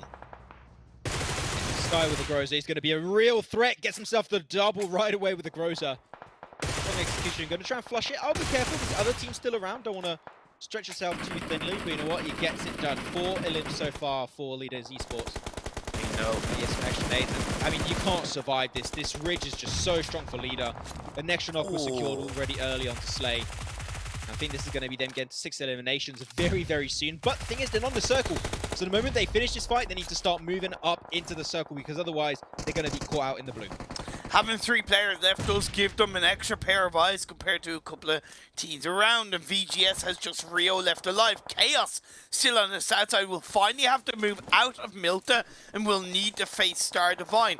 I would arguably say, you know, Leaders Esports shouldn't abandon the outskirts of the circle as quickly as some people might think, because there are going to be people like possibly Chaos that might try and wrap around and cover your backs, Leaders. Again, having that extra pair of eyes should allow you to send the player into the edge of the circle and lock it down while the other 2 hold onto the backside. To try and make that cross happen. High ground position once again is just so strong, but here we go. It's time to cross. Africa champions, how far can they go? So far, no casualties are going to be suffered, but okay, they have one actually lost right on top of the road, unfortunately, it seems. Trying to make it over to the building of 7E. The thing is, as you said, they're just going to be taking shots. They want to look aggressive. They want to look as a full-man squad, and they're just going to pick up eliminations on the go. It's great to see Loco take himself a one-on-one and loses the fight. And that's it as they get eliminated in that 7th position. Actually, no eliminations to boot for them, so just a 7th place, and that is all they get after their previous chicken din on Sanok, unfortunately. But Leaders Esports now, still Rio of VGS. Has some real pain in the side. If they can get rid of him, just make that rotation so much easier. Fantastic to see other players from Chaos stepping up into the mix. Red has showed himself in a number of eliminations so far. Marley, Rage, 3 players left from the side of Chaos coming in. One Piece has been able to survive inside the sniper tower. I believe still up as a full squad. Incredibly valuable for them as Black Cobra. I don't know how they've held on towards a dip by the side of the road. Still on that western edge of the circle with the vehicle intact. But One Piece are spraying down onto them. I'm surprised 7E have been able to hold on for this long, and no one's been willing to crash them. I mean, it's been great, as we said, they've been taking shots, but they might actually run out of bullets at some point. Being in a spot like that, the main issue is the fact that you're not going to be able to loot up the crates of the enemies you take down. So that could be a little bit of an issue for them. They might be out of also utility. Based on that, we'll have to see. Leaders, or that nade could be huge. It's going to be hitting the mark, or a little bit too short, it seems. But the idea is there regardless for them. They still have cars too, so they can make it a little bit further in the northern side of the circle. They're looking great. Good sprayed out from Spark. As he gets himself Rage knocked down. Chaos now struggling on the back foot. Does retaliate in time. As it's Hulk that will be the one to get himself a knock with that trusty M4. It's still in the air. I'm not sure he's going to be able to take it because nobody's quite in the circle, Imperium. It's a rough one to close off, but Leaders are now currently suffering from taking shot after shot from One Piece. One Piece Esport looking good with the 8 clips. Yeah, as a full squad, One Piece up to 8 elimination. Chaos, consistency personified. Like I said, that one blip in Sanok doesn't take away from how good they've been in today's games so far. Yet to find a chicken dinner, but still, as of this final game, in 2nd place in the overall standings. 7E yet to get crashed upon. They dealt with a number of teams around them quite effectively. You mentioned it, the lack of bullets could hurt them in the final moments of this game. Like Kale's position is to not fight 7E. They just want to avoid that compound breach as much as they can, which I do appreciate. I think that's a good plan for them. They'll try and get in a high ground position, get that extra elevation if possible. That would be a great game-winning position, but that Hulk over there with the UMP still has a decent amount of bullets, but he's just spreading them down. Not sure once again how much they have remaining in their backpacks. Or One Piece are just going to spray down. Their smokes are now going to be dissipating, so you've got to be careful. You're not as safe as you used to be. My 7E, God. They had to leave eventually, Imperium, but they lose one. And if I'm Hulk, I would just stay down there, let the fight happen, and maybe third party it, but leaving that spot is going to be mission impossible. Good spray down, gets the car to do so much damage. There you go. One extra knock. Hulk maybe to ruin the chances of a potential chicken dinner. No, Hulk! Chaos. But Hulk just gets sprayed down. He has himself no more meds, nothing to boot. He's just going to have to survive for as long as he can. Because that was another factor, not just the bullets, but the meds. As you do peek and True. shoot, you can't get picked off, and that has led Hulk down Leaving. to just 0, and he has to move out. It's going to be Chaos picking up. Marty and Rage get the final elimination on 270. That's the easiest elimination Marley got, but now it just clears the south. Now they can put 100% of their focus over to One Piece, but One Piece has 4 players. It's a 1v4 right now, Imperium, for the final play of Chaos. It might be Marley, but I think a 1v4 is too much to ask for. 13 elims looking for 14.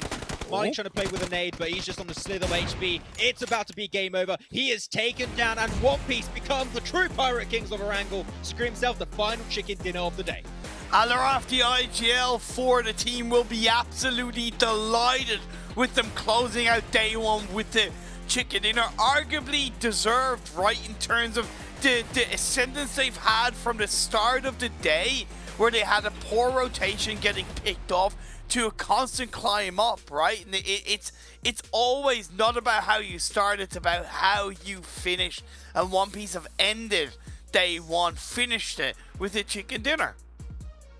Yeah, the way they play their bridge lines throughout the end and the high ground position, playing around those smokes in particular, the way they put down the smokes and they were just gathering information around the smokes, taking peeks while still because the way they put smokes and they would just focus a team on one side of the smoke, so you would be safe from a team trying to peek at you from the other side. So the way they were just playing around that utility was just something of beauty really from them. So yeah, One Piece looking fantastic. I mean, they were looking for the treasure and they found it eventually at the end and went full gear second, but I had to like put up the references eventually. But that's it. They were in 6th position before this game, if I'm not mistaken, with 36 points. Yeah. That is a position where you're not far behind, and one pop-off game is going to push you up significantly. So, I mean, telling you, One Piece right now, great way to end off the day and a great start for tomorrow in particular. They also had, obviously, aids in the form of Leaders, Esport, and 7E. Those 2 compounds were not contested, and despite Leaders, Esport having 3, they were never going to move away from that position, and they didn't have, arguably, the need within reason to kind of poke too much on One Piece. And then 7E in their own right, they only had 2 players inside that compound. They never got crashed, and they were never going to be in a position to really kind of, again, affect One Piece too much, because they were trying to more effectively take advantage of teams to the south and to the southeast of where they were located in that compound. So yeah, a little bit of help in that regard, but also Chaos on the other side. You highlight One Piece and their use of utility. Chaos was very much the same. They didn't do too much early on. Their macro was absolutely tremendous on how they navigated through the early circles and the hard shift down south. But when they had to micro their way in despite losing a player, the use of utility, the positions that they had players set up in, was absolutely tremendous. I mean, not only, you know, 7E for this game, it's just been they've been consistent throughout the whole day. Sure, no chicken dinner, but they just keep getting some top 3 every single time, almost, except for that one blip on Sanok, as you said. And 7E team, no, as a 2-man team, but felt like a 4-man team in that position, which is what you want in a spot like that. Great execution from a lot of our top teams in this game. But with that said, we're going to head on over to a very short break before we take a look at the overall rankings. See you guys in a bit.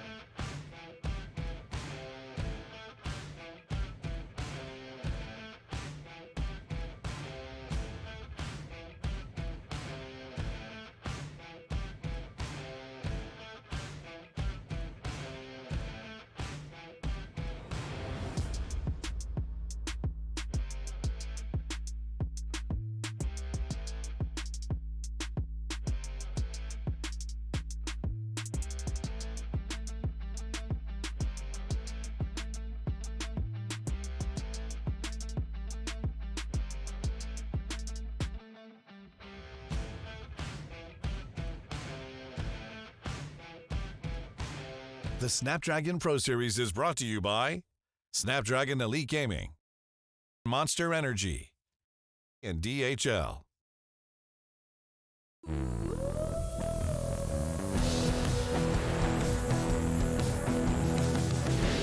a star, you really won my heart. Number one, yeah, you're my favorite part. I follow close, go wherever you want. Let's go. You know just what I want. You know just what I want.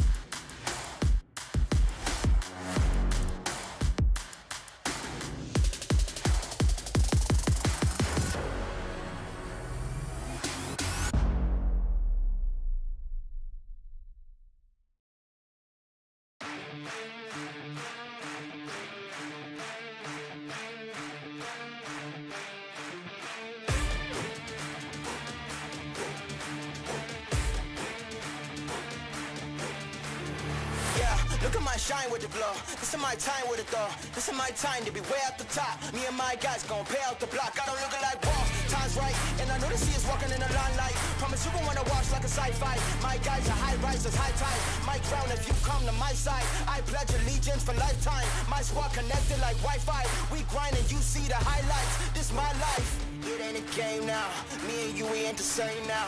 Lions coming out to play now. Opposition out the way now. Out of the way. You wasn't invited. Say you come to play. I dare you to try it. You don't wanna try me.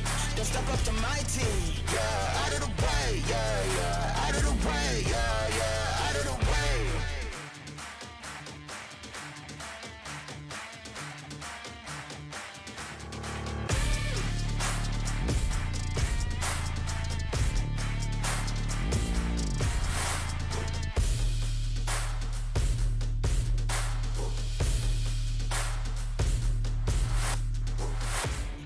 Game now, me and you, we ain't the same now. Lions coming out to play now. Opposition out the way now. Out of the way, you wasn't invited. Say you come to play. I dare you to try it. You don't wanna try me. Great way to close off the day with a chicken dinner from One Piece, but it's not just a One Piece performance in Pyramid, it's also the 7E team and also Chaos gave himself some great close off. And man, I know we said this many times already, but Chaos's consistency today has been just something of beauty. Yeah. And really, if they could just maintain that, even maybe get himself a chicken dinner tomorrow, I think chances are PMNC is definitely on the cards for them. With how aggressive the lobby has been throughout the 5 games and how kind of impressed we've been with some of the action, I kind of want to say they need to close out a chicken dinner. Yeah, they've been the team of the day in my eyes, but kind of within fundamentals, to be the best team, you need to be able to close out games as a team. So that does slightly worry me about Chaos as it happens, but I'm no doubt that they can close out that game as we look at the round standings of that previous game. One Piece, they pick up the final chicken dinner, 29 points on board. What a way for them to end the day. And that's the really cool thing about these games today in particular.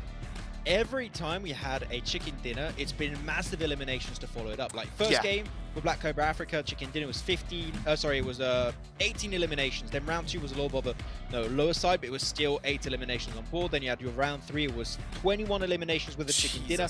Round 4, it was 19 eliminations with a chicken dinner, and this last round it was 14 eliminations. So it seems like the tendency we're seeing is if you get chicken dinner, you're in a central position, you're in a great spot, and you're just shooting at everything that moves. Like one pixel of place, you're done. You're dead, pretty much. Top G, just put it together, guys. I see it. I see it from Top G. Maybe I'm blind in some way. I don't know why, but I just see something from Top G. Black Cobra getting 11 points is a little bit better in terms of return to form off the back of kind of getting the first chicken dinner of the day. And yeah, you know, I'm ready to see the overall standings, Max, coming into day 2 tomorrow. Yeah, let's get right into it. Overall rankings to see what is going on over there. The teams at the bottom, but the teams at the top is where it matters. And Chaos closing off day 1 with 71 points out of those 5 games today. And not only that, every single 5 teams below them have all won chicken dinner, and yet Chaos stays on top with those 40 placement points with those 31 eliminations. It's not like they even like outdoing himself in terms of eliminations because they don't have a chicken dinner. They have more placement points than any other team in the lobby that's still got a chicken dinner. That is how consistent they've been. What a day from Chaos. Only 14 points divide 1st and 4th. That's less than a chicken dinner. So that's why I said Chaos realistically kind of need to get a chicken dinner tomorrow. In that regard, I do also believe that there's been a bit of a separation in terms of the top 5. I know Africa champions are only 5 points ahead of Ultima Outplayed in 6th, but I think there's been a little bit higher quality overall from Africa champions. Maybe again it's a little bit skewed and I'm wrong on that. 1xNT very much have it within them to get up in towards the fight for the top 3, as do 7E. I mentioned Top G, they may be in 10th, but they've showed me like so much more sparkles of potential. And leaders, Esports, yeah, they have what it takes for it. For me though, going back to 7E, just drop away from Military Island, drop the ferry pier, and you should find much more success.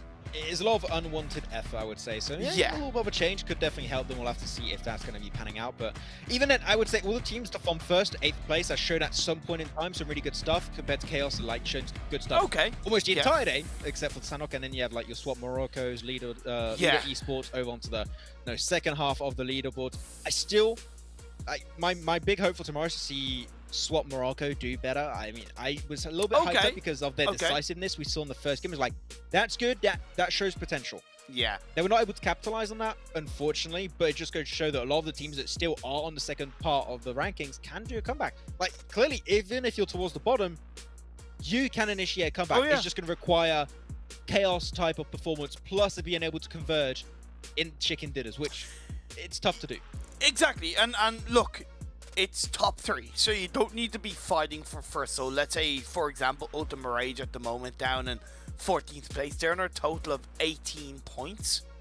They're quite a far distance away from Chaos in 1st, but they're also not too far away from 3rd. 18 to 57, that's like kind of 29 points. That is very possible across 5 games. So we do want to continue to stay that things will change, teams will move around. The teams down on the bottom that arguably have nothing to lose, especially coming in towards the end of tomorrow's games, could have a massive impact. I'm excited for it, man. Yeah, super excited. I mean, I didn't know what to expect going into today, but I come out as a happy man, and I hope that tomorrow's going to make me even happier because it's been an absolute awesome first day here for the Snapdragon Pro Series here for the first day for the African region as a whole. Before we do close off the day, I do want to have a last segment, Imperium. MVP of the day. I think we're both in agreement. Which one are you choosing? Marley. I'm choosing Marley too. Okay, that was a quick segment. Thanks so much for watching, everyone. We appreciate you sticking around for the Snapdragon Pro Series PMCO Open Finals for the Africa region. But it's just the first day. We have another one tomorrow, same time, same place, and we hope to see you there. See you guys next time.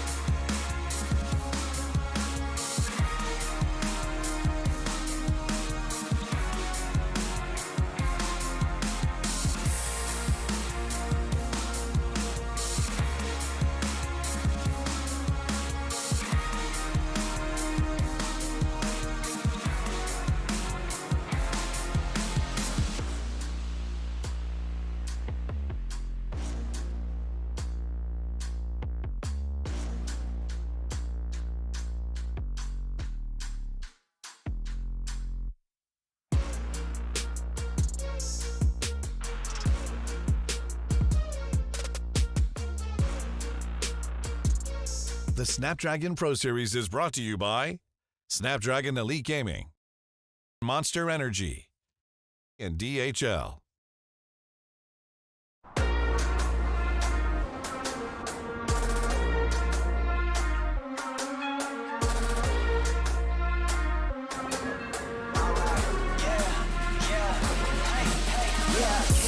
Won't stop going till a player on top know it. Rooftop, penthouse suite. If you really want it, gotta own it. Fight through it, we was at the lowest. Blood, sweat, tears, the components. Riding all year, now's the moment. We are not friends, we are opponents. Yeah, I'm coming for mine. Yeah, I'm making a play, the game on the line. Yeah, I've been on the grind. Yeah, I jump in the spot, I made it my time. Yeah, look in the sky. Yeah, the stars align, no shade to shine. Can't stop it already. Emotional work and devotion. We put in this time. Look.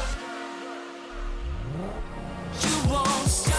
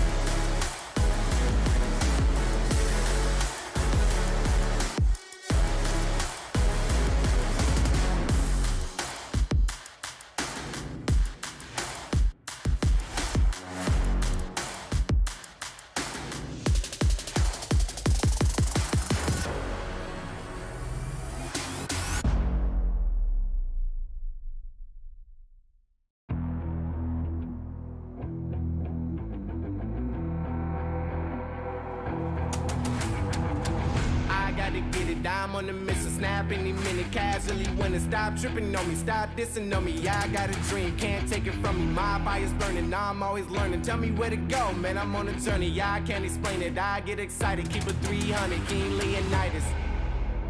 Strap in, cause it's gonna be a long ride. Working on me every single day and night. There comes a time when your worlds will collide. If it's holding you back, push it right to the side. Ain't got no time for no fear. I work too hard to get here. Ain't got no time for no fear. I work too hard to get here. I don't got the time, put me in, coach. I've been going hard, time to let it show. Everything raw, give it to me now. Let me have the spot, man, it's going down. Gotta get it here, I don't wanna wait. Take what I want, then I go train. Gotta get a win, I won't lose the game. This is my year, I ain't gonna break. Strap in, cause it's gonna be a long ride. Working on me every single day and night. There comes a time when your worlds will collide. If it's holding you back, push it right to the side. On another level, I will never settle. Mind over matter, get the gold medal. On another level, I will never settle. Mind over matter, get the gold medal. Ain't got no time for no fear. I work too hard to get here. Ain't got no time for no fear. I work too hard to get here. On another level, I will never settle.